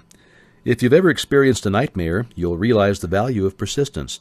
You're lying in bed, half awake, with a feeling that you're about to smother. You are unable to turn over or to move a muscle. You realize that you must begin to regain control over your muscles. Through persistent effort of willpower, you finally manage to move the fingers of one hand. By continuing to move your fingers, you extend your control to the muscles of one arm until you can lift it. Then you gain control of the other arm in the same manner.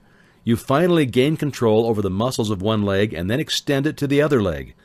Then, with one supreme effort of will, you regain complete control over your muscular system and snap out of your nightmare.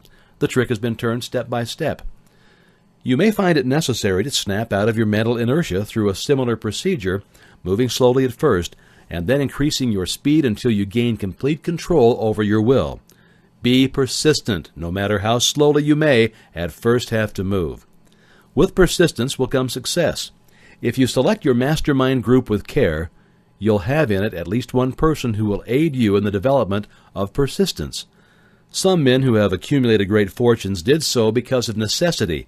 They developed the habit of persistence because they were so closely driven by circumstances that they had to become persistent.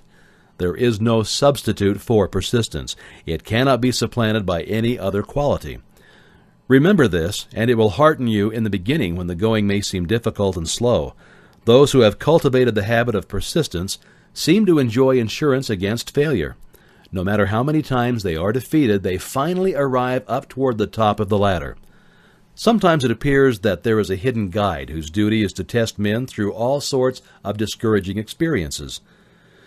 Those who pick themselves up after defeat and keep on trying arrive, and the world cries, "Bravo! I knew you could do it!" The hidden guide lets no one enjoy great achievement without passing the persistence test. Those who can't take it simply don't make the grade. Those who can take it are bountifully rewarded for their persistence. They receive as their compensation whatever goal they're pursuing. That's not all. They receive something infinitely more important than material compensation, the knowledge that every failure brings with it the seed of an equivalent advantage. There are exceptions to this rule. A few people know from experience the soundness of persistence. They are the ones who have not accepted defeat as being anything more than temporary.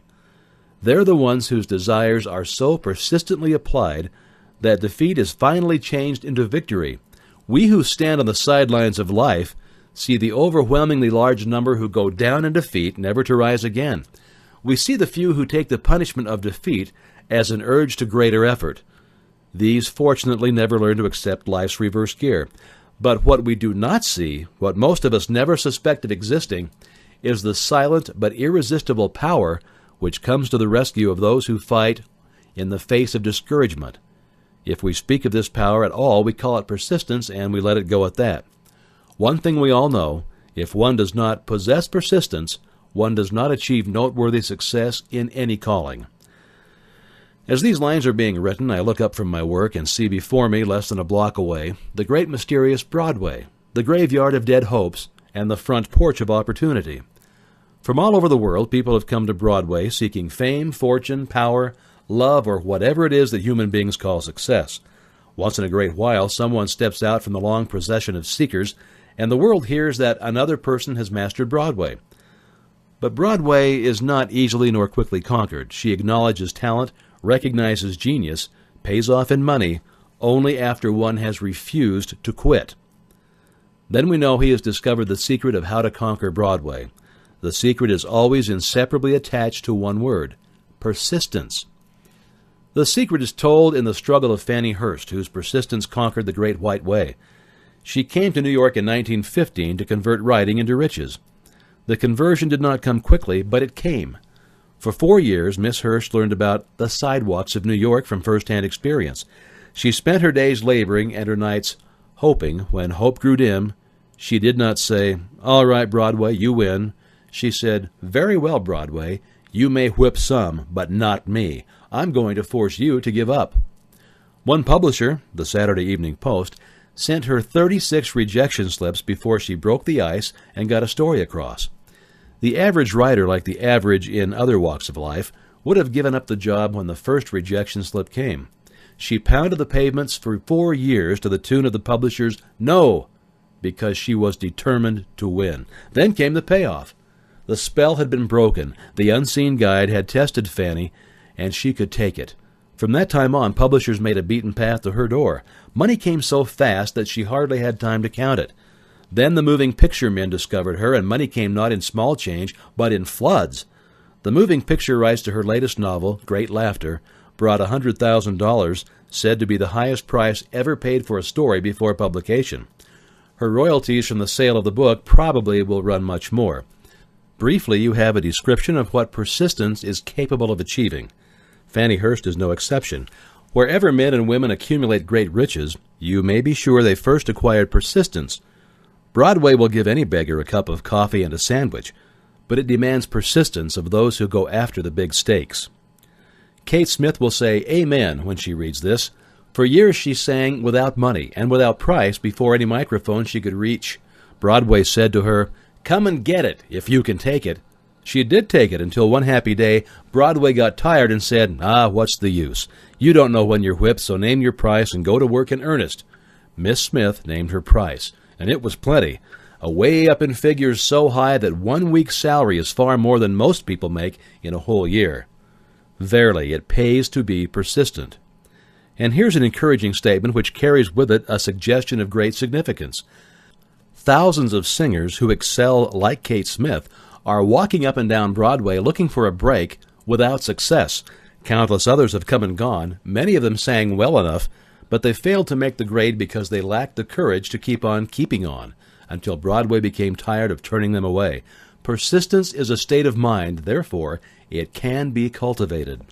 Like all states of mind, persistence is based upon definite causes, among them these: definiteness of purpose.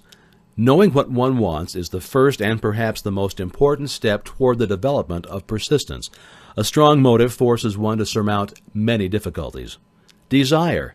it is comparatively easy to acquire and to maintain persistence in pursuing the object of intense desire. Self-reliance. Believe in one's ability to carry out a plan encourages one to follow the plan through with persistence. Self-reliance can be developed through the principle described in the chapter on autosuggestion. Definiteness of plans.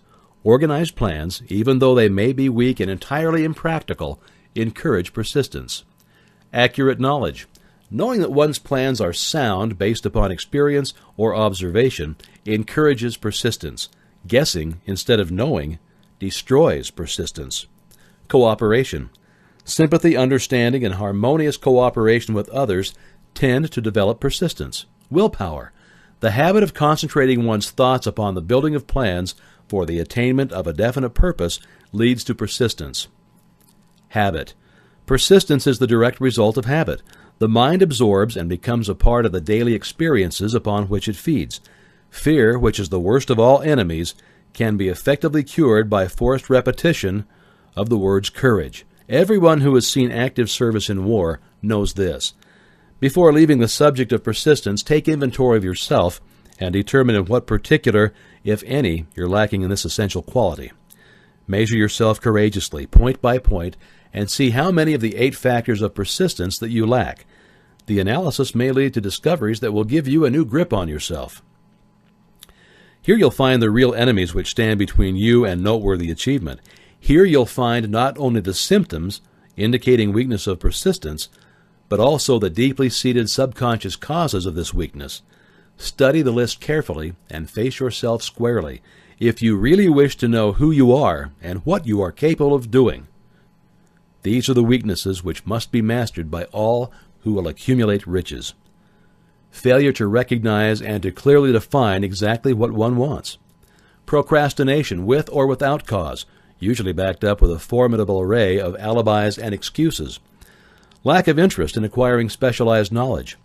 Indecision, the habit of passing the buck on all occasions instead of facing issues squarely, also backed by alibis. The habit of relying upon alibis instead of creating definite plans for the solution of problems.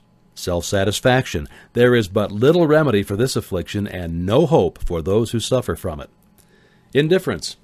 Usually reflected in one's readiness to compromise on all occasions rather than meet opposition and fight it. The habit of blaming others for one's mistakes and accepting unfavorable circumstances as being unavoidable. Weakness of desire due to neglect in the choice of motives that impel action. Willingness, even eagerness to quit at the first sign of defeat, based upon one or more of the 6 basic fears. Lack of organized plans, placed in writing where they may be analyzed. The habit of neglecting to move on ideas or to grasp opportunity when it presents itself. Wishing instead of willing. The habit of compromising with poverty instead of aiming at riches. General absence of ambition to be, to do, and to own. Searching for all of the shortcuts to riches, trying to get without giving, a fair equivalent, usually reflected in the habit of gambling, endeavoring to drive sharp bargains. Fear of criticism, failure to create plans and to put them into action because of what other people will think, do, or say. This enemy belongs at the head of the list because it generally exists in one's subconscious mind where its presence is not recognized. See the 6 basic fears in a later chapter. Let's examine some of the symptoms of the fear of criticism. The majority of people permit relatives, friends, and the public at large to so influence them that they can't live their own lives because they fear criticism. Huge numbers of people make mistakes in marriage, stand by the bargain, and go through life miserable and unhappy because they fear criticism which may follow if they correct the mistake. Anyone who is submitted to this form of fear knows the irreparable damage it does by destroying ambition, self-reliance, and the desire to achieve. Millions of people neglect to acquire belated educations after having left school because they fear criticism.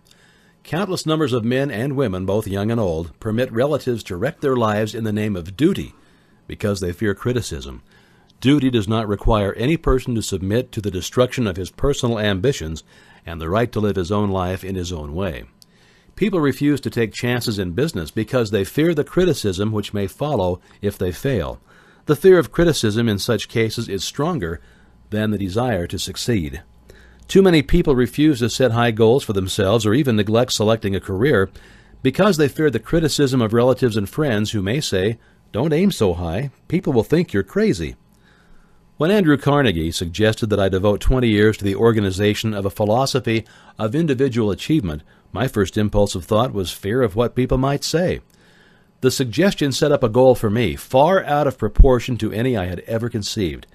As quick as a flash, my mind began to create alibis and excuses, all of them traceable to the inherent fear of criticism. Something inside of me said, "You can't do it. The job is too big and it requires too much time. What will your relatives think of you? How will you earn a living? No one has ever organized a philosophy of success. What right have you to believe you can do it? Who are you, anyway, to aim so high? Remember your humble birth. What do you know about philosophy? People will think you're crazy," and they did. "Why hasn't some other person done this before now?" These and many other questions flashed into my mind and demanded attention. It seemed as if the whole world had suddenly turned its attention to me with the purpose of ridiculing me into giving up all desire to carry out Mr. Carnegie's suggestion. I had a fine opportunity then and there to kill off ambition before it gained control of me. Later in life, after having analyzed thousands of people, I discovered that most ideas are stillborn and need the breath of life injected into them through definite plans of immediate action. The time to nurse an idea is at the time of its birth. Every minute it lives, it gives a better chance of surviving. The fear of criticism is at the bottom of the destruction of most ideas which never reach the planning and action stage. Many people believe that material success is the result of favorable breaks. There's an element of ground for the belief, but those depending entirely upon luck are nearly always disappointed because they overlook another important factor which must be present before one can be sure of success. It's the knowledge with which favorable breaks can be made to order. During the Depression, W.C. Fields, the comedian, lost all of his money and found himself without income, without a job, and without his means of earning a living, vaudeville, which no longer existed. Moreover, he was past 60 when many men consider themselves old. He was so eager to stage a comeback that he offered to work without pay in a new field, which was movies. In addition to his other troubles, he fell and injured his neck. To many that would have been the place to give up and quit, but Fields was persistent. He knew that if he carried on, he would get the breaks sooner or later, and he did get them, but not by chance. Marie Dressler found herself down and out with her money gone with no job when she was about 60. She too went after the breaks and got them. Her persistence brought an astounding triumph late in life, long before the age when most men and women are done with ambition to achieve. Eddie Cantor lost his money in the 1929 stock crash, but he still had his persistence and his courage. With these plus 2 prominent eyes, he exploited himself back into an income of $10,000 a week. Verily, if one has persistence, one can get along very well without many other qualities. The only break anyone can afford to rely upon is a self-made break. These come through the application of persistence. The starting point is definiteness of purpose.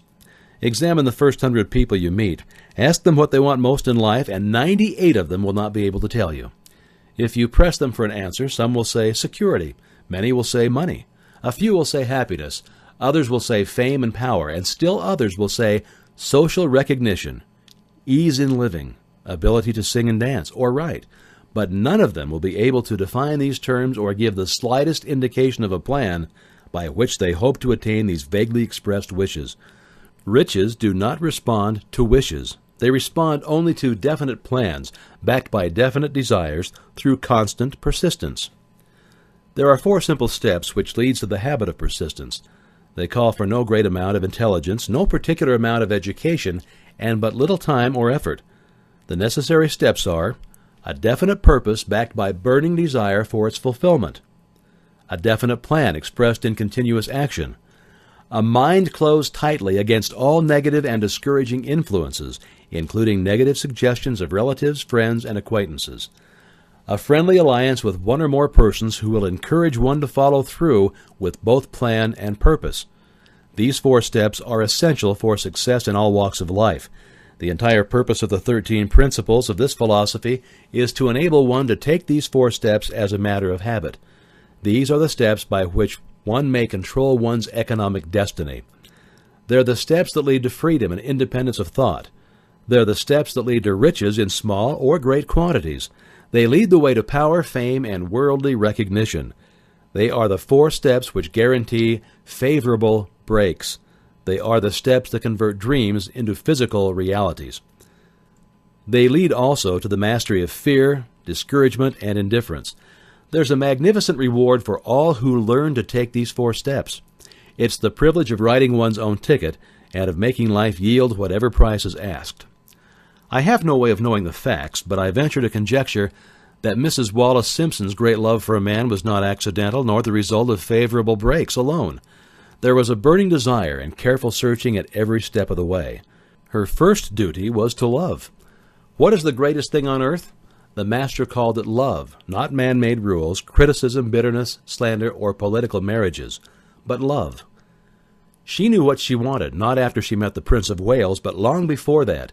Twice when she had failed to find it, she had the courage to continue her search. To thine own self be true, and it must follow as the night the day, thou canst not then be false to any man. Her rise from obscurity was one of the slow, progressive, persistent order, but it was sure. She triumphed over unbelievably long odds, and no matter who you are or what you may think of Wallace Simpson or the king who gave up his crown for her, she is an astounding example of applied persistence, an instructor on the rules of self-determination, from whom the entire world might profitably take lessons. When you think of Wallace Simpson, think of one who knew what she wanted and shook the greatest empire on earth to get it. Women who complain that this is a man's world, that women do not have an equal chance to win, owe it to themselves to study carefully the life of this unusual woman, who, at an age which most women consider old, captured the affections of the most desirable bachelor in the entire world. And what of King Edward? What lesson may we learn from his part in the world's greatest drama of recent times? Did he pay too high a price for the affections of the woman of his choice? Surely no one can give the correct answer. The rest of us can only conjecture. This much we know. The king came into the world without his own consent. He was born to great riches without requesting them. He was persistently sought in marriage. Politicians and statesmen throughout Europe tossed dowagers and princesses at his feet. Because he was the firstborn of his parents, he inherited a crown which he did not seek and perhaps did not desire. For more than 40 years he was not a free agent, could not live his life in his own way, had but little privacy, and finally assumed duties inflicted upon him when he ascended the throne. Some will say with all these blessings, King Edward should have found peace of mind, contentment, and joy of living. The truth is that back of all the privileges of a crown, all the money, the fame, and the power inherited by King Edward, there was an emptiness which could be filled only by love. His greatest desire was for love. Long before he met Wallace Simpson, he doubtless felt this great universal emotion, tugging at the strings of his heart, beating upon the door of his soul, and crying out for expression. And when he met a kindred spirit crying out for the same holy privilege of expression, he recognized it, and without fear or apology, he opened his heart and he bade it enter. All the scandal-mongers in the world cannot destroy the beauty of this international drama through which two people found love and had the courage to face open criticism, renounce all else to give it holy expression. King Edward's decision to give up the crown of the world's most powerful empire for the privilege of going the remainder of the way through life with the woman of his choice was a decision that required courage. The decision also had a price, but who has the right to say the price was too great? Surely not he who said, "He among you who is without sin, let him cast the first stone." As a suggestion to any evil-minded person who chooses to find fault with the Duke of Windsor, because his desire was for love, and for openly declaring his love for Wallace Simpson and giving up his throne for her, let it be remembered that the open declaration was not essential. He could have followed the custom of clandestine liaison, which has prevailed in Europe for centuries, without giving up either his throne or the woman of his choice, and there would have been no complaint from either church or laity. But this unusual man was built of sterner stuff. His love was clean, it was deep and sincere. It represented the one thing which above all else he truly desired. Therefore he took what he wanted and paid the price that was demanded.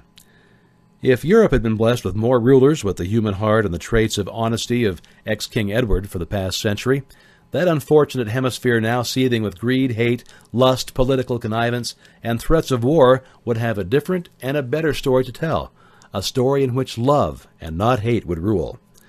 In the words of Stuart Austin Weir, we raise our cup and drink this toast to ex-King Edward and Wallace Simpson.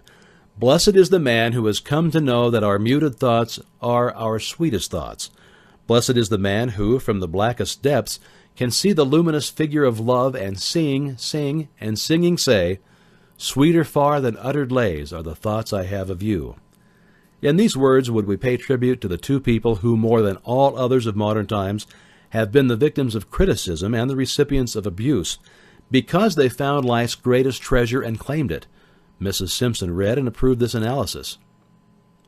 Most of the world will applaud the Duke of Windsor and Wallace Simpson because of their persistence in searching until they found life's greatest reward.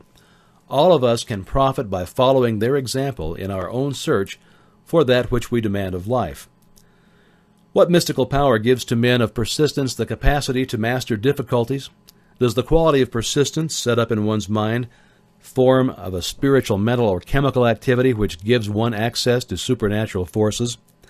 Does infinite intelligence throw itself on the side of the person who still fights on after the battle has been lost, with the whole world on the opposing side? These and many other similar questions have arisen in my mind as I've observed men like Henry Ford, who started at scratch and built an industrial empire of huge proportions, with little else in the way of a beginning but persistence. Or Thomas Edison, who with less than 3 months of schooling became the world's leading inventor and converted persistence into the talking machine, the moving picture machine, and the incandescent light, to say nothing of 100 other useful inventions. I had the happy privilege of analyzing both Mr. Edison and Mr. Ford year by year over a long period of years, and therefore the opportunity to study them at close range, so I speak from actual knowledge when I say that I found no quality save persistence in either of them that even remotely suggested the major source of their stupendous achievements. As one makes an impartial study of the prophets, philosophers, the miracle men, and religious leaders of the past, one is drawn to the inevitable conclusion that persistence, concentration of effort, and definiteness of purpose were the major sources of their achievements. Consider, for example, the strange and fascinating story of Muhammad. Analyze his life. Compare him with men of achievement in this modern age of industry and finance, and observe how they have one outstanding trait in common: persistence. If you are keenly interested in studying the strange power which gives potency to persistence, read a biography of Muhammad, especially the one by Esed Bey. This brief review of that book by Thomas Segru in the Herald Tribune will provide a preview of that rare treat in store for those who take the time to read the entire story of one of the most astounding examples of the power of persistence known to civilization. The Last Great Prophet, reviewed by Thomas Segru. Muhammad was a prophet, but he never performed a miracle. He was not a mystic. He had no formal schooling. He did not begin his mission until he was 40. When he announced that he was the messenger of God, bringing word of the true religion, he was ridiculed and labeled a lunatic. Children would trip him, and women threw filth upon him. He was banished from his native city, Mecca, and his followers were stripped of their worldly goods and sent into the desert after him. When he had been preaching 10 years, he had nothing to show for it but banishment, poverty, and ridicule.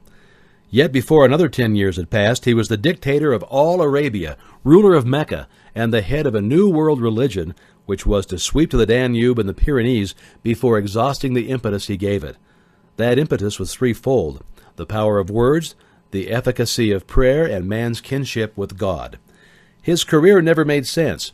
Mohammed was born to impoverished members of a leading family of Mecca. Because Mecca, the crossroads of the world, home of the magic stone called the Kaaba, great city of trade and the center of trade routes, was unsanitary, its children were sent to be raised in the desert by Bedouins. Muhammad was thus nurtured, drawing strength and health from the milk of nomad, vicarious mothers. He tended sheep and soon hired out to a rich widow as leader of her caravans. He traveled to all parts of the Eastern world, talked with many men of diverse beliefs, and observed the decline of Christianity into warring sects. When he was 28, Khadijah, the widow, looked upon him with favor and married him. Her father would have objected to such a marriage, so she got him drunk and held him up while he gave the paternal blessing. For the next 12 years, Muhammad lived as a rich and respected and very shrewd trader. Then he took to wandering in the desert, and one day he returned with the first verse of the Quran, and told Khadijah that the archangel Gabriel had appeared to him and said that he was to be the messenger of God. The Quran, then revealed word of God, was the closest thing to a miracle in Muhammad's life. He had not been a poet, he had no gift of words, yet the verse of the Quran, as he received them and recited them to the faithful, were better than any verses which the professional poets of the tribes could produce. This to the Arabs was a miracle. To them the gift of words was the greatest gift. The poet was all-powerful. In addition, the Quran said that all men were equal before God, that the world should be a democratic state, Islam. It was this political heresy, plus Muhammad's desire to destroy all the 360 idols in the courtyard of the Kaaba, which brought about his banishment. The idols brought the desert tribes to Mecca, and that meant trade. So the businessmen of Mecca, the capitalists of which he had been one, set upon Muhammad. Then he retreated to the desert and demanded sovereignty over the world. The rise of Islam began. Out of the desert came a flame which would not be extinguished, a democratic army fighting as a unit and prepared to die without wincing.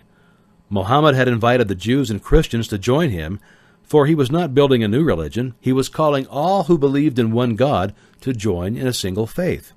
If the Jews and Christians had accepted his invitation, Islam would have conquered the world. They didn't. They would not even accept Muhammad's innovation of humane warfare. When the armies of the Prophet entered Jerusalem, not a single person was killed because of his faith. When the Crusaders entered the city centuries later, not a Muslim man, woman, or child was spared. But the Christians did accept one Muslim idea, the place of learning, the university. Chapter 10. Power of the Master Mind, the Driving Force, the ninth step toward riches. Power is essential for success in the accumulation of money. Plans are inert and useless without sufficient power to translate them into action. This chapter will describe the method by which an individual may attain and apply power. Power may be defined as organized and intelligently directed knowledge. Power, as the term is here used, refers to organized effort sufficient to enable an individual to transmute desire into its monetary equivalent. Organized effort is produced through the coordination of effort of two or more people who work toward a definite end in a spirit of harmony. Power is required for the accumulation of money. Power is necessary for the retention of money after it's been accumulated. Let us ascertain how power may be acquired. If power is organized knowledge, let us examine the sources of knowledge. Infinite intelligence. This source of knowledge may be contacted through the procedure described in another chapter with the aid of creative imagination. Accumulated experience. The accumulated experience of man, or that portion of it which has been organized and recorded, may be found in any well-equipped public library. An important part of this accumulated experience is taught in public schools and colleges where it's been classified and organized. Experiment and research. In the field of science and in practically every other walk of life, men are gathering, classifying, and organizing new facts daily. This is the source to which one must turn when knowledge is not available through accumulated experience. Here, too, the creative imagination must often be used. Knowledge may be acquired from any of the foregoing sources. It may be converted into power by organizing it into definite plans and by expressing those plans in terms of action. Examination of the three major sources of knowledge will readily disclose the difficulty that an individual would have if he depended upon his efforts alone in assembling knowledge and expressing it through definite plans in terms of action. If his plans are comprehensive, and if they contemplate large proportions, he must generally induce others to cooperate with him before he can inject into them the necessary element of power. Gaining power through the master mind. The master mind may be defined as coordination of knowledge and effort in a spirit of harmony between two or more people for the attainment of a definite purpose. No individual may have great power without availing himself of the master mind. In a preceding chapter, instructions were given for the creation of plans for the purpose of translating desire into its monetary equivalent. If you carry out these instructions with persistence and intelligence and use discrimination in the selection of your master mind group, Your objective will have been halfway reached even before you begin to recognize it. So you may better understand the intangible potentialities of power available to you through a properly chosen mastermind group. We will here explain the two characteristics of the mastermind principle, one of which is economic in nature and the other psychic.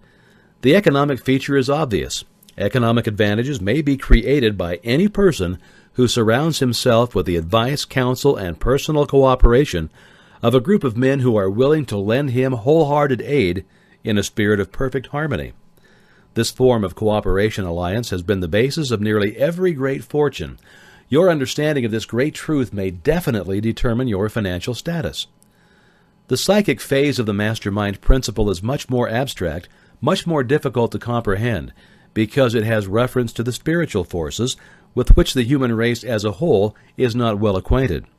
You may catch a significant suggestion from this statement: no two minds ever come together without thereby creating a third invisible, intangible force which may be likened to a third mind. Keep in fact that there are only two known elements in the whole universe, energy and matter.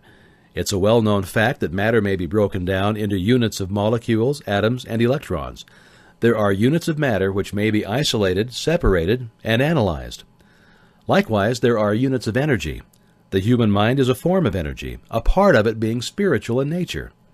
When the minds of two people are coordinated in a spirit of harmony, the spiritual units of energy of each mind form an affinity which constitutes the psychic phase of the mastermind.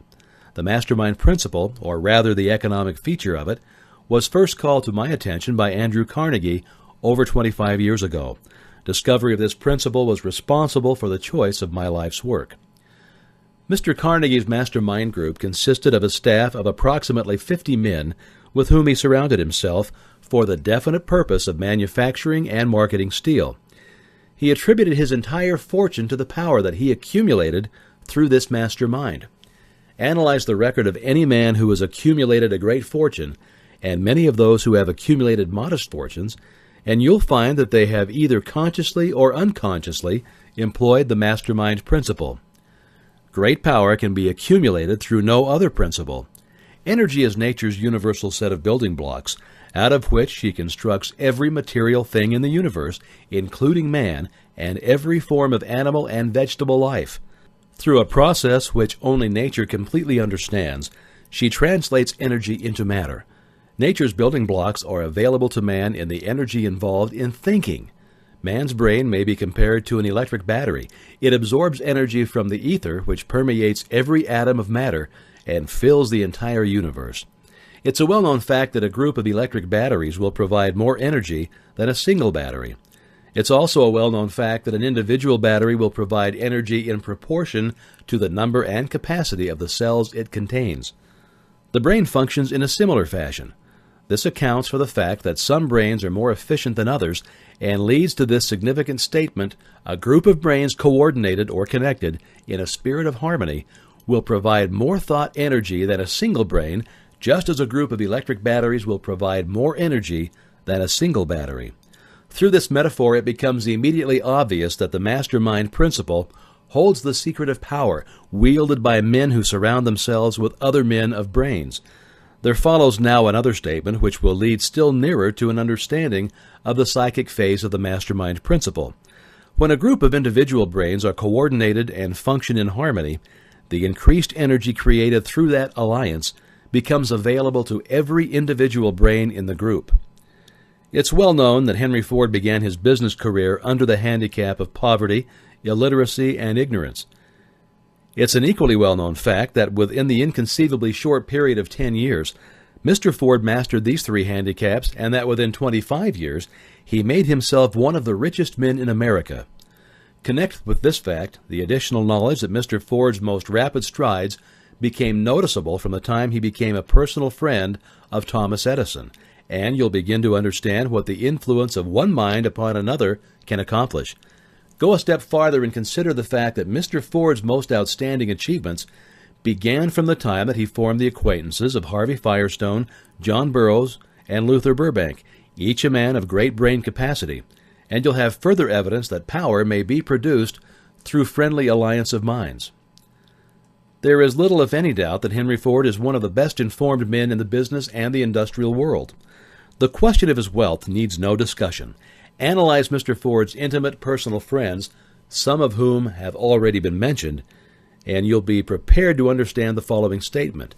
Men take on the nature and the habits and the power of thought of those with whom they associate in a spirit of sympathy and harmony. Henry Ford whipped poverty, illiteracy, and ignorance by allying himself with great minds, whose vibrations of thought he absorbed into his own mind. Through his association with Edison, Burbank, Burroughs, and Firestone, Mr. Ford added to his own brain power the sum and substance of the intelligence, experience, knowledge, and the spiritual forces of these four men. Moreover, he appropriated and made use of the master-mind principle through the methods of procedure described in this book. The principle is available to you. We've already mentioned Mahatma Gandhi. Perhaps the majority of those who have heard of Gandhi look upon him as merely an eccentric little man who goes around without formal wearing apparel and makes trouble for the British government. In reality, Gandhi is not eccentric, but he is the most powerful man now living, estimated by the number of his followers and their faith in their leader. Moreover, he is probably the most powerful man who has ever lived. His power is passive, but it's real.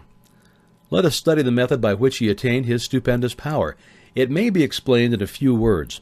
He came by power through inducing over 200 million people to coordinate with mind and body in a spirit of harmony for a definite purpose. In brief, Gandhi has accomplished a miracle, for it is a miracle when 200 million people can be induced, not forced, to cooperate in a spirit of harmony for a limitless time. If you doubt that this is a miracle, try to induce any two people to cooperate in a spirit of harmony for any length of time. Every man who manages a business knows what a difficult matter it is to get employees to work together in a spirit even remotely resembling harmony. The list of the chief sources from which power may be attained is, as you have seen, headed by infinite intelligence. When two or more people coordinate in a spirit of harmony and work toward a definite objective, they place themselves in position through that alliance to absorb power directly from the great universal storehouse of infinite intelligence. This is the greatest of all sources of power. It is the source to which the genius turns. It is the source to which every great leader turns, whether he may be conscious of the fact or not. The other two major sources from which the knowledge necessary for the accumulation of power may be obtained are no more reliable than the five senses of man. The senses are not always reliable. Infinite intelligence does not err. In subsequent chapters, the methods by which infinite intelligence may be most readily contacted will be adequately described. This is not a course on religion. No fundamental principle described in this book should be interpreted as being intended to interfere either directly or indirectly with any man's religious habits. This book has been confined exclusively to instructing the reader how to transmute the definite purpose of desire for money into its monetary equivalent. Read, think, and meditate as you read. Soon the entire subject will unfold, and you will see it in perspective. You are now seeing the detail of the individual chapters. Money is as shy and elusive as the old-time maiden. It must be wooed and won by methods not unlike those used by a determined lover in pursuit of the girl of his choice, and coincidental as it is, the power used in the wooing of money is not greatly different from that used in wooing a maiden. That power, when successfully used in the pursuit of money, must be mixed with faith. It must be mixed with desire. It must be mixed with persistence. It must be applied through a plan, and that plan must be set into action.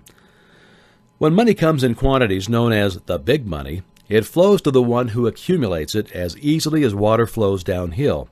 There exists a great unseen stream of power which may be compared to a river, except that one side flows in one direction, carrying all who get into that side of the stream onward and upward to wealth, and the other side flows in the opposite direction, carrying all who are unfortunate enough to get into it and not able to extricate themselves from it, downward to misery and into poverty.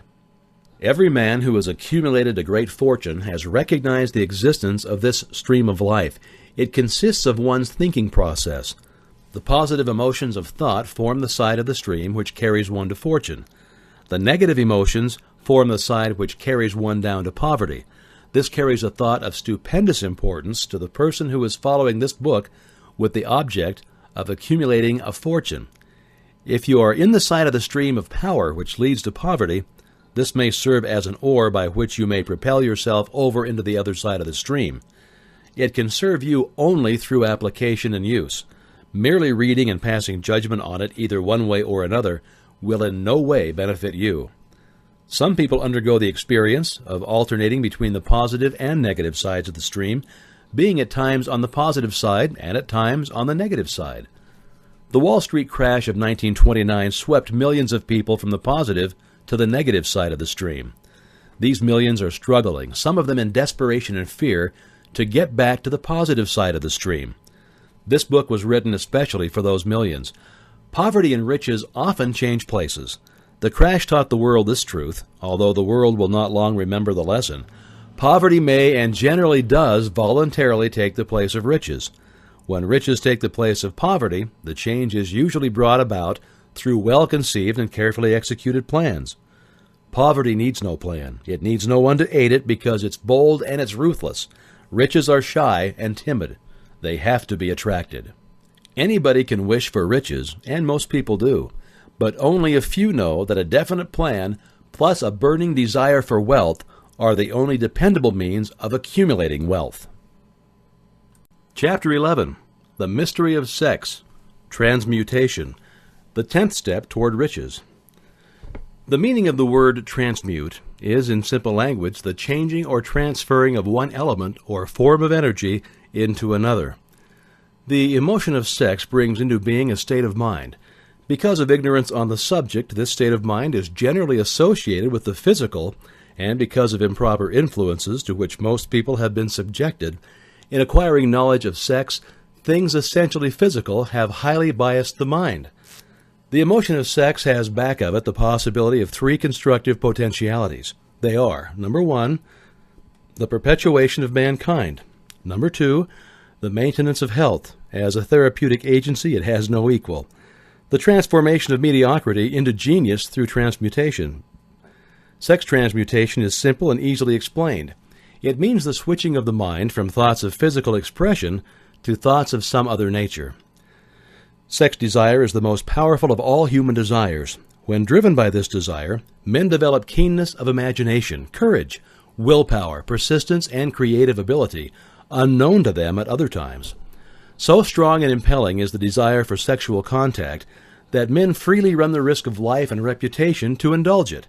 When harnessed and redirected along other lines, this motivating force maintains all of its attributes of keenness of imagination, courage, or etc., which may be used as powerful creative forces in literature, art, or any other profession or calling, including, of course, the accumulation of riches. The transmutation of sex energy calls for the exercise of willpower, to be sure, but the reward is worth the effort. The desire for sexual expression is inborn, and it's natural. The desire cannot and should not be submerged or eliminated, but it should be given an outlet through forms of expression which enrich the body, mind, and the spirit of man. If not given this form of outlet through transmutation, it will seek outlets through purely physical channels. A river may be dammed and its water controlled for a time, but eventually it will force an outlet. The same is true of the emotion of sex. It may be submerged and controlled for a time, but its very nature causes it to be ever-seeking means of expression. If it's not transmuted into some creative effort, it will find a less worthy outlet. Fortunate indeed is the person who has discovered how to give sex emotion an outlet through some form of creative effort, for he has, by that discovery, lifted himself to the status of a genius. Scientific research has disclosed these significant facts. The men of greatest achievement are men with highly developed sex natures, men who have learned the art of sex transmutation. The men who have accumulated great fortunes and achieved outstanding recognition in literature, art, industry, architecture, and the professions were motivated by the influence of a woman. The research from which these astounding discoveries were made went back through the pages of biography and history for more than 2,000 years. Wherever there was evidence available in connection with the lives of men and women of great achievement, it indicated most convincingly that they possessed highly developed sexual natures. The emotion of sex is an irresistible force against which there can be no such opposition as an immovable body. When driven by this emotion, men become gifted with a superpower for action. Understand this truth, and you'll catch the significance of the statement that sex transmutation will lift one to the status of a genius. The emotion of sex contains the secret of creative ability. Destroy the sex glands, whether in man or beast, and you've removed a major source of action. For proof of this, observe what happens to any animal after it's been castrated. A bull becomes as docile as a cow after it's been altered sexually. Sex alteration takes out of the male, whether man or beast, all of the fight that was in him. Sex alteration of the female has the same effect.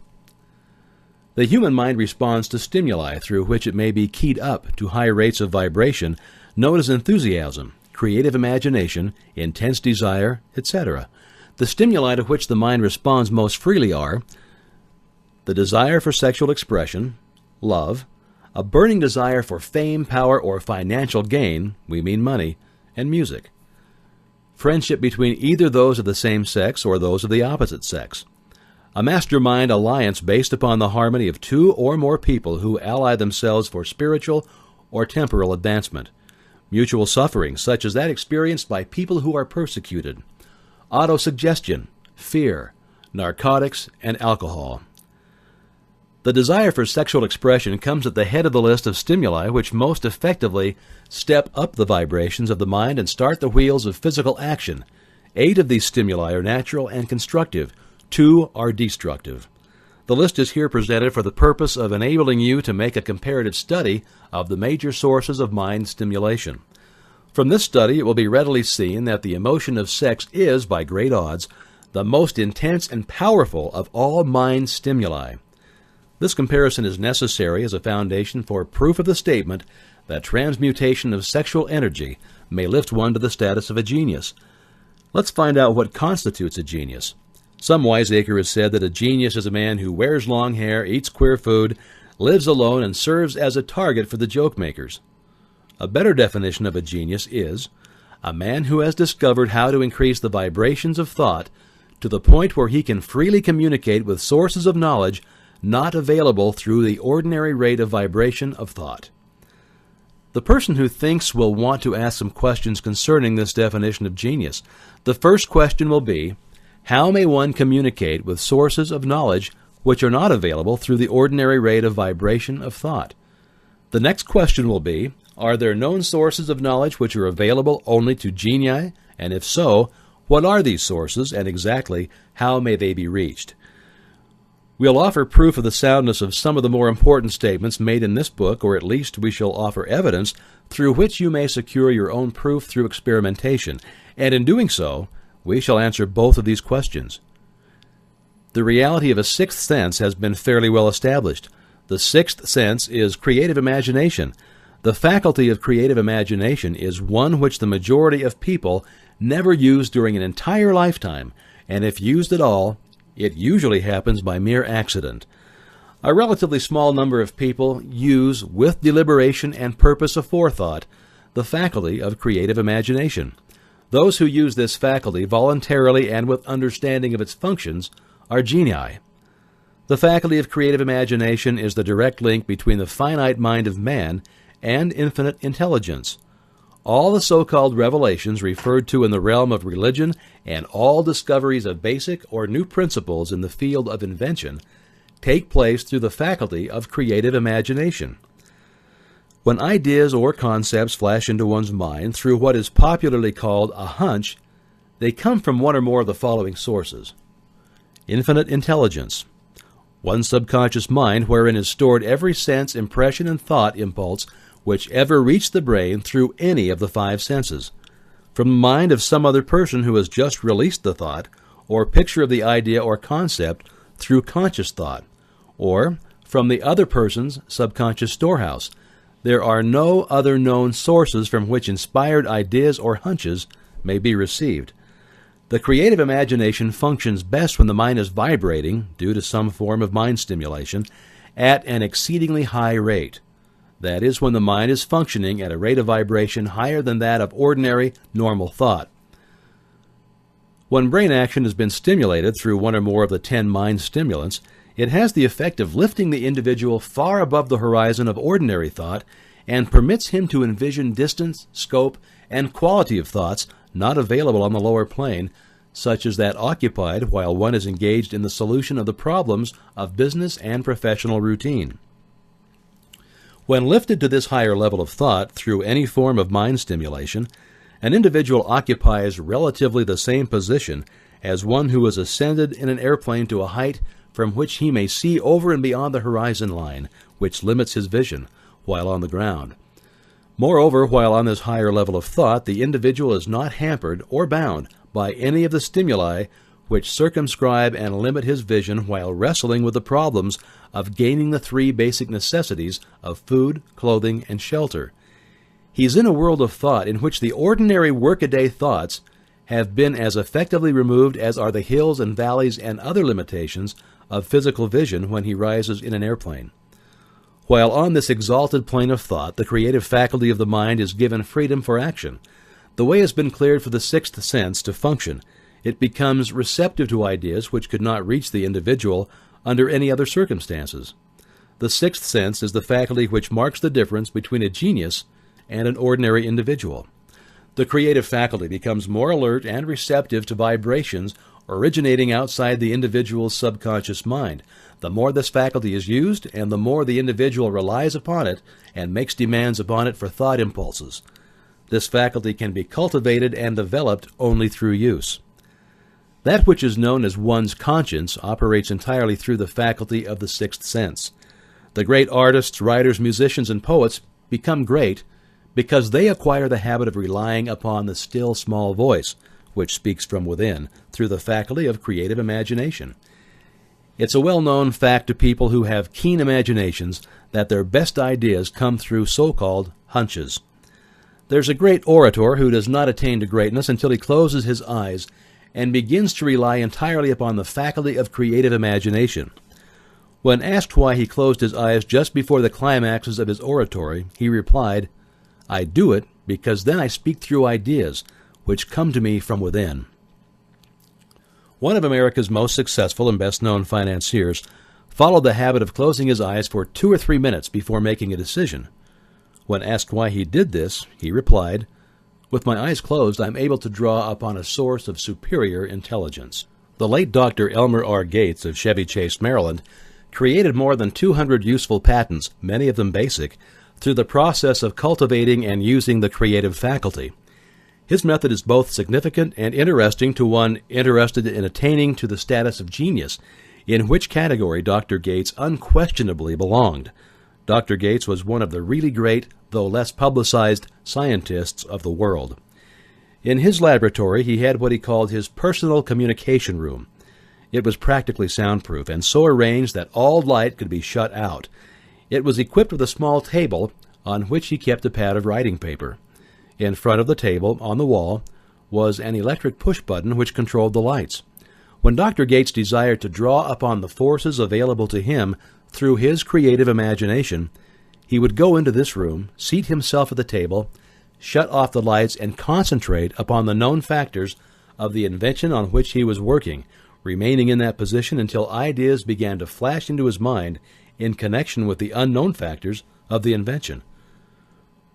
On one occasion, ideas came through so fast that he was forced to write for almost 3 hours.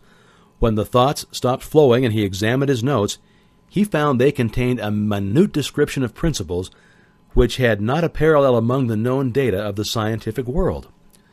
Moreover, the answer to his problem was intelligently presented in those notes. In this manner, Dr. Gates completed over 200 patents, which had begun but not completed by half-baked brains. Evidence of the truth of this statement is in the United States Patent Office.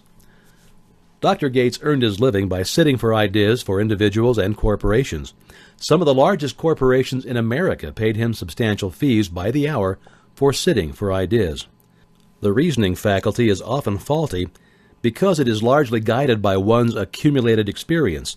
Not all knowledge which one accumulates through experience is accurate. Ideas received through the creative faculty are much more reliable, for the reason that they come from sources more reliable than any which are available to the reasoning faculty of the mind. The major difference between the genius and the ordinary crank inventor may be found in the fact that the genius works through his faculty of creative imagination, while the crank knows nothing of this faculty.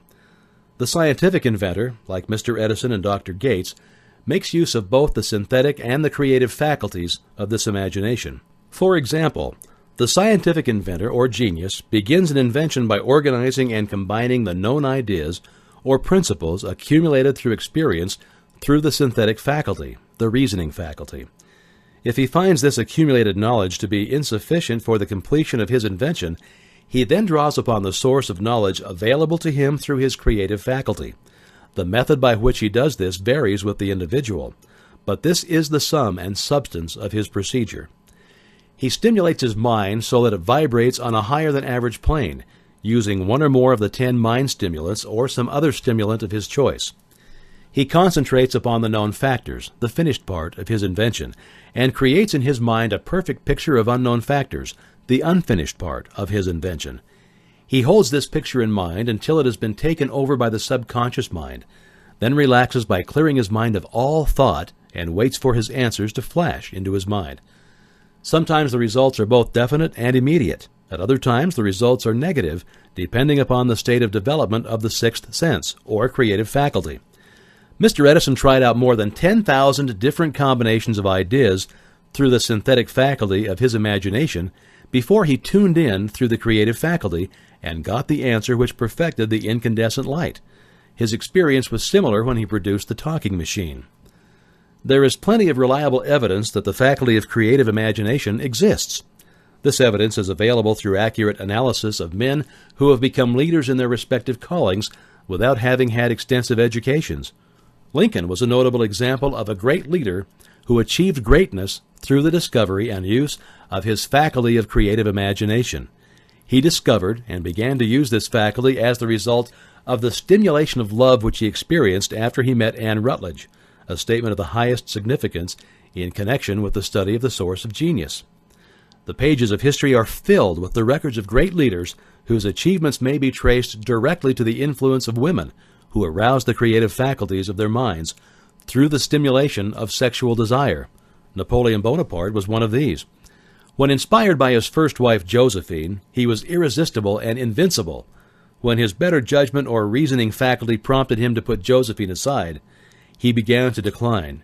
His defeat and St. Helena were not far distant.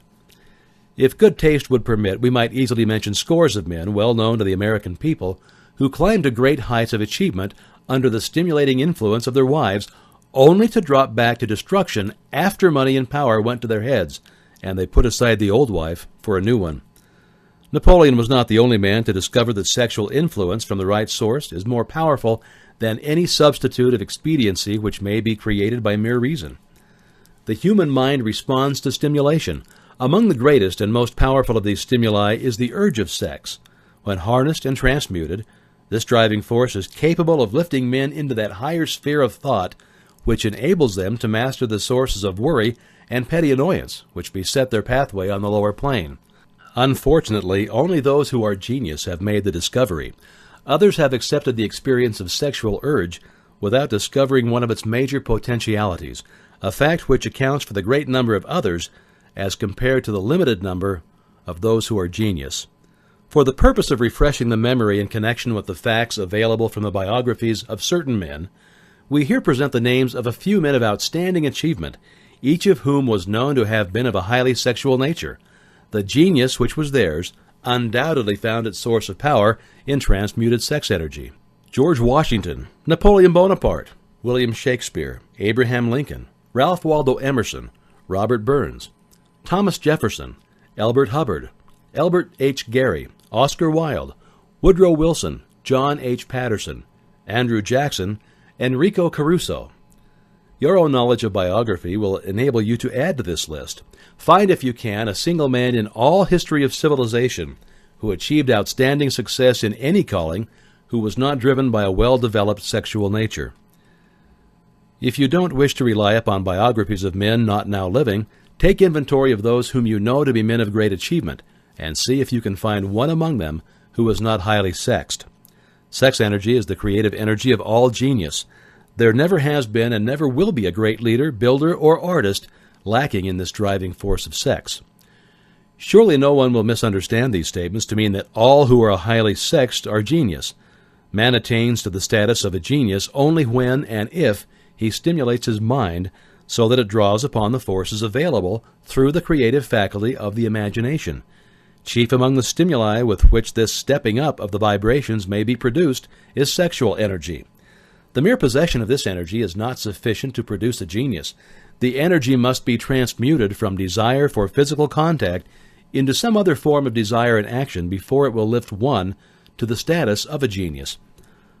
Far from becoming a genius because of great sexual desires, the majority of men lower themselves, through misunderstanding and misuse of this great force, to the status of the lower animals. I discovered from the analysis of over 25,000 people that men who succeed in an outstanding way seldom do so before the age of 40, and more often they don't strike their real pace until they're well beyond the age of 50. This fact was so astonishing that it prompted me to go to the study of its cause most carefully, carrying the investigation over a period of more than 12 years. The study disclosed the fact that the major reason why the majority of men who succeed do not begin to do so before the age of 40 to 50 is their tendency to dissipate their energies through overindulgence in physical expression of the emotion of sex. The majority of men never learn that the urge of sex has other possibilities which far transcend in importance that of mere physical expression. The majority of those who make this discovery do so having wasted many years at a period when the sexual energy is at its height. That's prior to the age of 45 to 50. This usually is followed by noteworthy achievement. The lives of many men, up to and sometimes well past the age of 40, reflect a continued dissipation of energies which could have been more profitably turned into better channels. Their finer and more powerful emotions are sown wildly to the four winds. Out of this habit of the male grew the term sowing his wild oats. The desire for sexual expression is by far the strongest and most impelling of all of the human emotions, and for this very reason, this desire, when harnessed and transmuted into action other than that of physical expression, may raise one to the status of a genius. One of America's most able businessmen frankly admitted that his attractive secretary was responsible for most of the plans he created. He admitted that her presence lifted him to heights of creative imagination, such as he could experience under no other stimulus. One of the most successful men in America owes most of his success to the influence of a very charming young woman who has served as his source of inspiration for more than 12 years. Everyone knows the man to whom this reference is made, but not everyone knows the real source of his achievements. History is not lacking in examples of men who attained to the status of genius as the result of the use of artificial mind stimulants in the form of alcohol and narcotics. Edgar Allan Poe wrote The Raven while under the influence of liquor, dreaming dreams that mortal never dared to dream before. James Whitcomb Riley did his best writing while under the influence of alcohol. Perhaps it was thus he saw the ordered intermingling of the real and the dream, the mill above the river and the mist above the stream. Robert Burns wrote best when intoxicated. For auld lang syne, my dear, will take a cup of kindness yet, for auld lang syne. But let it be remembered that many such men have destroyed themselves in the end. Nature has prepared her own potions with which men may safely stimulate their minds, so they vibrate on a plane that enables them to tune in to fine and rare thoughts which come from no man knows where. No satisfactory substitute for nature's stimulants has ever been found. It's a well-known fact to psychologists that there's a very close relationship between sexual desires and spiritual urges, a fact which accounts for the peculiar behavior of people who participate in the orgies known as religious revivals, common among the primitive types. The world is ruled and the destiny of civilization is established by the human emotion. People are influenced in their actions not by reason so much as by feeling. The creative faculty of the mind is set into action entirely by emotions and not by cold reason. The most powerful of all human emotions is that of sex. There are other mind stimulants, some of which have been listed, but no one of them nor all of them combined can equal the driving power of sex. A mind stimulant is any influence which will either temporarily or permanently increase the vibrations of thought. The 10 major stimulants described are the most common resorted to. Through these sources, one may commune with infinite intelligence or enter at will the storehouse of the subconscious mind, either one's own or that of another person, a procedure which is all there is of genius. A teacher who has trained and directed the efforts of more than 30,000 salespeople made the astounding discovery that highly sexed men are the most efficient salesmen. The explanation is that the factor of personality known as personal magnetism is nothing more or less than sexual energy. Highly sexed people always have a plentiful supply of imagination and magnetism. Through cultivation and understanding, this vital force may be drawn upon and used to great advantage in the relationships between people. This energy may be communicated to others through the following media. The handshake. The touch of the hand indicates instantly the presence of magnetism or the lack of it. The tone of voice. Magnetism or sexual energy is the factor with which the voice may be colored or made musical and charming. Posture and carriage of the body. Highly sexed people move briskly and with grace and ease. The vibrations of thought. Highly sexed people mix the emotion of sex with their thoughts, or may do so at will, and in that way may influence those around them. Body adornment. People who are highly sexed are usually very careful about their personal appearance. They usually select clothing of a style becoming to their personality, physique, complexion, etc. When employing salesmen, the more capable sales manager looks for the quality of personal magnetism as the first requirement of a salesman. People who lack sexual energy will never become enthusiastic nor inspire others with enthusiasm, and enthusiasm is one of the most important requisites in salesmanship, no matter what one is selling. The public speaker, the orator, the preacher, lawyer, or salesman who is lacking in sex energy is a flop as far as being able to influence others is concerned. Couple with this the fact that most people can be influenced only through an appeal to their emotions, and you'll understand the importance of sexual energy as a part of the salesman's native ability. Master salesmen attain the status of mastery in selling because they either consciously or unconsciously transmute the energy of sex into sales enthusiasm. In this statement may be found a very practical suggestion as to the actual meaning of sex transmutation. The salesman who knows how to take his mind off the subject of sex and direct it in sales efforts with as much enthusiasm and determination as he would apply to its original purpose has acquired the art of sex transmutation, whether he knows it or not. The majority of salesmen who transmute their sex energy do so without being in the least aware of what they're doing or how they're doing it. Transmutation of sexual energy calls for more willpower than the average person cares to use for this purpose. Those who find it difficult to summon willpower sufficient for transmutation may gradually acquire this ability. Though this requires willpower, the reward for the practice is more than worth the effort. The entire subject of sex is one with which the majority of people appear to be unpardonably ignorant. The urge of sex has been grossly misunderstood, slandered, and burlesqued by the ignorant and the evil-minded for so long that the very word sex is seldom used in polite society. Men and women who are known to be blessed, yes, blessed with highly sexual natures, are usually looked upon as being people who will bear watching. Instead of being called blessed, they are usually called cursed. Millions of people, even in this age of enlightenment, have inferiority complexes which they developed because of this false belief that a highly sexual nature is a curse. These statements of the virtue of sex energy should not be construed as justification for the libertine. The emotion of sex is a virtue only when used intelligently and with discrimination. It may be misused, and often is, to such an extent that it debases instead of enriches both body and mind. The better use of this power is the burden of this chapter. It seemed quite significant to the author when he made the discovery that practically every great leader whom he had the privilege of analyzing was a man whose achievements were largely inspired by a woman. In many instances, the woman in the case was a modest, self-denying wife of whom the public had heard but little or nothing. In a few instances, the source of inspiration has been traced to the other woman. Perhaps such cases may not be entirely unknown to you. Intemperance in sexual habits is just as detrimental as intemperance in habits of drinking and eating. In this age in which we live, an age which began with the World War, intemperance in habits of sex is very common. The orgy of indulgence may account for the shortage of great leaders. No man can avail himself of the forces of his creative imagination while dissipating them. Man is the only creature on earth which violates nature's purpose in this connection. Every other animal indulges its sexual nature in moderation and with purpose which harmonizes with the laws of nature.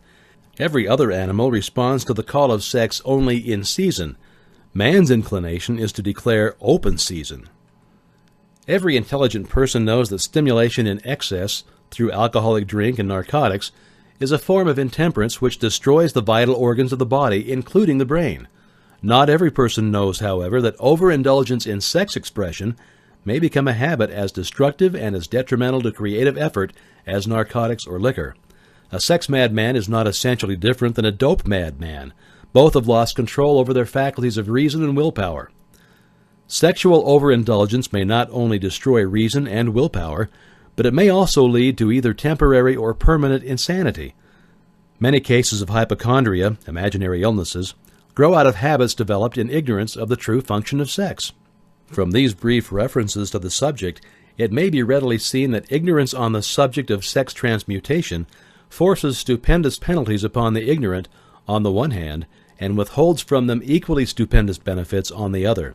Widespread ignorance on the subject of sex is due to the fact that the subject has been surrounded with mystery and beclouded by dark silence. The conspiracy of mystery and silence has had the same effect upon the minds of young people that the psychology of prohibition had. The result has been increased curiosity and desire to acquire more knowledge on this verboten subject, and to the shame of all lawmakers and most physicians by training, best qualified to educate youth on that subject, information has not been easily available. Seldom does an individual enter upon highly creative effort in any field of endeavor before the age of 40. The average man reaches the period of his greatest capacity to create between 40 and 60. These statements are based upon analysis of thousands of men and women who have been carefully observed. They should be encouraging to those who fail to arrive before the age of 40 and to those who become frightened as they approach old age, around the 40-year mark. The years between 40 and 50 are, as a rule, the most fruitful. Man should approach this age not with fear and trembling, but with hope and eager anticipation.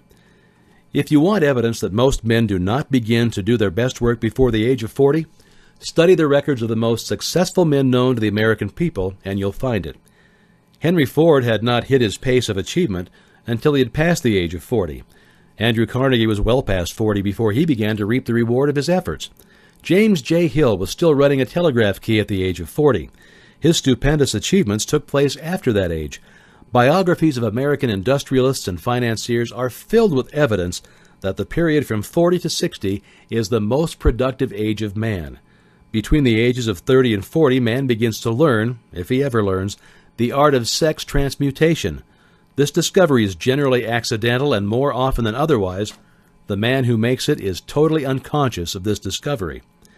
He may observe that his powers of achievement have increased around the age of 35 to 40, but in most cases he's not familiar with the cause of this change, that nature begins to harmonize the emotions of love and sex in the individual between the ages of 30 and 40, so that he may draw upon these great forces and apply them jointly as stimuli to action. Sex alone is a mighty urge to action, but its forces are like a cyclone. They're often uncontrollable. When the emotion of love begins to mix itself with the emotion of sex, the result is calmness of purpose, poise, accuracy of judgment, and balance.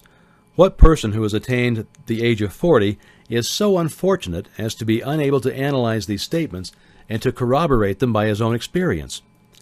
When driven by his desire to please a woman based solely upon the emotion of sex, a man may be, and usually is, capable of great achievement, but his actions may be disorganized, distorted, and totally destructive. When driven by his desire to please a woman based upon the motive of sex alone, a man may steal, cheat, and even commit murder. But when the emotion of love is mixed with the emotion of sex, that same man will guide his actions with more sanity, balance, and reason. Criminologists have discovered that most hardened criminals can be reformed through the influence of a woman's love. There's no record of a criminal having been reformed solely through the sex influence. These facts are well known, but their cause is not. Reformation comes, if at all, through the heart, or the emotional side of man, not through his head or reasoning aside. Reformation means a change of heart. It does not mean a change of head. A man may, because of reason, make certain changes in his personal conduct to avoid the consequences of undesirable effects. But genuine reformation comes only through a change of heart, through a desire to change. Love, romance, and sex are all emotions capable of driving men to heights of superachievement. Love is the emotion which serves as a safety valve and ensures balance, poise, and constructive effort. When combined, these three emotions may lift one to an altitude of genius. There are geniuses, however, who know but little of the emotion of love. Most of them may be found engaged in some form of action which is destructive, or at least not based upon justice and fairness toward others. If good taste would permit, a dozen geniuses could be named in the field of industry and finance who ride ruthlessly over the rights of their fellow men. They seem totally lacking in conscience. The reader can easily supply his own list of such men. The emotions are states of mind. Nature has provided man with a chemistry of the mind which operates in a manner similar to the principles of chemistry of matter. It is a well-known fact that through the aid of chemistry of matter, a chemist may create a deadly poison by mixing certain elements, none of which are in themselves harmful in the right proportions. The emotions may likewise be combined so as to create a deadly poison. The emotions of sex and jealousy, when mixed, may turn a person into an insane beast. The presence of any other one or more of the destructive emotions in the human mind through the chemistry of the mind sets up a poison which may destroy one's sense of justice and fairness. In extreme cases, the presence of any combination of these emotions in the mind may destroy one's reason. The road to genius consists of the development, control, and use of sex, love, and romance. Briefly, the process may be stated as follows. Encourage the presence of these emotions as the dominating thoughts in one's mind, and discourage the presence of all the destructive emotions. The mind is a creature of habit. It thrives upon the dominating thoughts fed it. Through the faculty of willpower, one may discourage the presence of any emotion and encourage the presence of any other. Control of the mind through the power of will is not difficult. Control comes from persistence and habit. The secret of control lies in understanding the process of transmutation. When any negative emotion presents itself in one's mind, it can be transmuted into a positive or constructive emotion by the simple procedure of changing one's thoughts. There is no other road to genius than through voluntary self-effort. A man may attain to great heights of financial or business achievement solely by the driving force of sexual energy, but history is filled with evidence that he may, and usually does, carry with him certain traits of character which rob him of the ability to either hold or enjoy his fortune. This is worthy of analysis, thought, and meditation, for it states a truth, the knowledge of which may be helpful to women as well as men. Ignorance of this has cost thousands of people their privilege of happiness, even though they possessed riches. The emotions of love and sex leave their unmistakable marks upon the features. Moreover, these signs are so visible that all who wish may read them. The man who is driven by the storm of passion based upon sexual desires alone plainly advertises that fact to the entire world by the expression of his eyes and the lines of his face. The emotion of love, when mixed with the emotion of sex, softens, modifies, and beautifies the facial expression. No character analyst is needed to tell you this. You may observe it for yourself. The emotion of love brings out and develops the artistic and the aesthetic nature of man. It leaves its impress upon one's very soul, even after the fire has been subdued by time and circumstances. Memories of love never pass. They linger. They guide and influence long after the source of stimulation has faded. There's nothing new in this. Every person who has been moved by genuine love knows that it leaves enduring traces upon the human heart. The effect of love endures because love is spiritual in nature. The man who cannot be stimulated to great heights of achievement by love is hopeless. He is dead. He may seem to live. Even the memories of love are sufficient to lift one to a higher plane of creative effort.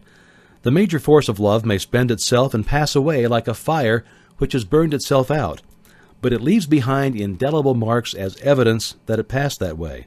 Its departure often prepares the human heart for a still greater love. Go back into your yesterdays at times and bathe your mind in the beautiful memories of past love. It will soften the influence of the present worries and annoyances. It will give you a source of escape from the unpleasant realities of life, and maybe, who knows, your mind will yield to you during this temporary retreat into the world of fantasy ideas or plans which may change the entire financial or spiritual status of your life. If you believe yourself unfortunate because you have loved and lost, perish the thought. One who has loved truly can never lose entirely. Love is whimsical and temperamental. Its nature is ephemeral and transitory. It comes when it pleases and goes away without warning. Accept and enjoy it while it remains, but spend no time worrying about its departure. Worry will never bring it back. Dismiss also the thought that love never comes but once. Love may come and go times without number, but there are no two love experiences which affect one in just the same way. There may be, and there usually is, one love experience which leaves a deeper imprint on the heart than all the others. But all love experiences are beneficial, except to the person who becomes resentful and cynical when love makes its departure. There should be no disappointment over love, and there would be none if people understood the difference between the emotions of love and sex. The major difference is that love is spiritual, while sex is biological. No experience which touches the human heart with a spiritual force can possibly be harmful except through ignorance or jealousy. Love is, without question, life's greatest experience. It brings one into communion with infinite intelligence. When mixed with the emotions of romance and sex, it may lead one far up the ladder of creative effort. The emotions of love, sex, and romance are sides of the eternal triangle of achievement, building genius. Nature creates genius through no other force. Love is an emotion with many sides, shades, and colors. The love which one feels for parents or children is quite different from that which one feels for one's sweetheart. The one is mixed with the emotion of sex, while the other is not. The love which one feels in true friendship is not the same as that felt for one's sweetheart, parents, or children, but it too is a form of love. Then there is the emotion of love for things inanimate, such as the love of nature's handiwork. But the most intense and burning of all of these various kinds of love is that experienced in the blending of the emotions of love and sex. Marriage is not blessed with the eternal affinity of love, properly balanced and proportioned with sex, cannot be happy ones and seldom endure. Love alone will not bring happiness in marriage, nor will sex alone. When these two beautiful emotions are blended, marriage may bring about a state of mind closest to the spiritual that one may ever know on this earthly plane. When the emotion of romance is added to those of love and sex, the obstructions between the finite mind of man and infinite intelligence are removed. Then a genius has been born. What a different story is this than those usually associated with the emotion of sex. Here is an interpretation of the emotion which lifts it out of the commonplace and makes of it potter's clay in the hands of God, from which he fashions all that is beautiful and inspiring. It's an interpretation which would, when properly understood, bring harmony out of the chaos which exists in too many marriages. The disharmonies often expressed in the form of nagging may usually be traced to lack of knowledge on the subject of sex. Where love, romance, and the proper understanding of the emotion and function of sex abide, there is no disharmony between married people. Fortunate is the husband whose wife understands the true relationship between the emotions of love, sex, and romance. When motivated by this holy triumvirate, no form of labor is burdensome, because even the most lowly form of effort takes on the nature of a labor of love. It's a very old saying that a man's wife may either make him or break him, but the reason is not always understood. The making and breaking is the result of the wife's understanding or lack of understanding of the emotions of love, sex, and romance. Despite the fact that men are polygamous by the very nature of their biological inheritance, it's true that no woman has as great an influence on a man as his wife, unless he's married to a woman totally unsuited to his nature. If a woman permits her husband to lose interest in her and become more interested in other women, it's usually because of her ignorance or indifference toward the subjects of sex, love, and romance. This statement presupposes, of course, that genuine love once existed between a man and his wife. The facts are equally applicable to a man who permits his wife's interest in him to die. Married people often bicker over a multitude of trivialities. If these are analyzed accurately, the real cause of the trouble will often be found to be the indifference or ignorance on these subjects. Man's greatest motivating force is his desire to please women. The hunter who excelled during prehistoric days before the dawn of civilization did so because of his desire to appear great in the eyes of women. Man's nature has not changed in this respect. The hunter of today brings home no skins of wild animals, but he indicates his desire for her favor by supplying fine clothes, motor cars, and wealth. Man has the same desire to please women that he had before the dawn of civilization. The only thing that's changed is his method of pleasing. Men who accumulate large fortunes and attain to great heights of power and fame do so mainly to satisfy their desire to please the women. Take women out of their lives and great wealth would be useless to most men. It's this inherent desire of man to please women which give women the power to make or break a man. The woman who understands man's nature and tactfully caters to it need have no fear of competition from other women. Men may be giants with indomitable willpower when dealing with other men, but they are easily managed by the woman of their choice. Most men won't admit that they're easily influenced by the woman they prefer, because it's in the nature of the male to want to be recognized as the stronger of the species. Moreover, the intelligent woman recognizes this manly trait and very wisely makes no issue of it. Some men know that they're being influenced by the woman of their choice, their wives, sweethearts, mothers, or sisters, but they tactfully refrain from rebelling against the influence because they are intelligent enough to know that no man is happy or complete without the modifying influence of the right woman. The man who does not recognize this important truth deprives himself of the power which has done more to help men achieve success than all other forces combined. Chapter 12. The Subconscious Mind, the Connecting Link, the 11th step toward riches. The subconscious mind consists of a field of consciousness in which every impulse of thought that reaches the objective mind through any of the five senses is classified and recorded, and from which thoughts may be recalled or withdrawn as letters may be taken from a filing cabinet. It receives and files sense impressions or thoughts regardless of their nature. You may voluntarily plant in your subconscious mind any plan, thought, or purpose which you desire to translate into its physical or monetary equivalent. The subconscious acts first on the dominating desires which have been mixed with emotional feeling, like faith. Consider this in connection with the instructions given in the chapter on desire for taking the 6 steps there outlined, and the instructions given in the chapter on the building and execution of plans, and you'll understand the importance of the thought conveyed. Through a method of procedure unknown to man, the subconscious mind draws upon the forces of infinite intelligence for the power with which it voluntarily transmutes one's desires into their physical equivalent, making use always of the most practical media by which this end may be accomplished. You can't entirely control your subconscious mind, but you can voluntarily hand over to it any plan, desire, or purpose which you wish transformed into concrete form. Read again instructions for using the subconscious mind in the chapter on autosuggestion. There's plenty of evidence to support the belief that the subconscious mind is the connecting link between the finite mind of man and infinite intelligence. It's the intermediary through which one may draw upon the forces of infinite intelligence at will.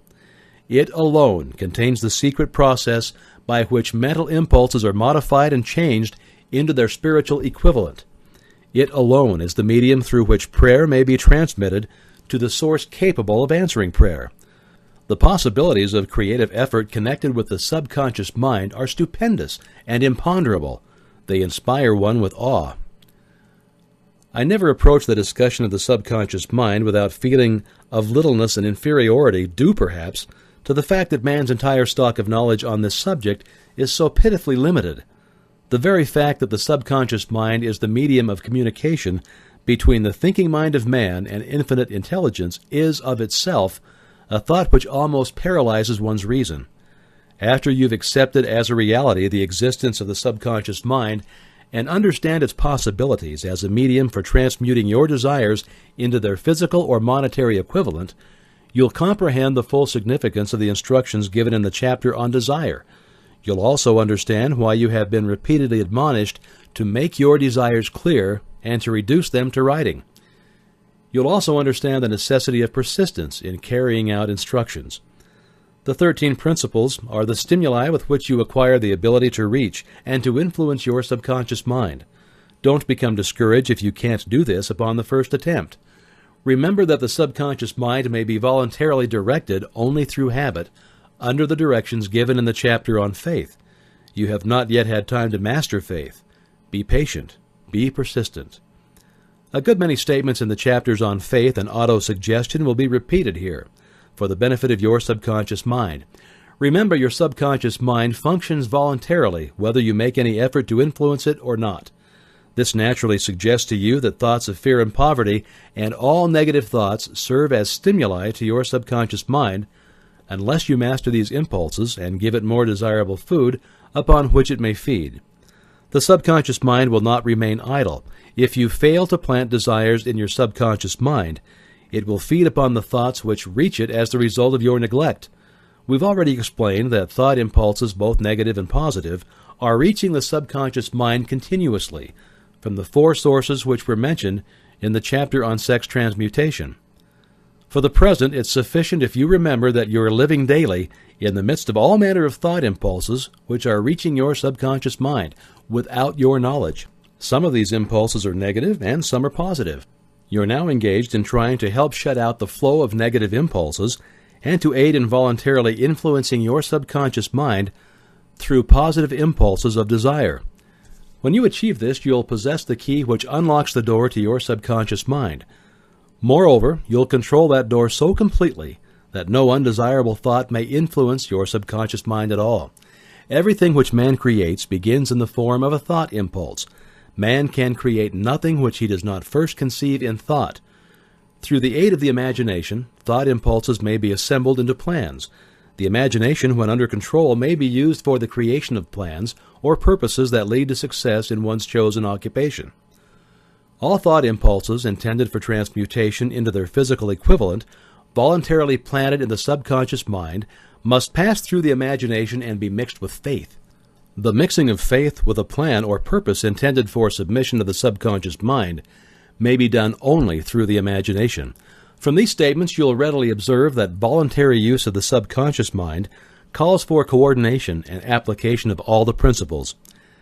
Ella Wheeler Wilcox gave evidence of her understanding of the power of the subconscious mind when she wrote, "You can never tell what a thought will do in bringing you hate or love, for thoughts are things, and their airy wings are swifter than carrier doves. They follow the law of the universe, each thing creates its kind, and they speed o'er the track to bring you back whatever went out from your mind." Mrs. Wilcox understood the truth that thoughts which go out from one's mind also embed themselves deeply in one's subconscious mind, where they serve as a magnet, pattern, or blueprint by which the subconscious mind is influenced while translating them into their physical equivalent. Thoughts are truly things for the reason that every material thing begins in the form of thought energy. The subconscious mind is more susceptible to influence by impulses of thought mixed with feeling or emotion than by those originating solely in the reasoning portion of the mind. In fact, there's much evidence to support the theory that only emotionalized thoughts have any action, influence upon the subconscious mind. It's a well-known fact that emotion or feeling rules the majority of people. If it's true that the subconscious mind responds more quickly to and is influenced more readily by thought impulses which are well mixed with emotion, it's essential to become familiar with the more important of the emotions. There are 7 major positive emotions and 7 major negative emotions. The negatives voluntarily inject themselves into the thought impulses, which ensure passage into the subconscious mind. The positives must be injected through the principle of autosuggestion into the thought impulses, which an individual wishes to pass on to his subconscious mind. Instructions have been given in this chapter on autosuggestion. These emotions or feeling impulses may be likened to yeast in a loaf of bread because they constitute the action element which transforms thought impulses from the passive into the active state. Thus may one understand why thought impulses which have been well mixed with emotion are acted upon more readily than thought impulses originating in cold reason. You're preparing yourself to influence and control the inner audience of your subconscious mind in order to hand over to it the desire for money which you wish transmuted into its monetary equivalent. It's essential, therefore, that you understand the method of approach to this inner audience. You must speak its language, or it will not heed your call. It understands best the language of emotion or feeling. Let us therefore describe here the 7 major positive emotions and the 7 major negative emotions, so that you may draw upon the positives and avoid the negatives when giving instructions to your subconscious mind. Here then are the 7 major positive emotions: the emotion of desire, the emotion of faith, the emotion of love, the emotion of sex, the emotion of enthusiasm, the emotion of romance, the emotion of hope. There are other positive emotions, but these are the 7 most powerful and the ones most commonly used in creative effort. Master these 7 emotions. They can be mastered only by use, and the other positive emotions will be at your command when you need them. Remember in this connection that you're studying a book which is intended to help you develop a money consciousness by filling your mind with positive emotions. One does not become money conscious by filling one's mind with negative emotions. So here are the 7 major negative emotions. Please avoid these. The emotion of fear, the emotion of jealousy, the emotion of hatred, the emotion of revenge, the emotion of greed, the emotion of superstition, and the emotion of anger. Positive and negative emotions cannot occupy the mind at the same time. One or the other must dominate. It's your responsibility to make sure that positive emotions constitute the dominating influence of your mind. Here the law of habit will come to your aid. Form the habit of applying and using the positive emotions. Eventually they will dominate your mind so completely that the negatives cannot enter it. Only by following these instructions literally and continuously can you gain control over your subconscious mind. The presence of a single negative in your conscious mind is sufficient to destroy all chances of constructive aid from your subconscious mind. If you are an observing person, you have noticed that most people resort to prayer only after everything else has failed, or else they pray by a ritual of meaningless words. And because it is a fact that most people who pray do so only after everything else has failed, they go to prayer with their minds filled with fear and doubt, which are the emotions the subconscious mind acts upon and passes on to infinite intelligence. Likewise, that's the emotion which infinite intelligence receives and acts upon. If you pray for a thing but have fear as you pray that you may not receive it, or that your prayer will not be acted upon by infinite intelligence, your prayer will have been in vain. Prayer does sometimes result in the realization of that for which one prays. If you have ever had the experience of receiving that for which you prayed, go back in your memory and recall your actual state of mind while you were praying, and you'll know for sure that the theory here described is more than just a theory.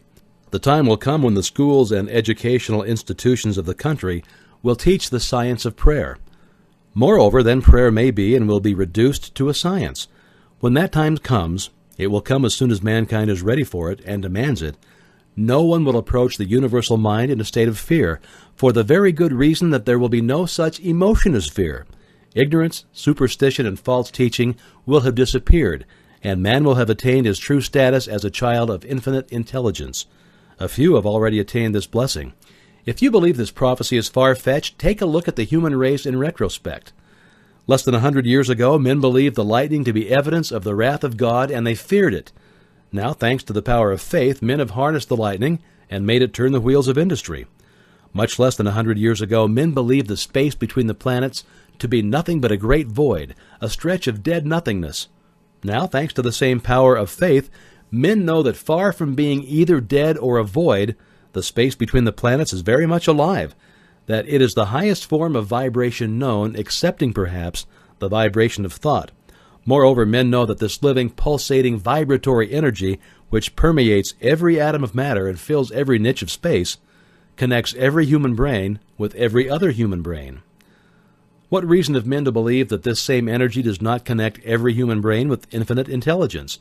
There are no toll gates between the finite mind of man and the infinite intelligence. The communication costs nothing except patience, faith, persistence, understanding, and a sincere desire to communicate. Moreover, the approach can be made only by the individual himself. Paid prayers are worthless. Infinite intelligence does no business by proxy. You either go direct, or you do not communicate. You might buy prayer books and repeat them until the day of your doom without avail. Thoughts which you wish to communicate to infinite intelligence must undergo transformation, such as can be given only through your own subconscious mind. The method by which you may communicate with infinite intelligence is very similar to that through which the vibration of sound is communicated by radio. If you understand the working principle of radio, you of course know that sound cannot be communicated through the ether until it's been stepped up or changed into a rate of vibration which the human ear cannot detect. The radio sending station picks up the sound of the human voice and scrambles or modifies it by stepping up the vibration millions of times. Only in this way can the vibration of sound be communicated through the ether. After this transformation has taken place, the ether picks up the energy, which originally was in the form of vibrations of sound, carries that energy to radio receiving stations, and these receiving sets step that energy back down to its original rate of vibration so that it's recognized as sound.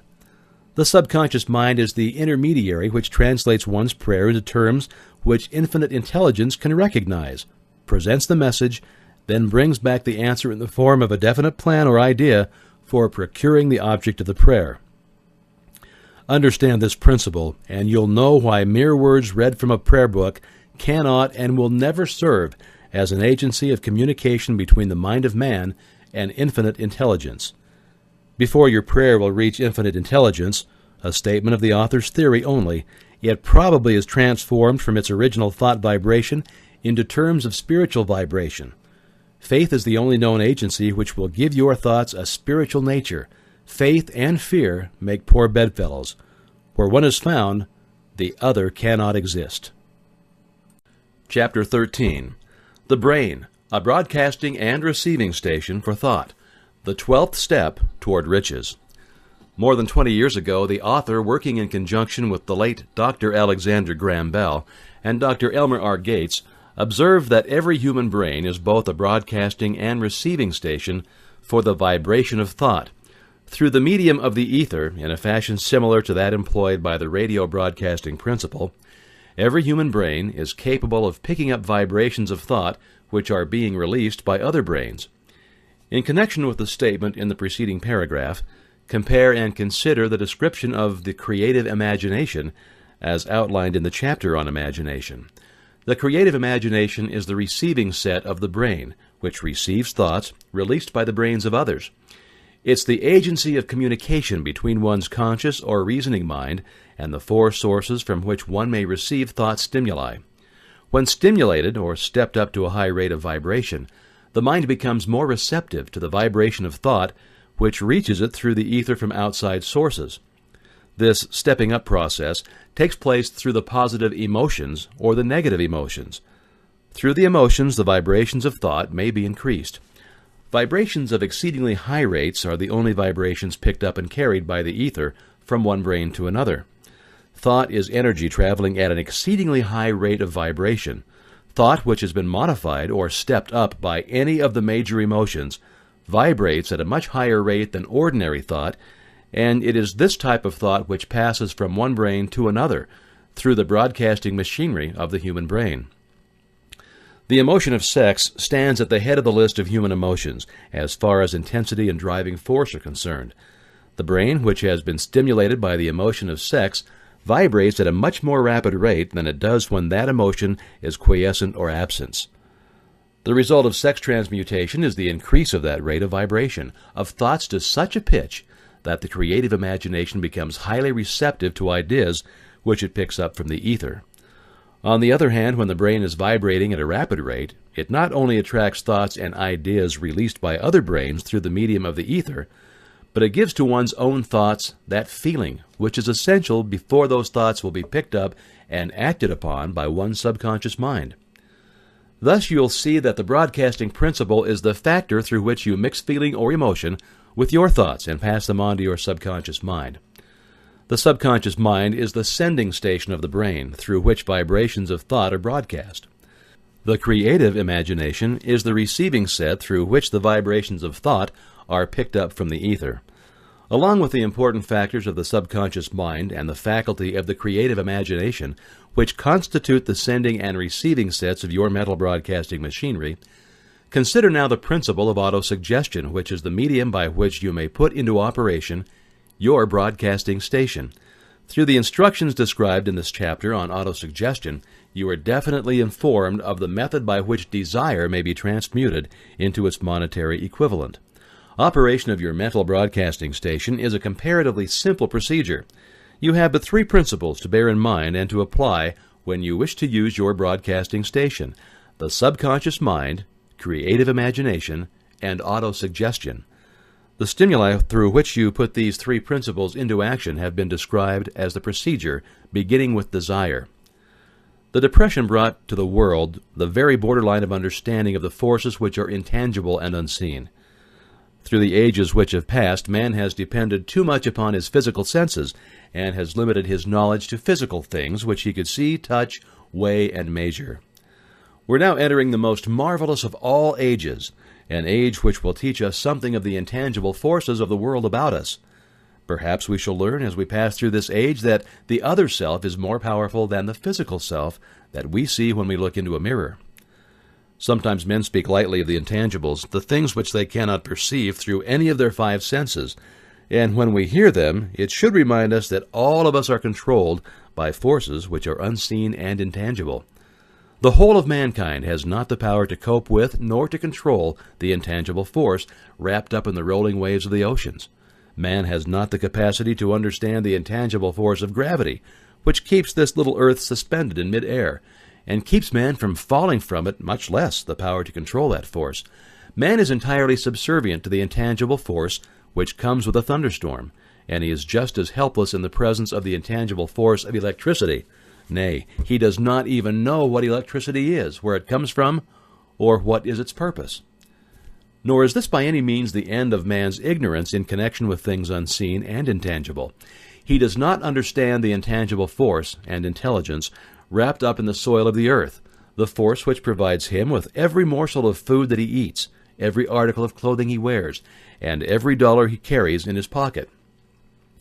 Last but not least, man, with all of his boasted culture and education, understands little or nothing of the intangible force, which is the greatest of all the intangibles of thought. He knows but little concerning the physical brain and its vast network of intricate machinery through which the power of thought is translated into its material equivalent. But he is now entering an age which shall yield enlightenment on that subject.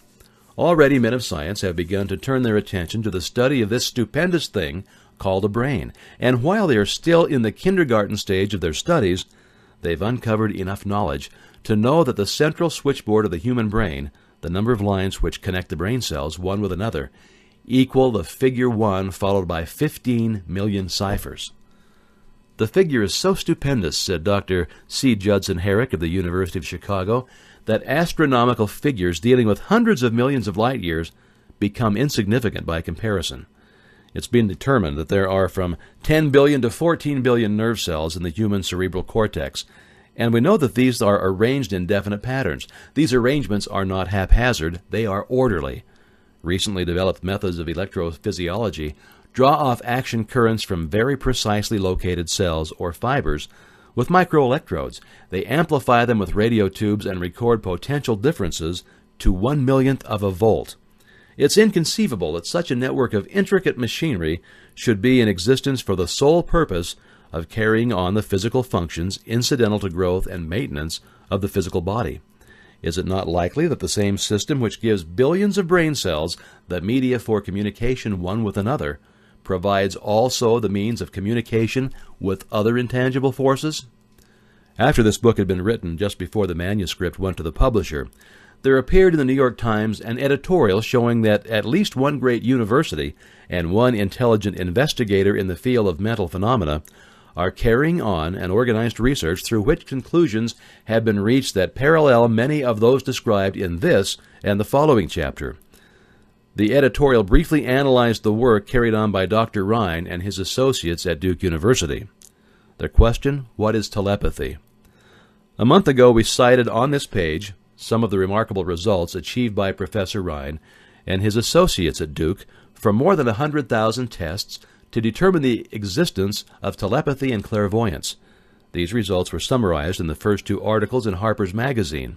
In the second, which has now appeared, the author, E. H. Wright, attempts to summarize what has been learned or what it seems reasonable to infer regarding the exact nature of these extrasensory modes of perception. The actual existence of telepathy and clairvoyance now seems to some scientists enormously probable as the result of Rhine's experiments. Various participants were asked to name as many cards in a special pack as they could without looking at them and without other sensory access to them. About a score of men and women were discovered who could regularly name so many of the cards correctly that there was not one chance in many a million of their having done their feats by luck or by accident. But how did they do them? These powers, assuming that they do exist, don't seem to be sensory. There is no known organ for them. The experiments worked just as well at distances of several hundred miles as they did in the same room. These facts also depose, in Mr. Wright's opinion, of the attempt to explain telepathy or clairvoyance through any physical theory of radiation. All known forms of radiant energy decline inversely as the square of the distance traversed. Telepathy and clairvoyance do not. but they do vary through physical causes as our other mental powers do. Contrary to widespread opinion, they don't improve when the participant is asleep or half asleep, but on the contrary, when he is most wide awake and alert. Rhine discovered that a narcotic will invariably lower a participant's score, while a stimulant will always send it higher. The most reliable performer apparently cannot make a good score unless he tries to do his best. One conclusion that Wright draws with some confidence is that telepathy and clairvoyance are really one and the same gift. That is, the faculty that sees a card face down on a table seems to be exactly the same one that reads a thought residing only in another mind. There are several grounds for believing this. So far, for example, the two gifts have been found in every person who enjoys either of them. In every one so far, the two have been of equal vigor, almost exactly. Screens, walls, distances have no effect at all on either of them.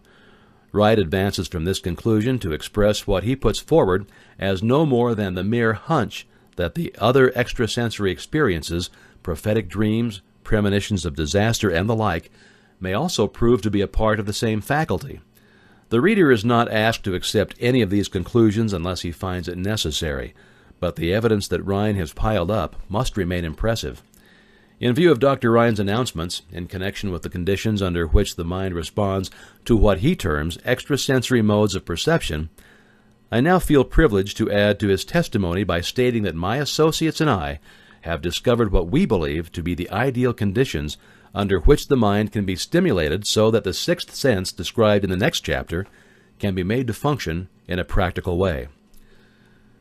Two conditions to which I refer consist of a close working alliance between myself and two members of my staff.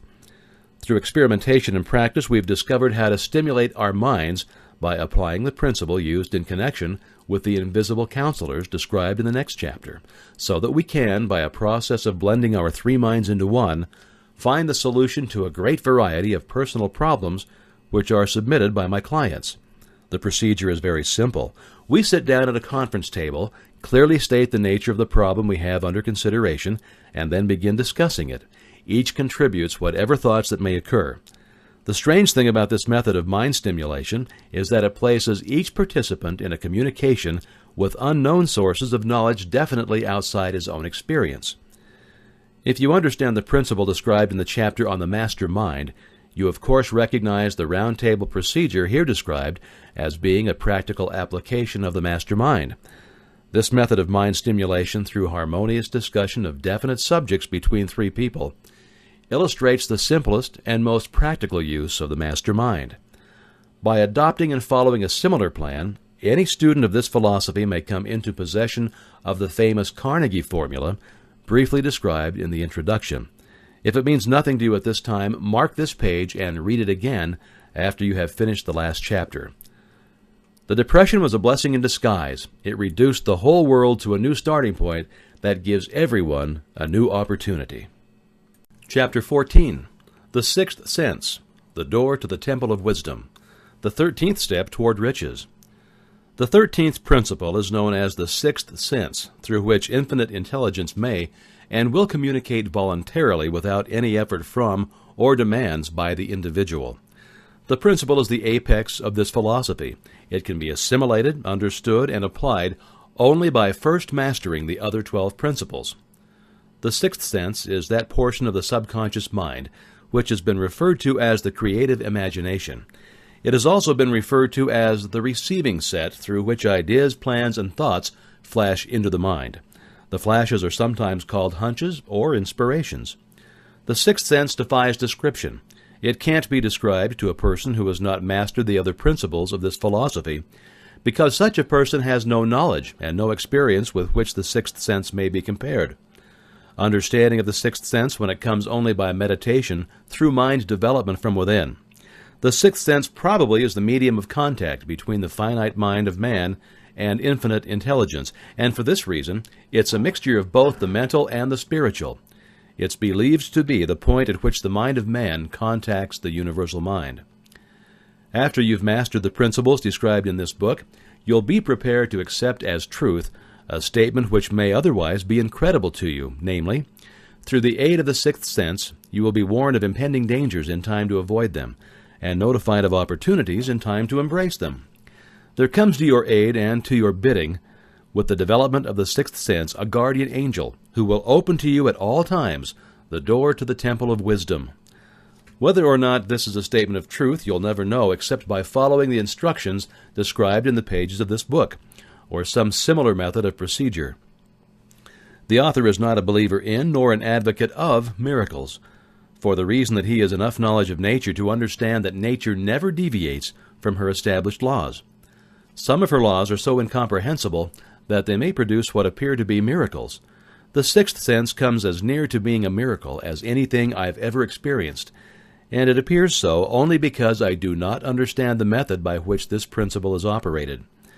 This much the author does know, that there is a power, or a first cause, or an intelligence which permeates every atom of matter and embraces every unit of energy perceptible to man, that this infinite intelligence converts acorns into oak trees, causes water to flow downhill in response to the law of gravity. It follows night with day and winter with summer, each maintaining its proper place and relationship to the other. This intelligence may, through the principles of this philosophy, be induced to aid in transmuting desires into concrete or material form. The author has this knowledge because he has experimented with it and has experienced it. Step by step, through the preceding chapters, you've been led to this, the last principle. If you've mastered each of the preceding principles, you are now prepared to accept, without being skeptical, the stupendous claims made here. If you've not mastered the other principles, you must do so before you may determine definitely whether or not the claims made in this chapter are fact or fiction. While I was passing through the age of hero worship, I found myself trying to imitate those whom I most admired. Moreover, I discovered that the element of faith with which I endeavored to imitate my idols gave me great capacity to do so quite successfully. I've never entirely divested myself of this habit of hero worship, although I've passed the age commonly given over to such. My experience has taught me that the next best thing to being truly great is to emulate the great by feeling and action as nearly as possible. Long before I had ever written a line for publication or endeavored to deliver a speech in public, I have followed the habit of reshaping my own character by trying to imitate the 9 men whose lives and life works had been most impressive to me. These 9 men were Emerson, Paine, Edison, Darwin, Lincoln, Burbank, Napoleon, Ford, and Carnegie. Every night over a long period of years, I held an imaginary council meeting with this group, whom I called my invisible counselors. The procedure was this. Just before going to sleep at night, I would shut my eyes and see in my imagination this group of men seated with me around my council table. Here I had not only an opportunity to sit among those whom I considered to be great, but I actually dominated the group by serving as the chairman. I had a very definite purpose in indulging my imagination through these nightly meetings. My purpose was to rebuild my own character so it would represent a composite of the characters of my imaginary counselors. Realizing as I did early in life that I had to overcome the handicap of birth in an environment of ignorance and superstition, I deliberately assigned myself the task of voluntary rebirth through the method here described. Being an earnest student of psychology, I knew, of course, that all men have become what they are because of their dominating thoughts and desires. I knew that every deeply seated desire has the effect of causing one to seek outward expression, through which that desire may be transmuted into reality. I knew that self-suggestion is a powerful factor in building character, that it is, in fact, the sole principle through which character is built. With this knowledge of the principles of mind operation, I was fairly well armed with the equipment needed in rebuilding my character. In these imaginary council meetings, I called on my cabinet members for the knowledge that I wished each to contribute, addressing myself to each member in audible words as follows. Mr. Emerson, I desire to acquire from you the marvelous understanding of nature which distinguished your life. I ask that you make an impress upon my subconscious mind of whatever qualities you possessed which enabled you to understand and adapt yourself to the laws of nature. I ask that you assist me in reaching and drawing upon whatever sources of knowledge are available to this end. Mr. Burbank, I request that you pass on to me the knowledge which enabled you to harmonize the laws of nature, that you caused the cactus to shed its thorns and become an edible food. Give me access to the knowledge which enabled you to make 2 blades of grass grow where but one grew before, and helped you to blend the coloring of the flowers with more splendor and harmony, for you alone have successfully gilded the lily. Napoleon, I desire to acquire from you by emulation the marvelous ability that you possessed to inspire men and to arouse them to greater and more determined spirit of action. Also to acquire the spirit of enduring faith, which enabled you to turn defeat into victory and to surmount staggering obstacles. Emperor of fate, king of chance, man of destiny, I salute you. Mr. Paine, I desire to acquire from you the freedom of thought and the courage and clarity with which to express convictions which so distinguished you. And Mr. Darwin, I wish to acquire from you the marvelous patience and the ability to study cause and effect without bias or prejudice, so exemplified by you in the field of natural science. Mr. Lincoln, I desire to build into my own character the keen sense of justice, the untiring spirit of patience, the sense of humor, the human understanding, and the tolerance which were your distinguishing characteristics. Mr. Carnegie, I'm already indebted to you for my choice of a life work which has brought me great happiness and peace of mind. I wish to acquire a thorough understanding of the principles of organized effort which you used so effectively in the building of a great industrial enterprise. Mr. Ford, you've been among the most helpful of the men who have supplied much of the material essential to my work. I wish to acquire your spirit of persistence, the determination, poise, and self-confidence which have enabled you to master poverty, organize, unify, and simplify human effort so that I may help others to follow in your footsteps. Mr. Edison, I've seated you nearest to me at my right because of the personal cooperation that you've given me during my research into the causes of success and failure. I wish to acquire from you the marvelous spirit of faith with which you have uncovered so many of nature's secrets, the spirit of unremitting toil with which you've so often wrested victory from defeat. My method of addressing the members of the imaginary cabinet would vary according to the traits of character in which I was, for the moment, most interested in acquiring. I studied the records of their lives with painstaking care. After some months of this nightly procedure, I was astounded by the discovery that these imaginary figures became apparently real. Each of these 9 men developed individual characteristics which surprised me. For example, Lincoln developed the habit of always being late and then walking around in solemn parade. When he came, he walked very slowly with his hands clasped behind him, and once in a while he would stop as he passed and rest his hand momentarily upon my shoulder. He always wore an expression of seriousness upon his face. Rarely did I see him smile. The cares of a sundered nation made him grave.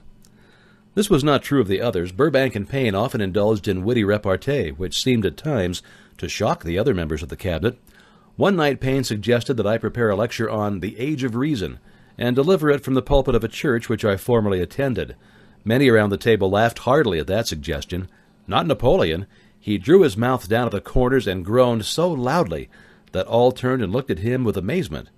To him the church was but a pawn of the state, not to be reformed, but to be used as a convenient inciter to mass activity by the people. On one occasion Burbank was late. When he came, he was excited with enthusiasm and explained that he'd been late because of an experiment he was making through which he hoped to be able to grow apples on any sort of tree.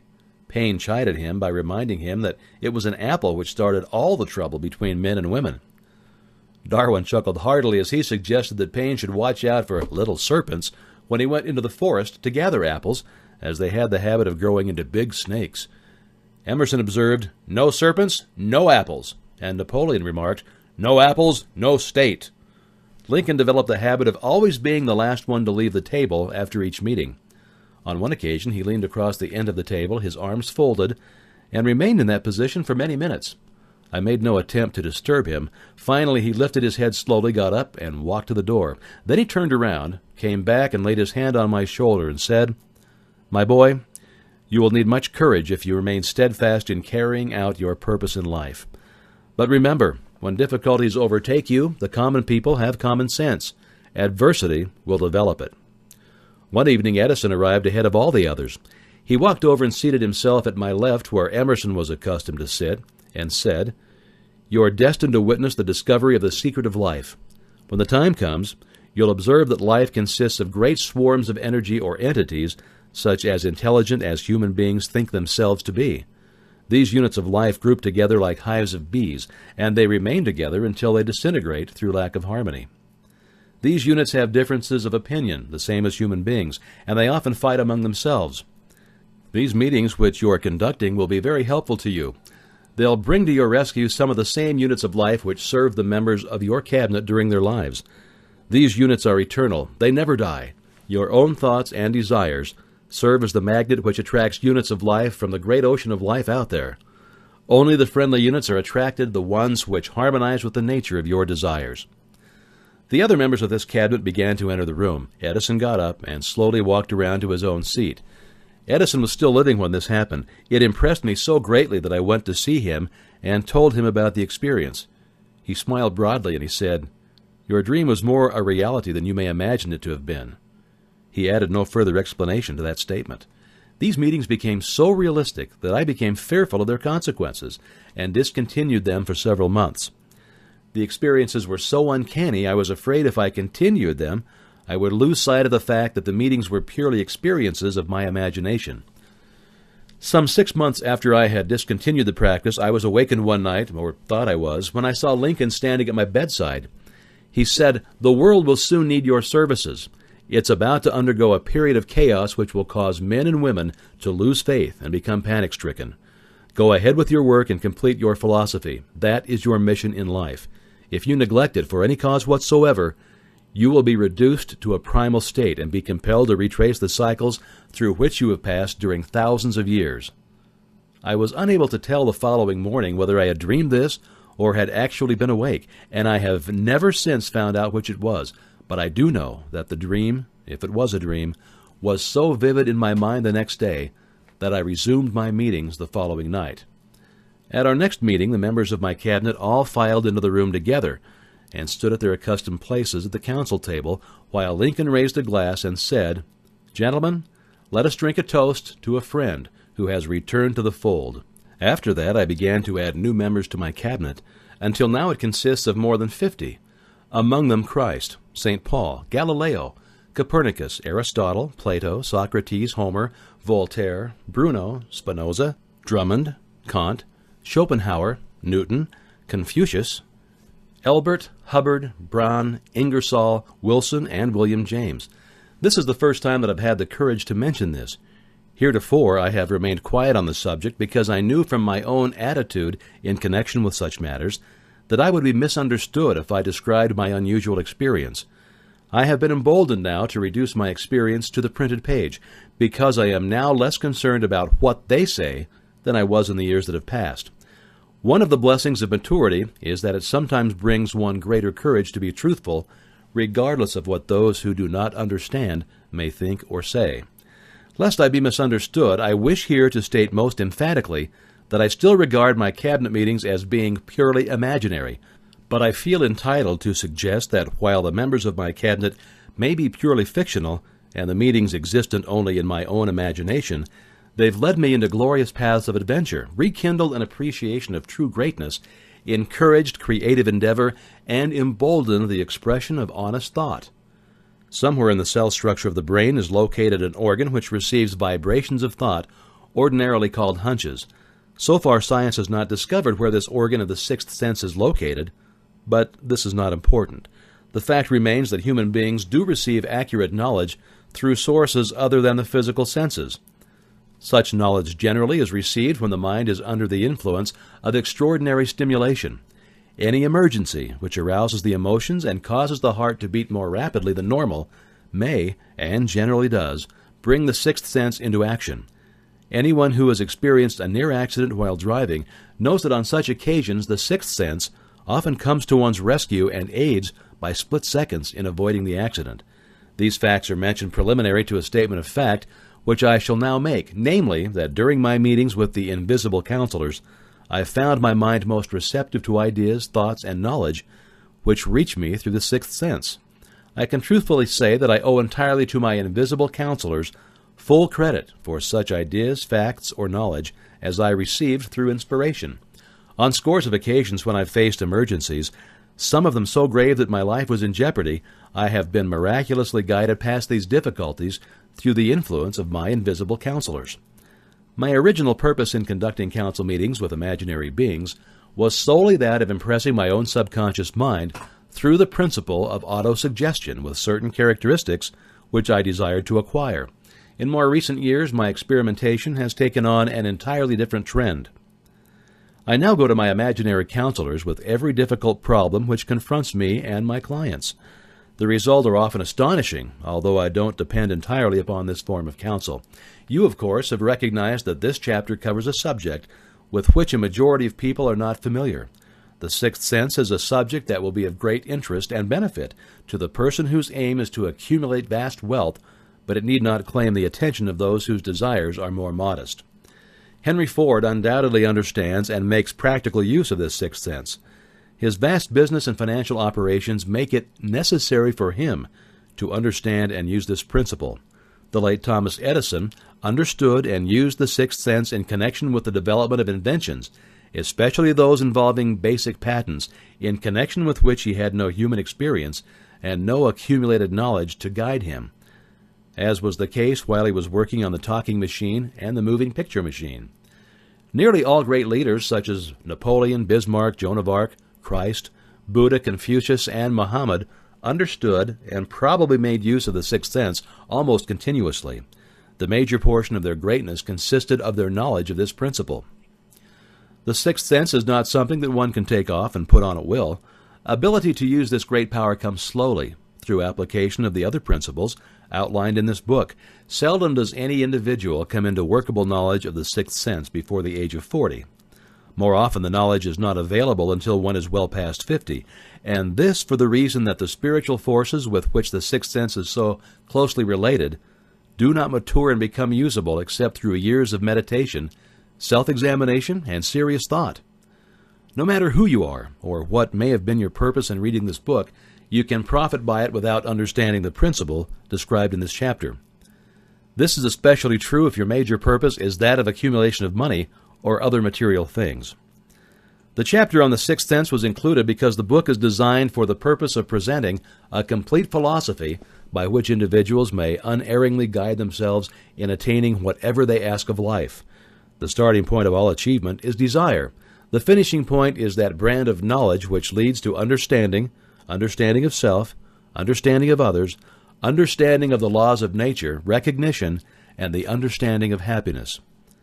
This sort of understanding comes in its fullness only through familiarity with and use of the principle of the sixth sense.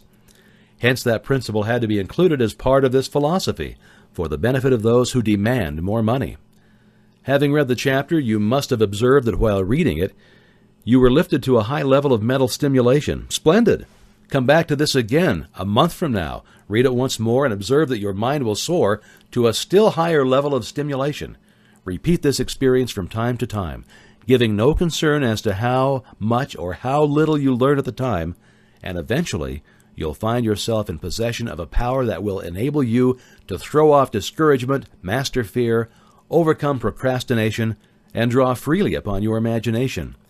Then you will have felt the touch of that unknown something which has been the moving spirit of every truly great thinker, leader, artist, musician, writer, and statesman. Then you'll be in a position to transmute your desires into their physical or financial counterpart as easily as you may lie down and quit at the first sign of opposition. Previous chapters have described how to develop faith through autosuggestion, desire, and the subconscious. The next chapter presents detailed instructions for the mastery of fear. Here will be found a full description of the 6 fears which are the cause of all discouragement, timidity, procrastination, indifference, indecision, and the lack of ambition, self-reliance, initiative, self-control, and enthusiasm. Search yourself carefully as you study these 6 enemies, as they may exist only in your subconscious mind, where their presence will be hard to detect. Remember, too, as you analyze the 6 ghosts of fear, that they're nothing but ghosts, because they exist only in one's mind. Remember also that ghosts, creations of uncontrolled imagination, have caused most of the damage people have done to their own minds. Therefore, ghosts can be as dangerous as if they lived and walked on the earth in physical bodies. The ghost of the fear of poverty, which seized the minds of millions of people in 1929, was so real that it caused the worst business depression that this country has ever known. Moreover, this particular ghost still frightens some of us right out of our own wits. Chapter 15. How to Outwit the 6 Ghosts of Fear. Take inventory of yourself as you read this closing chapter and find out how many of the ghosts are standing in your way before you can put any portion of this philosophy into successful use. Your mind must be prepared to receive it. The preparation is not difficult. It begins with study, analysis, and understanding of three enemies which you shall have to clear out. These are indecision, doubt, and fear. The sixth sense will never function while these three negatives or any of them remain in your mind. The members of this unholy trio are closely related. Where one is found, the other two are close at hand. Indecision is the seedling of fear. Remember this as you read. Indecision crystallizes into doubt. The two blend together and become fear. The blending process often is slow. This is one reason why these three enemies are so dangerous. They germinate and grow without their presence being observed. The remainder of this chapter describes an end which must be attained before the philosophy as a whole can be put into practical use. It also analyzes a condition which has, but lately, reduced a huge number of people to poverty, and it states a truth which must be understood by all who accumulate riches, whether measured in terms of money or a state of mind of far greater value than money. The purpose of this chapter is to turn the spotlight of attention upon the cause and the cure of the six basic fears. Before we can master an enemy, we must know its name, its habits, and its place of abode. As you read, analyze yourself carefully and determine which, if any, of the six common fears have attached themselves to you. Don't be deceived by the habits of these subtle enemies. Sometimes they remain hidden in the subconscious mind, where they are difficult to locate and still more difficult to eliminate. There are six basic fears, with some combination of which every human suffers at one tune or another. Most people are fortunate if they don't suffer from the entire six. Named in the order of their most common appearance, they are the fear of poverty, the fear of criticism, the fear of ill health, the fear of loss of love of someone, the fear of old age, and the fear of death. All other fears are of minor importance. They can be grouped under these six headings. The prevalence of these fears as a curse to the world runs in cycles. For almost 6 years, while the Depression was on, we floundered in the cycle of fear of poverty. During the World War, we were in the cycle of fear of death. Just following the war, we were in the cycle of fear of ill health, as evidenced by the epidemic of disease which spread itself all over the world. Fears are nothing more than states of mind. One state of mind is subject to control and direction. Physicians, as everyone knows, are less subject to attack by disease than ordinary laymen, for the reason that physicians do not fear disease. Physicians without fear or hesitation have been known to physically contact hundreds of people daily who were suffering from such contagious diseases as smallpox without becoming infected.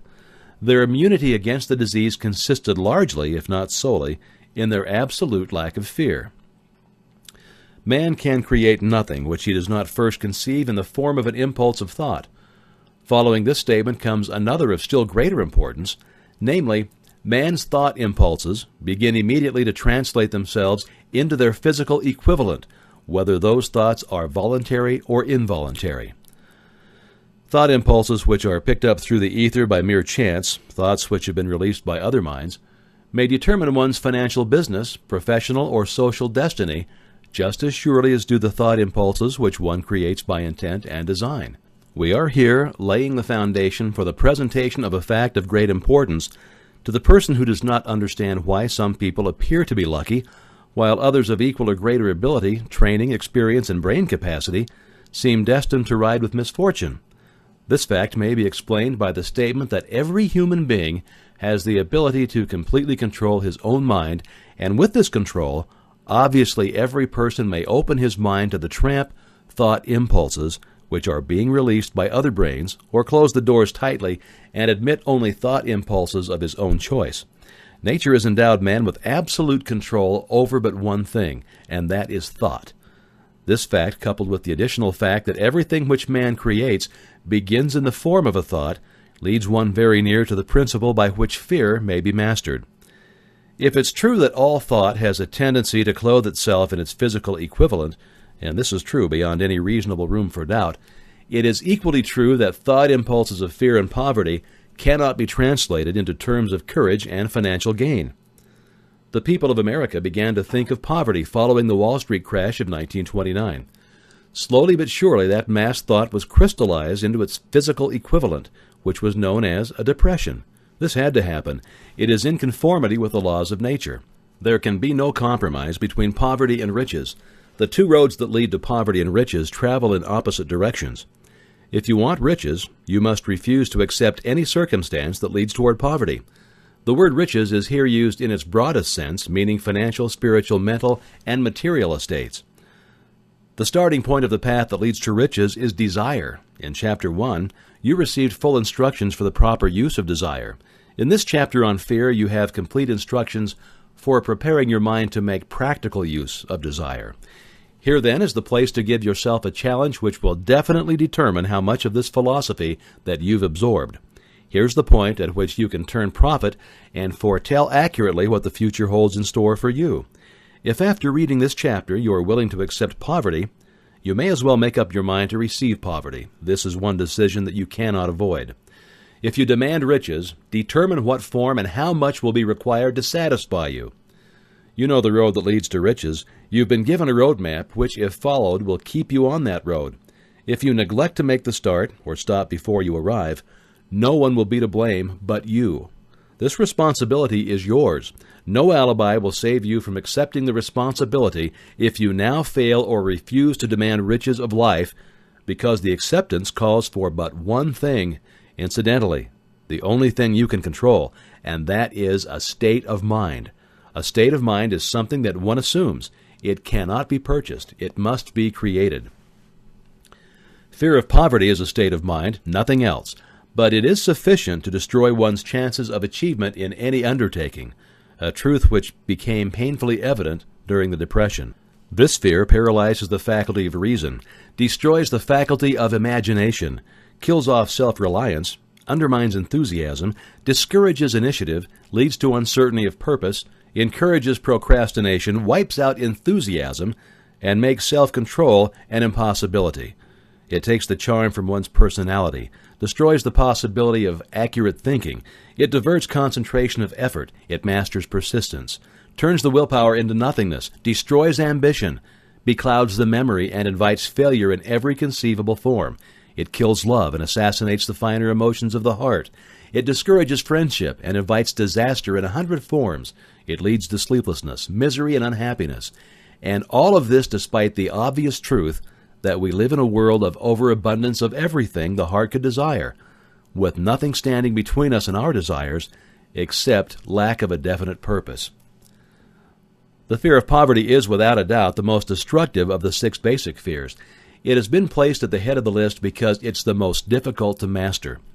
Considerable courage is required to state the truth about the origin of this fear, and still greater courage to accept the truth after it has been stated. The fear of poverty grew out of man's inherited tendency to prey upon his fellow man economically. Nearly all animals lower than man are motivated by instinct, but their capacity to think is limited. Therefore, they prey upon one another physically. Man, with his superior sense of intuition, with the capacity to think and to reason, does not eat his fellow man bodily. He gets more satisfaction out of eating him financially.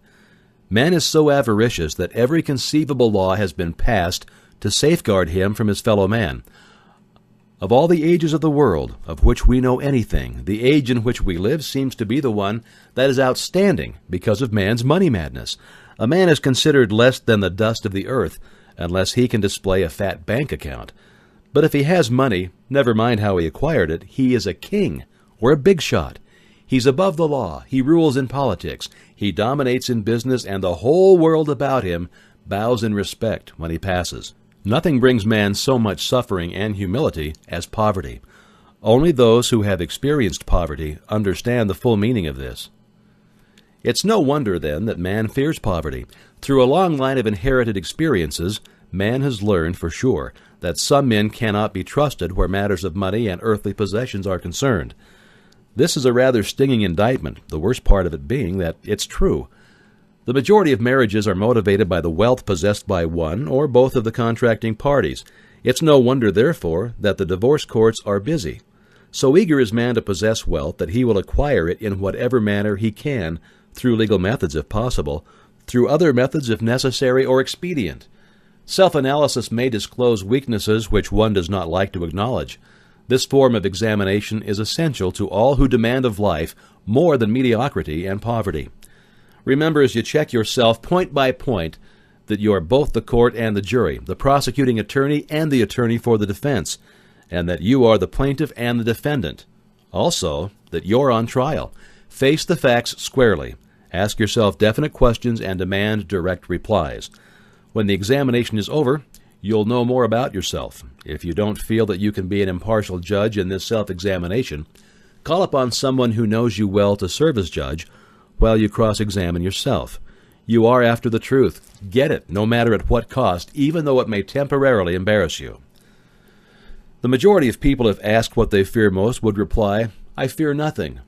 The reply would be inaccurate because few people realize that they are bound, handicapped, whipped spiritually and physically through some form of fear. So subtle and deeply seated is the emotion of fear that one may go through life burdened with it, never recognizing its presence. Only a courageous analysis will disclose the presence of this universal enemy. When you begin such an analysis, search deeply into your character. Here's a list of the symptoms for which you should look. Indifference, commonly expressed through lack of ambition, willingness to tolerate poverty, acceptance of whatever compensation life may offer without protest, mental and physical laziness, lack of initiative, imagination, enthusiasm, and self-control. Indecision, the habit of permitting others to do one's thinking, staying on the fence.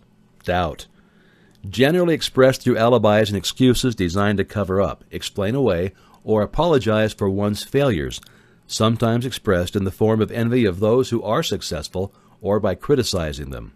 Worry, usually expressed by finding fault with others, a tendency to spend beyond one's income, neglect of personal appearance, scowling and frowning, intemperance in the use of alcohol drink, sometimes through the use of narcotics, nervousness and lack of poise, as well as self-consciousness and lack of self-reliance. Overcaution, the habit of looking for the negative side of every circumstance, thinking and talking of possible failure, instead of concentrating upon the means of succeeding. Knowing all the roads to disaster but never searching for the plans to avoid failure. Waiting for the right time to begin putting ideas and plans into action until the waiting becomes a permanent habit. Remembering those who have failed and forgetting those who have succeeded. Seeing the hole in the donut but overlooking the donut.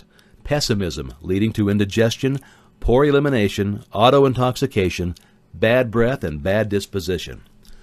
Procrastination, the habit of putting off until tomorrow that which should have been done last year.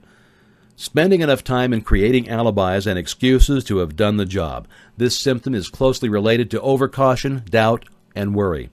Refusal to accept responsibility when it can be avoided. Willingness to compromise rather than put up a stiff fight. Compromising with difficulties instead of harnessing and using them as stepping stones to advancement. Bargaining with life for a penny instead of demanding prosperity, opulence, riches, contentment, and happiness. Planning what to do if and when overtaken by failure instead of burning all bridges and making retreat impossible. Weakness of and often total lack of self-confidence, definiteness of purpose, self-control, initiative, enthusiasm, ambition, thrift, and sound reasoning ability. Expecting poverty instead of demanding riches. Association with those who accept poverty instead of seeking the company of those who demand and receive riches. Money talks. Some will ask, why did you write a book about money? Why measure riches in dollars alone? Some will believe, and rightly so, that there are other forms of riches more desirable than money. Yes, there are riches which cannot be measured in terms of dollars, but there are millions of people who will say, give me all the money I need and I will find everything else I want. The major reason I wrote this book on how to get money is the fact that the world has but lately passed through an experience that left millions of men and women paralyzed with the fear of poverty. What this sort of fear does to one was well described by Westbrook Pegler in the New York World Telegram. He said, money is only clamshells or metal discs or scraps of paper, and there are treasures of the heart and soul which money can't buy. But most people, being broke, are unable to keep this in mind and sustain their spirits. When a man is down and out and on the street, unable to get any job at all, something happens to his spirit which can be observed in the droop of his shoulders, the set of his hat, his walk, and his gaze. He can't escape a feeling of inferiority among people with regular employment, even though he knows they are definitely not his equals in character, intelligence, or ability. These people, even his friends, feel, on the other hand, a sense of superiority and regard him perhaps unconsciously as a casualty. He may borrow for a time, but not enough to carry on in his accustomed way, and he cannot continue to borrow for very long. But borrowing in itself, when a man is borrowing merely to live, is a depressing experience, and the money lacks the power of earned money to revive his spirits. Of course, none of this applies to bums or habitual ne'er-do-wells, but only to men of normal ambitions and self-respect. Women in the same predicament must be different. We somehow don't think of women at all in considering the down and outers. They're scarce in the breadlines, and they are rarely seen begging on the streets, and they're not recognizable in crowds by the same plain signs which identify busted men. Of course, I don't mean the shuffling hags of the city streets or the opposite number of the confirmed male bums. I mean reasonably young, decent, and intelligent women. There must be many of them, but their despair is not apparent. Maybe they kill themselves. When a man is down and out, he has time on his hands for brooding. He may travel miles to see a man about a job and discover that the job is filled, or that it's one of these jobs with no base pay, but only a commission on the sale of some useless knick-knack which nobody would buy except out of pity. Turning that down, he finds himself back on the street with nowhere to go but just anywhere. So he walks and walks. He gazes into store windows at luxuries which are not for him, and he feels inferior and gives way to people who stop and look with active interest. He wanders into the railroad station or puts himself down in the library to ease his legs and soak up a little heat. But that isn't looking for a job, so he gets going again. He may not know it, but his aimlessness would give him away even if the very lines of his figure did not. He may be well dressed in the clothes left over from the days when he had a steady job, but the clothes cannot disguise the droop. He sees thousands of other people, bookkeepers or clerks, chemists, wagon hands, all busy at their work, and he envies them from the bottom of his soul. They have their independence, their self-respect, and manhood, and he simply cannot convince himself that he's a good man too, though he argues it out and arrives at a favorable verdict hour after hour. It's just money which makes this difference in him. With a little money, he would be himself again. Some employers take the most shocking advantage of people who are down and out. The agencies hang out little colored cards offering miserable wages to busted men, $12 a week, $15 a week. An $18 a week job is a plum, and anyone with $25 a week to offer does not hang the job in front of an agency on a colored card. I have a want ad clipped from a local paper demanding a clerk, a good, clean penman, to take telephone orders for a sandwich shop from 11 a.m. to 2 p.m. for $8 a month. Not $8 a week, but $8 a month. The ad also says, state religion. Can you imagine the brutal effrontery of anyone who demands a good, clean penman for 11 cents an hour inquiring into the victim's religion? But that is what busted people are offered. Just how man originally came into this sphere, no one can definitely state. But one thing is certain, he has it in a highly developed form. Some believe that this sphere made its appearance about the time that politics became a profession.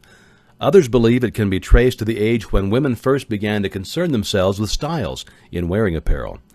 This author, being neither a humorist nor a prophet, is inclined to attribute the basic fear of criticism to that part of man's inherited nature which prompts him not only to take away his fellow man's goods and wares, but to justify his action by criticism of his fellow man's character. It's a well-known fact that a thief will criticize the man from whom he steals, that politicians seek office, not by displaying their own virtues and qualifications, but by attempting to besmirch their opponents. The fear of criticism takes on many forms, the majority of which are petty and trivial. Bald-headed men, for example, are bald for no other reason than their fear of criticism. Heads become bald because of the tight-fitting bands of hats which cut off the circulation from the roots of the hair. Men wear hats not because they actually need them, but mainly because everyone is doing it. The individual falls into line and does likewise, lest some other individual criticize him. Women seldom have bald heads or even thin hair because they wear hats which fit their heads loosely, the only purpose of the hats being adornment. But it must not be supposed that women are free from the fear of criticism. If any woman claims to be superior to man with reference to this fear, ask her to walk down the street wearing a vintage hat of 1890. The astute manufacturers of clothing have not been slow to capitalize on this basic fear of criticism, with which all mankind has been cursed. Every season the styles in many articles of wearing apparel change. Who establishes the styles? Certainly not the purchaser of clothing, but the manufacturer. Why does he change the styles so often? The answer is obvious. He changes the styles so he can sell more clothes. For the same reason, the manufacturers of automobiles, with a few rare and very sensible exceptions, change styles of models every season. No man wants to drive an automobile which is not of the latest style, although the older model may actually be the better car. We've been describing the manner in which people behave under the influence of fear of criticism as applied to the small and petty things of life. Let us now examine human behavior when this fear affects people in connection with the more important events of human relationship. Take, for example, practically any person who has reached the age of mental maturity. That's from 35 to 40 years of age as a general average. And if you could read the secret thoughts of his mind, you would find a very decided disbelief in most of the fables taught by the majority of the dogmatists and theologians a few decades back. Not often, however, will you find a person who has the courage to openly state his beliefs on this subject.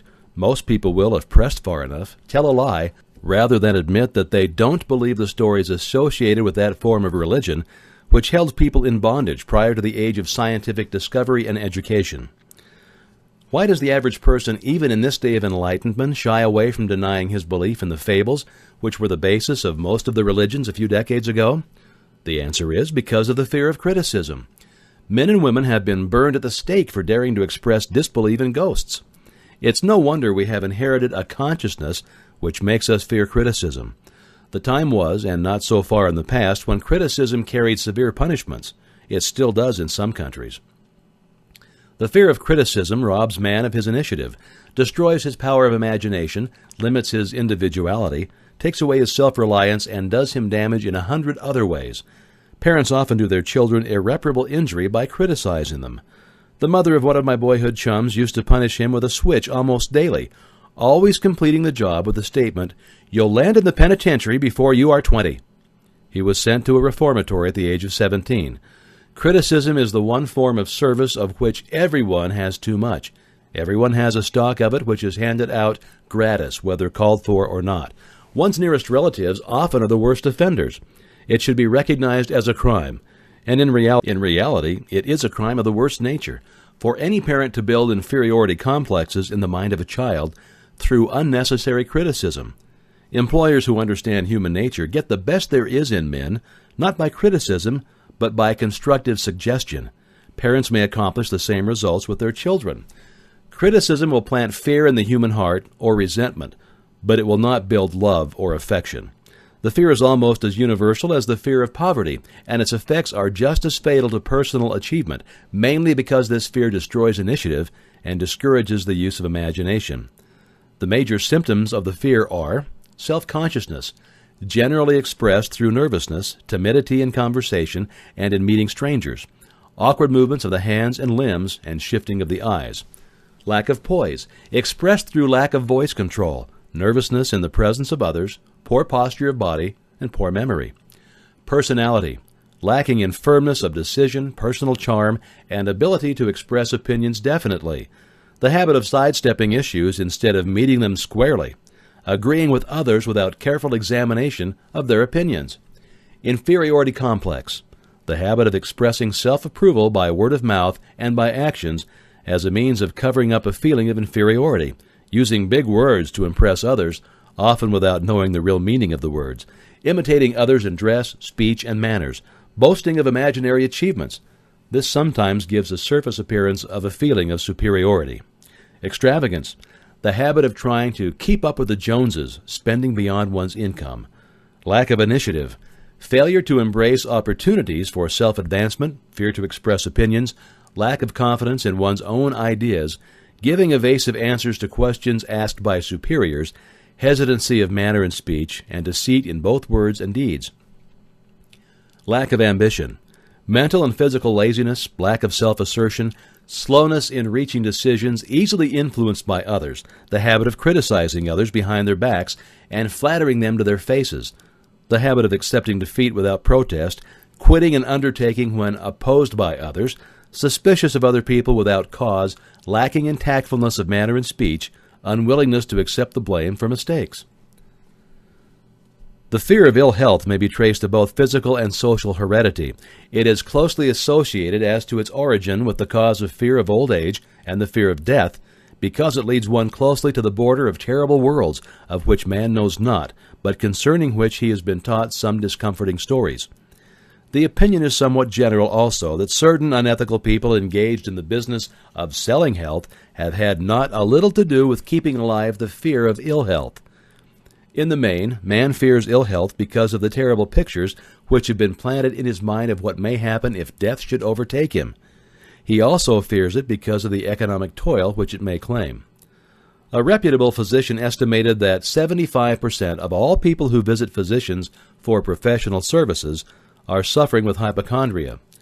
It has been shown most convincingly that the fear of disease, even where there is not the slightest cause for fear, often produces the physical symptoms of the disease feared. Powerful and mighty is the human mind. It builds or it destroys. Playing upon this common weakness of fear of ill health, dispensers of patent medicines have reaped fortunes.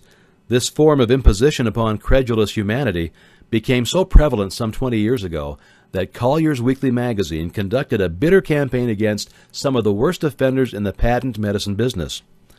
During the flu epidemic, which broke out during the World War, the mayor of New York City took drastic steps to check the damage which people were doing to themselves through their inherent fear of ill health. He called in the newspaper men and said to them, "Gentlemen, I feel it necessary to ask you not to publish any scare headlines concerning the flu epidemic.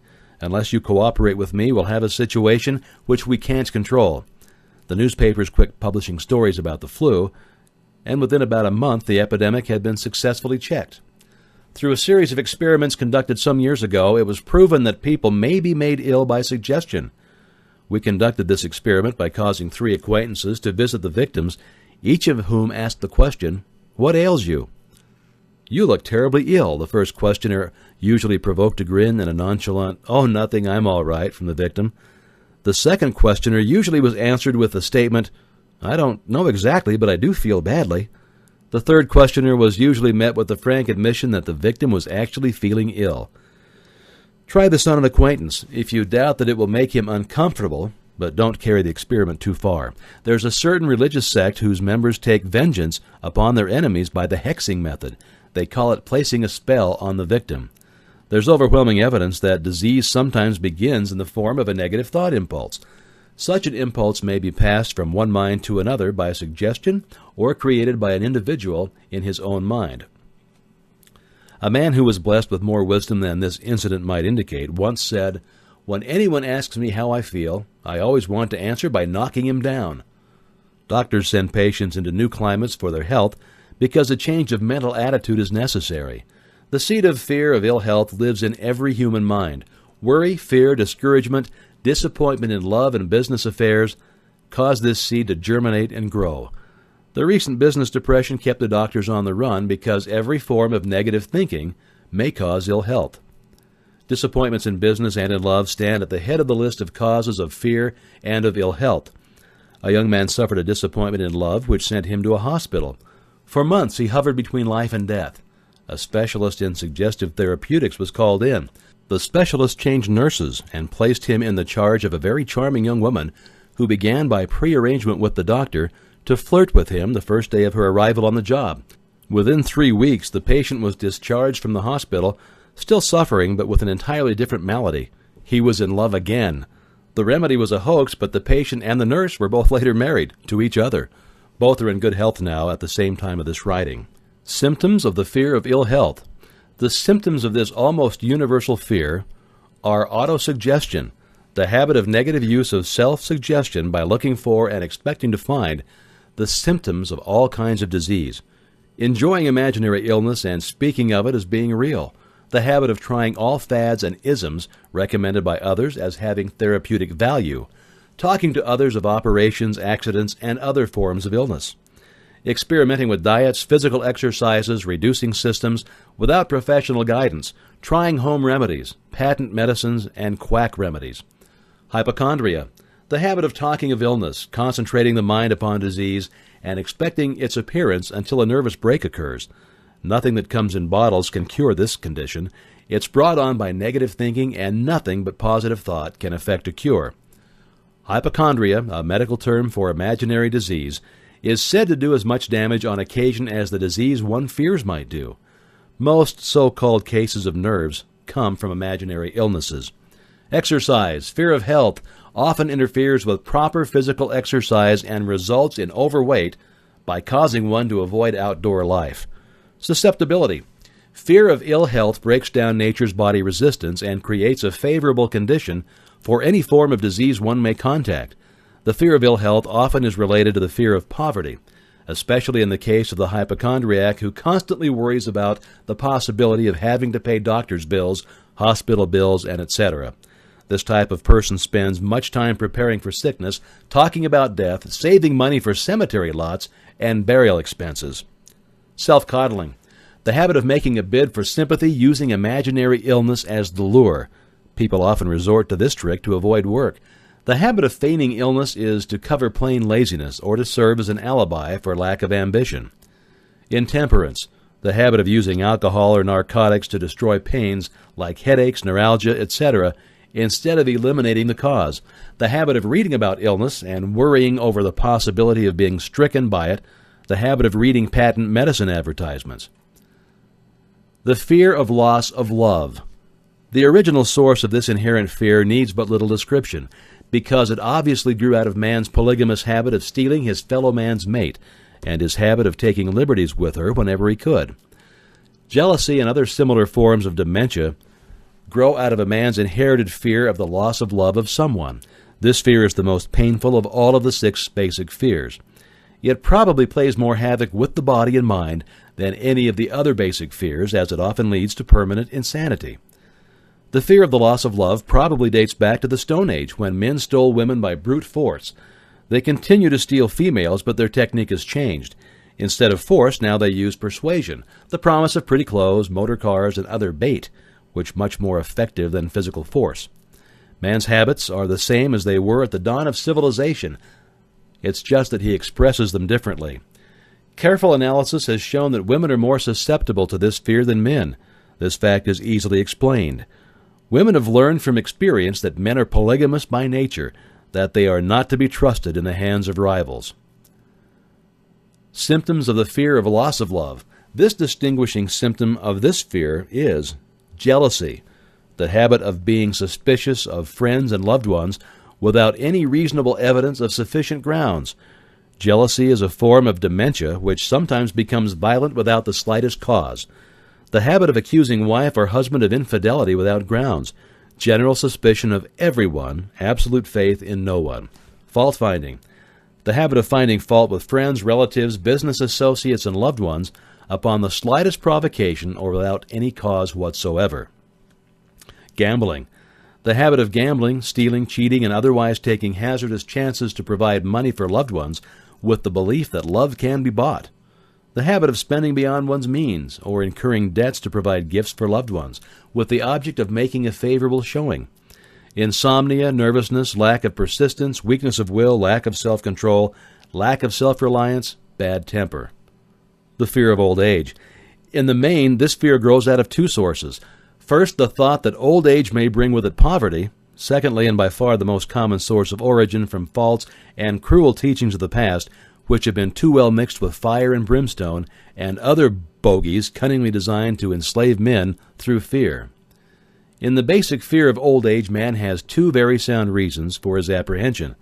One growing out of his distrust of his fellow man, who may seize whatever worldly goods he may possess, and the other arising from the terrible pictures of the world beyond, which were planted in his mind through social heredity before he came into full possession of his mind. The possibility of ill health, which is more common as people grow older, is also a contributing cause of this common fear of old age. Eroticism also enters into the cause of the fear of old age, as no man cherishes the thought of diminishing sexual attraction. The most common cause of fear of old age is associated with the possibility of poverty. Poorhouse is not a pretty word. It throws a chill into the mind of every person who faces the possibility of having to spend his declining years on a poor farm. Another contributing cause of the fear of old age is the possibility of loss of freedom and independence, as old age may bring with it the loss of both physical and economic freedom.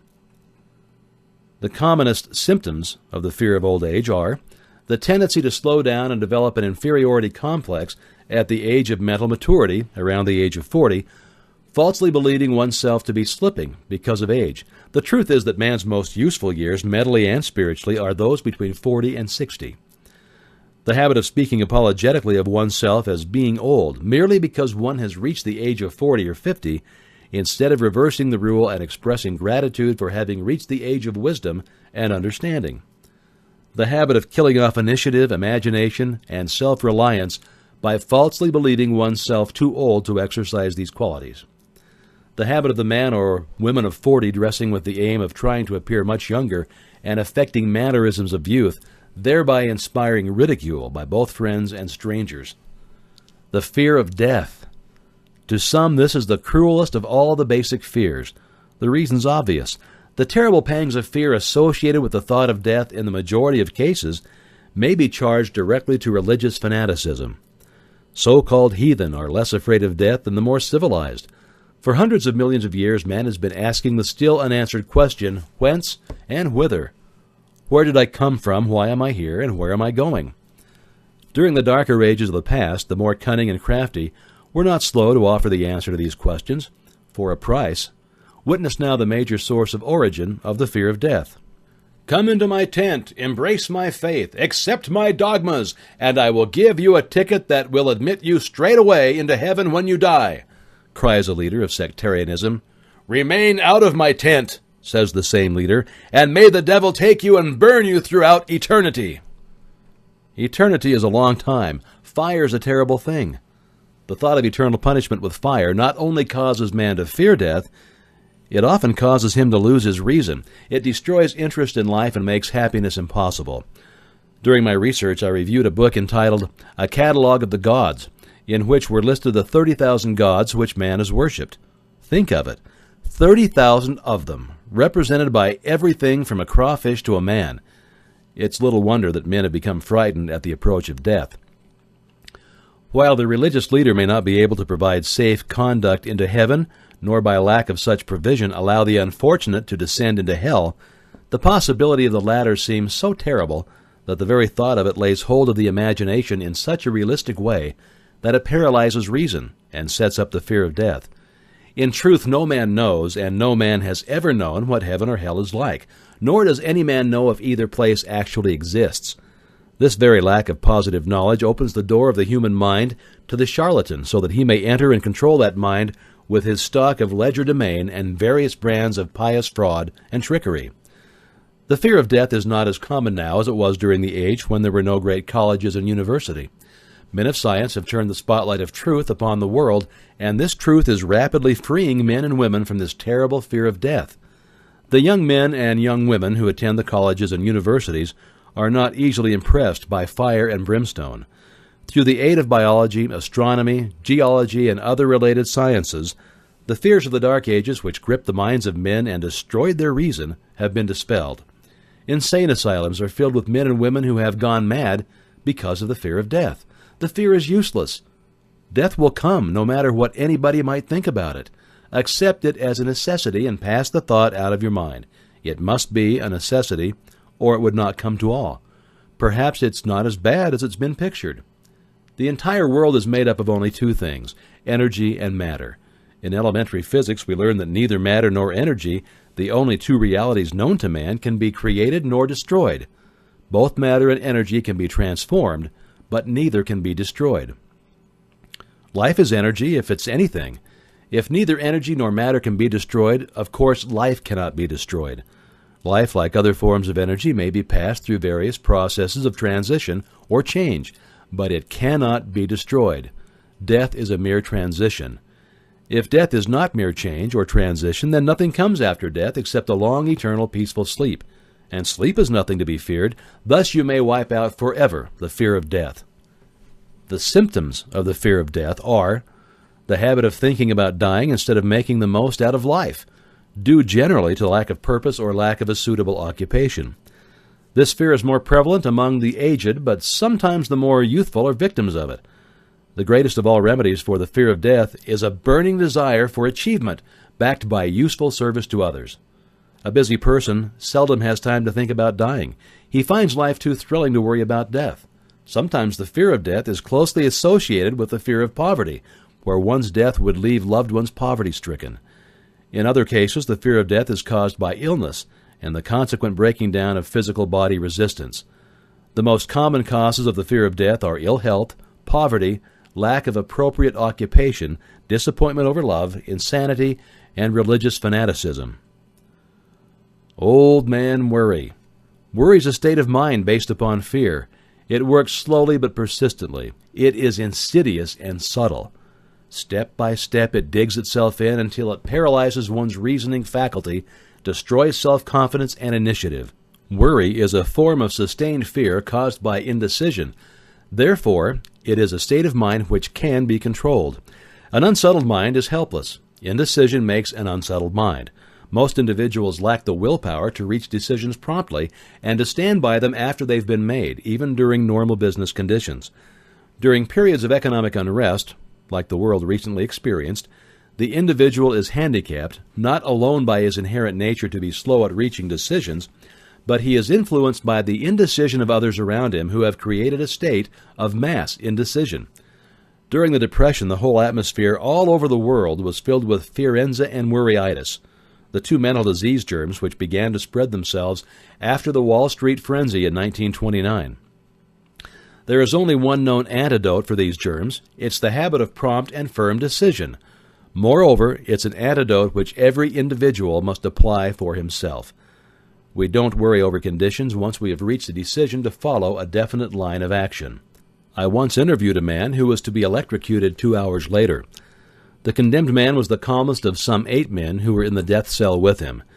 His calmness prompted me to ask him how it felt to know that he was going into eternity in a short while. With a smile of confidence on his face, he said, "It feels fine. Just think, brother, my troubles will soon be over. I've had nothing but trouble all of my life. It's been a hardship to get food and clothing. Soon I won't need these things. I have felt fine ever since I learned for certain that I must die. I made up my mind then to accept my fate in good spirit." As he spoke, he devoured a dinner of proportions sufficient for 3 men, eating every mouthful of the food brought to him and apparently enjoying it as much as if no disaster awaited him. Decision gave this man resignation to his fate. Decision can also prevent one's acceptance of undesired circumstances. The 6 basic fears become translated into a state of worry through indecision. Relieve yourself forever of the fear of death by reaching a decision to accept death as an inescapable event. Whip the fear of poverty by reaching a decision to get along with whatever wealth you can accumulate. Without worry, put your foot up on the neck of a fear of criticism by reaching a decision not to worry about what other people think, do, or say. Eliminate the fear of old age by reaching a decision to accept it, not as a handicap, but as a great blessing which carries with it wisdom, self-control, and understanding not known to youth. Acquit yourself of the fear of ill health by the decision to forget symptoms. Master the fear of loss of love by reaching a decision to get along without love, if that's necessary. Kill the habit of worry in all of its forms by reaching a general blanket decision that nothing which life has to offer is worth the price of worry. With this decision will come poise, peace of mind, and calmness of thought, which will bring happiness. A man whose mind is filled with fear not only destroys his own chances of intelligent action, but he transmits these destructive vibrations to the minds of all who come into contact with him and destroys also their chances. Even a dog or a horse knows when its master lacks courage. Moreover, a dog or a horse will pick up the vibrations of fear thrown off by its master, and they will behave accordingly. Lower down the line of intelligence in the animal kingdom, one finds this same capacity to pick up the vibrations of fear.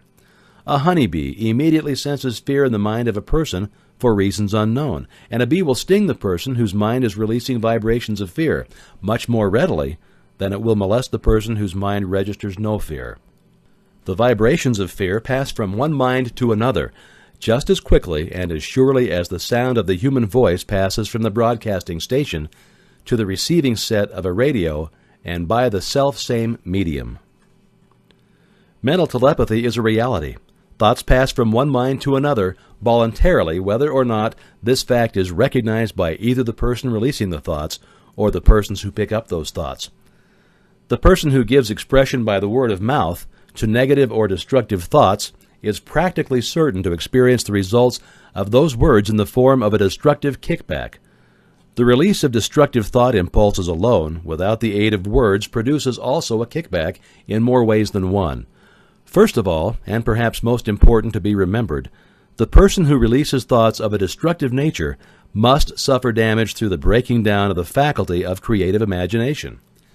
Secondly, the presence in the mind of any destructive emotion develops a negative personality, which repels people and often converts them into the antagonists. The third source of damage to the person who entertains or releases negative thoughts lies in this significant fact: these thought impulses are not only damaging to others, but they embed themselves in the subconscious mind of the person releasing them, and there they become a part of his character. One is never through with a thought merely by releasing it. When a thought is released, it spreads in every direction through the medium of the ether, but it also plants itself permanently in the subconscious mind of the person releasing it. Your business in life is presumably to achieve success. To be successful, you must find peace of mind, acquire the material needs of life, and above all, attain happiness. All of these evidences of success begin in the form of thought impulses. You may control your own mind. You have the power to feed it whatever thought impulses you choose. With this privilege goes also the responsibility of using it constructively. You are the master of your own earthly destiny just as surely as you have the power to control your own thoughts. You may influence, direct, and eventually control your own environment, making your life what you want it to be, or you may neglect to exercise the privilege which is yours, to make your life to order, thus casting yourself upon the broad sea of circumstance, where you'll be tossed hither and thither and yon like a chip on the waves of the ocean. In addition to the 6 basic fears, there's another evil by which people suffer. It constitutes a rich soil in which the seeds of failure grow abundantly. It is so subtle that its presence often is not detected. This affliction cannot be properly classed as fear. It's more deeply seated and more often fatal than all of the 6 fears. For want of a better name, let's call this evil susceptibility to negative influences. Men who accumulate great riches always protect themselves against this evil. The poverty-stricken never do. Those who succeed in any calling must prepare their minds to resist the evil. If you are reading this philosophy for the purpose of accumulating riches, you should examine yourself very carefully to determine whether you are susceptible to negative influences. If you neglect this self-analysis, you will forfeit your right to attain the object of your desire. Make the analysis searching. After you read the questions prepared for this self-analysis, hold yourself to a strict accounting in your answers. Go at the task as carefully as you would search for any other enemy that you knew to be awaiting you in ambush, and deal with your own faults as you would with a more tangible enemy. You can easily protect yourself against highway robbers because the law provides organized cooperation for your benefit. But the 7th basic evil is more difficult to master because it strikes when you're not aware of its presence, when you're asleep and while you're awake. Moreover, its weapon is intangible because it consists of merely a state of mind. This evil is also dangerous because it strikes in as many different forms as there are human experiences. Sometimes it enters the mind through the well-meant words of one's own relatives. At other times it bores from within through one's own mental attitude. Always it is as deadly as poison, even though it may not kill as quickly. To protect yourself against negative influences, whether of your own making or the result of activities of negative people around you, recognize that you have a willpower and put it into constant use until it builds a wall of immunity against negative influences in your own mind. Recognize the fact that you and every other human being are by nature lazy, indifferent, and susceptible to all suggestions which harmonize with your weaknesses. Recognize that you're by nature susceptible to all 6 basic fears and set up habits for the purpose of counteracting all of these fears. Recognize that negative influences often work on you through your subconscious mind. Therefore, they're difficult to detect, and keep your mind closed against all people who depress or discourage you in any way. Clean out your medicine chest, throw away all the pill bottles, and stop pandering to colds, aches, pains, and imaginary illnesses. Deliberately seek the company of people who influence you. Think and act for yourself. Don't expect troubles, as they have a tendency not to disappoint. Without doubt, the most common weakness of all human beings is the habit of leaving their minds open to the negative influence of other people. This weakness is all the more damaging because most people don't recognize that they are cursed by it, and many who acknowledge it neglect or refuse to correct the evil until it becomes an uncontrollable part of their daily habits. To aid those who wish to see themselves as they really are, the following list of questions has been prepared. Read the questions and state your answers aloud so that you can hear your own voice. This will make it easier for you to be truthful with yourself. Here are the questions. Do you complain often of feeling bad? And if so, what is the cause?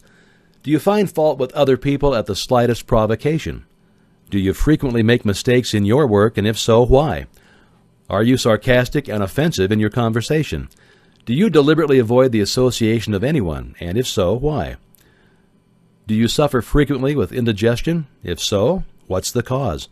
Does life seem futile and the future hopeless to you? If so, why? Do you like your occupation? If not, why?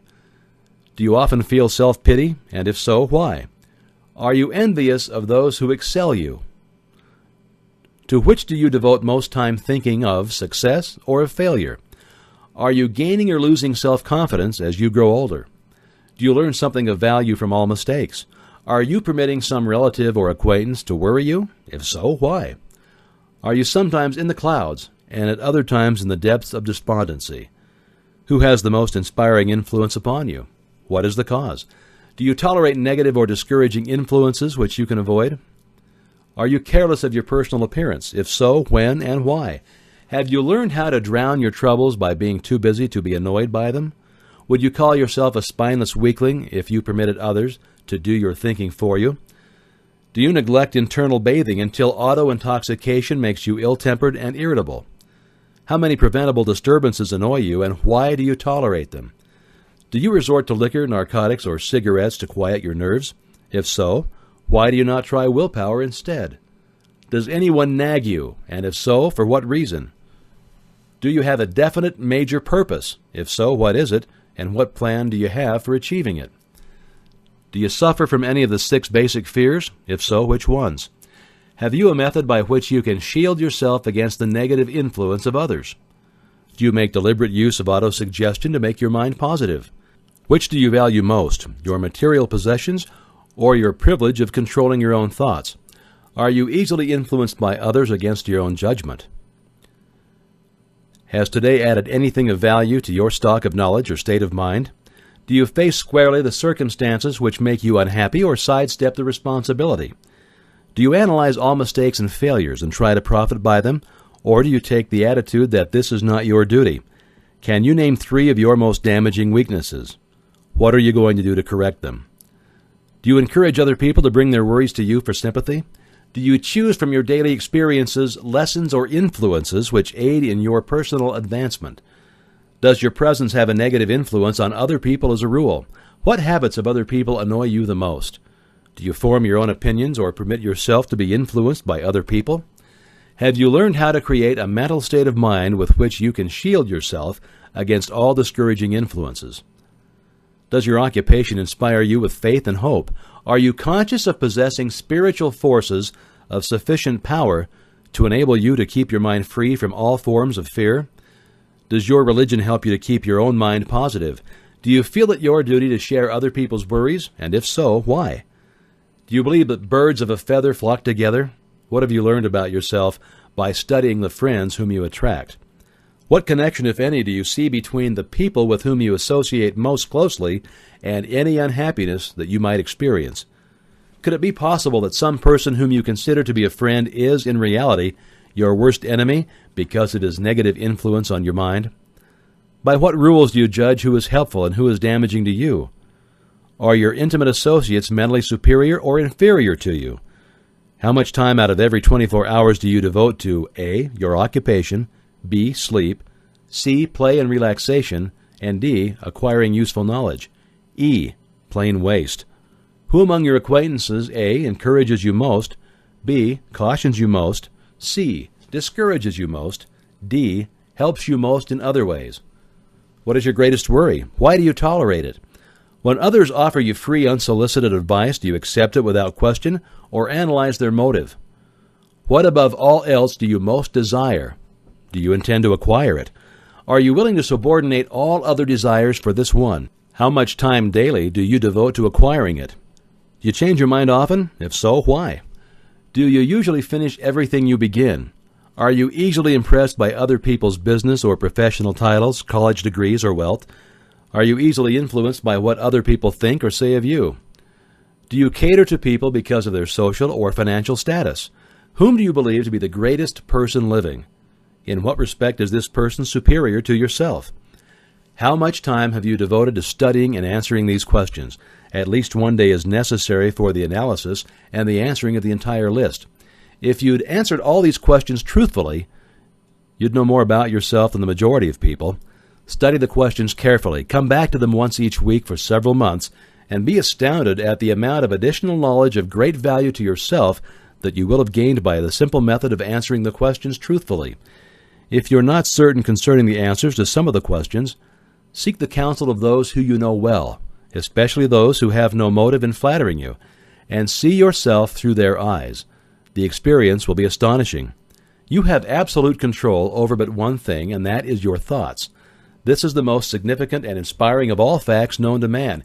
It reflects man's divine nature. This divine prerogative is the sole means by which you may control your own destiny. If you fail to control your own mind, you may be sure that you'll control nothing else. If you must be careless with your possessions, let it be in connection with material things. Your mind is your spiritual estate. Protect and use it with the care to which divine royalty is entitled. You were given a willpower for this very purpose. Unfortunately, there's no legal protection against those who, either by design or ignorance, poison the minds of others by negative suggestion. This form of destruction should be punishable by heavy legal penalties because it may and often does destroy one's chances of acquiring material things which are protected by law.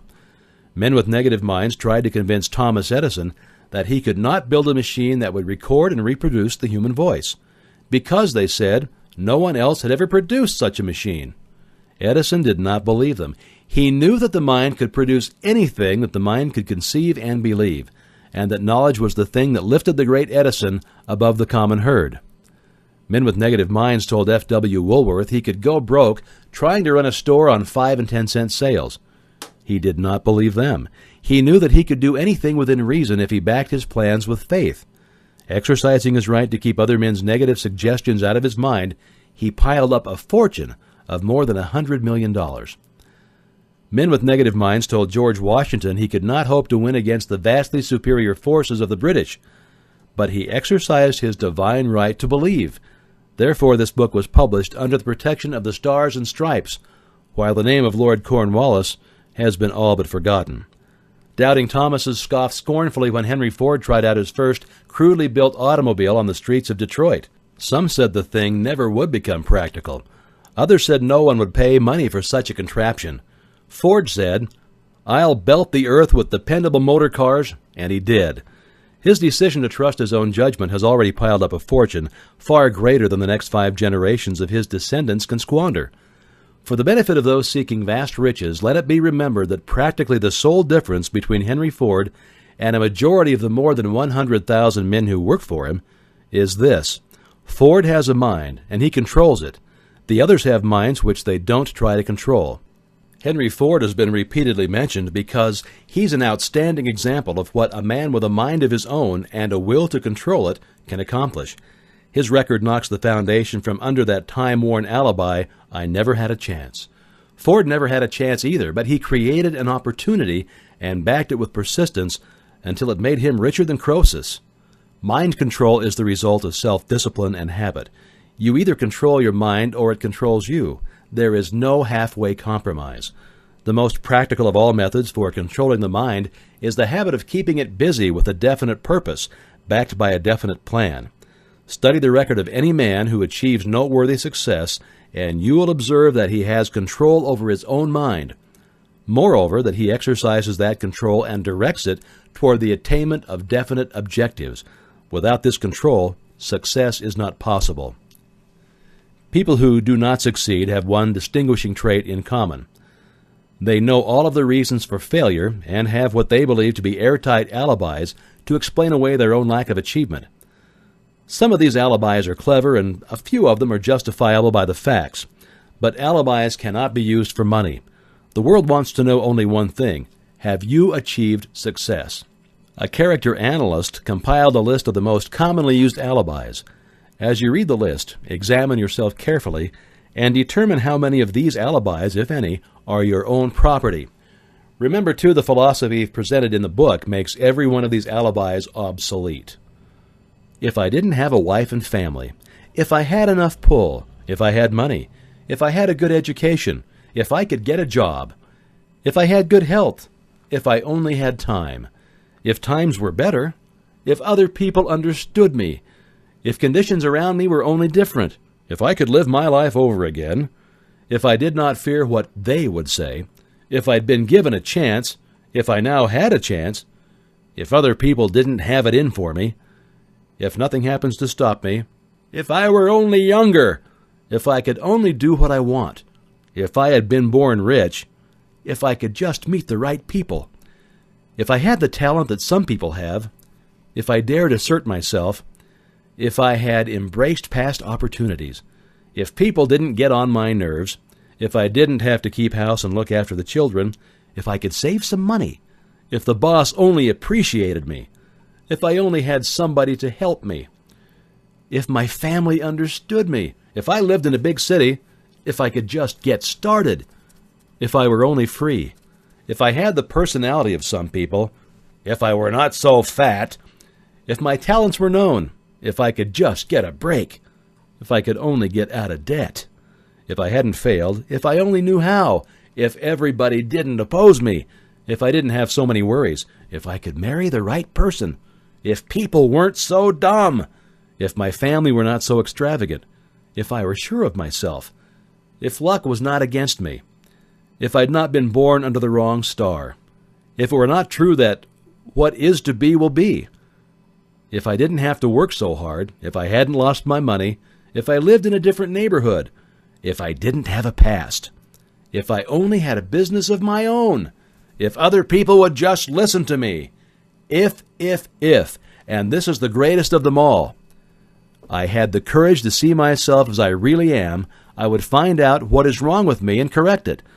Then I might have a chance to profit by my mistakes and learn something from the experience of others. For I know that there is something wrong with me, or I would now be where I would have been if I had spent more time analyzing my weaknesses and less time building alibis to cover them. Building alibis with which to explain away failure is a national pastime. The habit is as old as the human race and is fatal to success. Why do people cling to their pet alibis? The answer is obvious. They defend their alibis because they create them. A man's alibi is the child of his own imagination. It is human nature to defend one's own brainchild. Building alibis is a deeply rooted habit. Habits are difficult to break, especially when they provide justification for something we do. Plato had this truth in mind when he said, "The first and best victory is to conquer self. To be conquered by self is, of all things, the most shameful and vile." Another philosopher had the same thought in mind when he said, "It was a great surprise to me when I discovered that most of the ugliness I saw in others was but a reflection of my own nature." "It has always been a mystery to me," said Elbert Hubbard, "why people spend so much time deliberately fooling themselves by creating alibis to cover their weaknesses.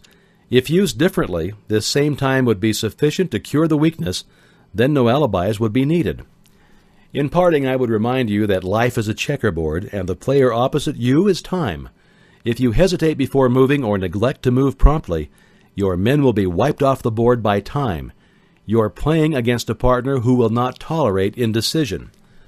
Previously, you may have had a logical excuse for not having forced life to come through with whatever you asked, but that alibi is now obsolete because you are in possession of the master key that unlocks the door to life's bountiful riches.